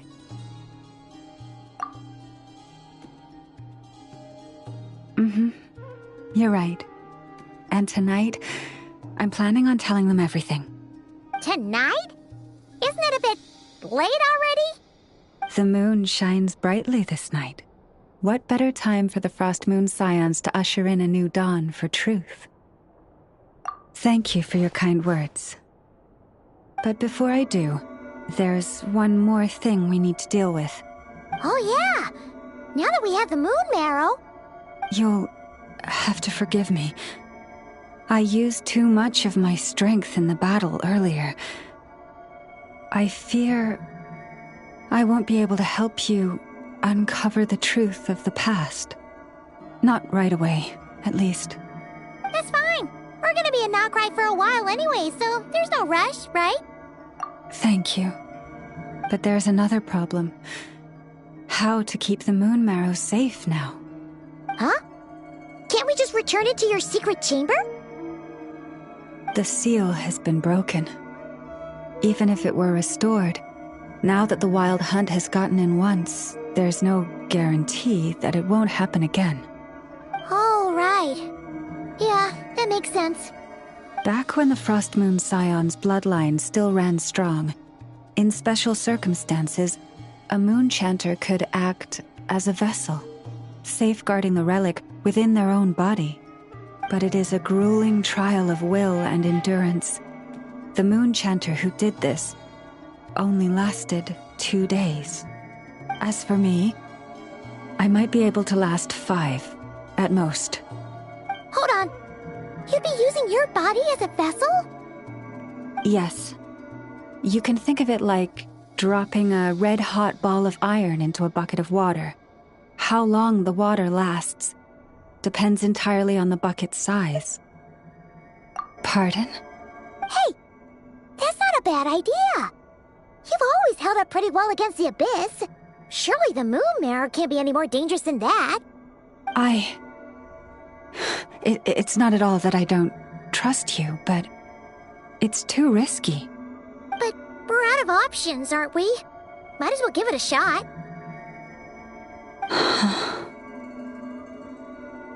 All right. Well, I'll be right by your side. If anything feels off, please tell me immediately.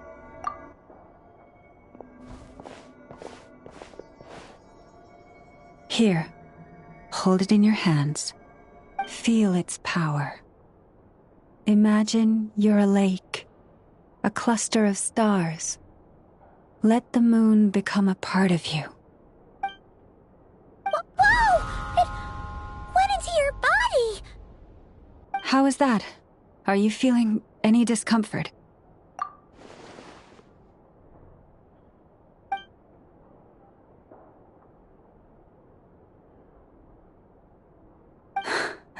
Astonishing.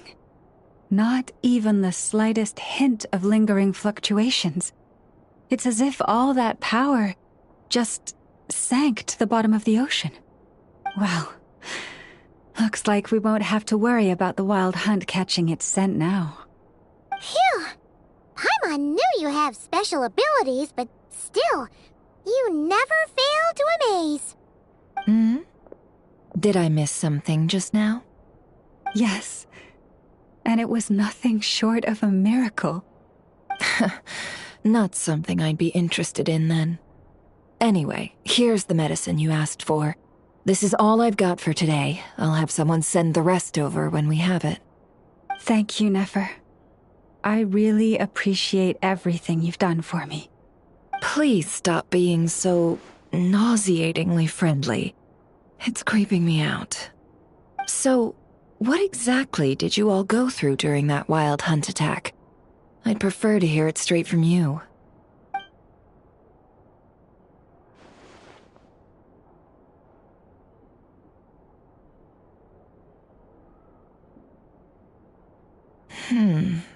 A phantom that can mimic the appearance of others. Quite different from what we've seen before. Yeah, and both times it appeared, its goal was pretty clear. It seems like it was after the moon marrow. And on both occasions, it was accompanied by the wild hunt, too. It appears there must be some close connection between the two. I must say, I don't often see you look this serious, Nefer. Too late in the day for thinking, that's all. We'll pick this up again later. You all feel free to keep chatting, though. Just don't forget to lock up when you leave. On that note, Traveler, please keep the moon marrow stored within your body for the time being. We'll take it back off your hands as soon as the wild hunt's been taken care of. Once and for all. Of course. Anyway, if the two of you will excuse me, I'm heading back to Hisi Island now. It's time I came clean with the Frost Moon Scions. Hey, we're coming with you! Though, guess we won't be able to do much more than cheer you on from the sidelines. That alone means more to me than you could ever know.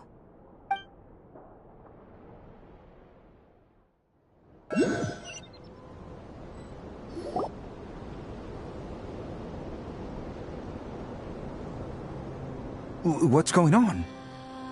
I'm not sure. It seems like the Moon Chanter has something important to tell us. I heard the relic's already been retrieved. That's Our Lady Lauma, all right. Noble scions of the Frost Moon, my kin beneath the moonlight, I hereby declare the truth to you. Long have our ancestors looked up to the Frost Moon, guided by her serene light. Yet now, she lies hidden beyond the limits of the sky. And so, Lauma began to reveal to the Frost Moon Scions a truth long hidden within her heart. A story of a false moon and the death of gods. Kutar was indeed born of the moon. But that does not give us the right to reap without sowing, nor clothe ourselves without the toil of weaving.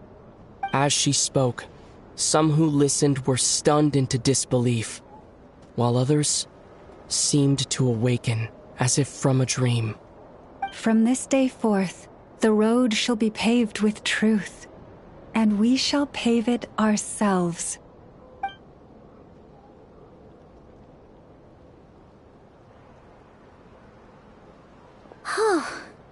After everything Lauma said last night, Paimon wonders how everyone's adjusting. Still, judging by their reactions at the time, it didn't seem as intense as Paimon might have imagined. Says a lot about how much trust she commands, huh? Hey look! It's Lauma! Welcome, both of you. The animals were most lively this morning. They told me of your coming. Nothing too dramatic happened, did it? No one took it so hard that they went on a binge-eating rampage and ended up cleaning up the whole pantry? Or something? Hey! Paimon's just trying to lighten the mood. Thank you for your concern. Change doesn't happen overnight, and new ideas need time to take root. But nothing as extreme as that has happened, no. Although... Although what? Well, just as I thought might happen, some have chosen to leave the Frost Moon Scions for good. For them, losing their faith was like losing their home. Confusion, frustration, helplessness. I saw it all, reflected in their eyes. Oh. I respect their choice. May they carry the Frost Moon Scion's blessings far and wide, should they be willing to do so. If we meet again someday, perhaps we will be able to sit together and share stories once more. Others sought me out afterward, though, and thanked me profusely for sharing the truth with our people. They said they used to see me as distant, even somewhat unapproachable, whereas now I seemed much closer to them. Like a friend, or even a family member. Sounds like a win overall! Paimon thinks you did the right thing, Lauma. Thank you. Though, I wanted to ask, do I really come across as distant? Well, maybe just a little. To people who don't know you, you are kind of tall, especially if you consider the antlers. I see. That's a bit of a hard one. My antlers tend to grow under the moonlight, so I can't quite help it. It brings me comfort to hear you say that. By the way, how has your body been adjusting to the moon marrow? I'm glad to hear it. I've also suggested to Nefer that we meet within the next few days. We need to figure out how to counter this new manifestation of the Wild Hunt. But for now, let's just relax. I want to enjoy this feeling a little longer, of finally living on the bright side of the moon.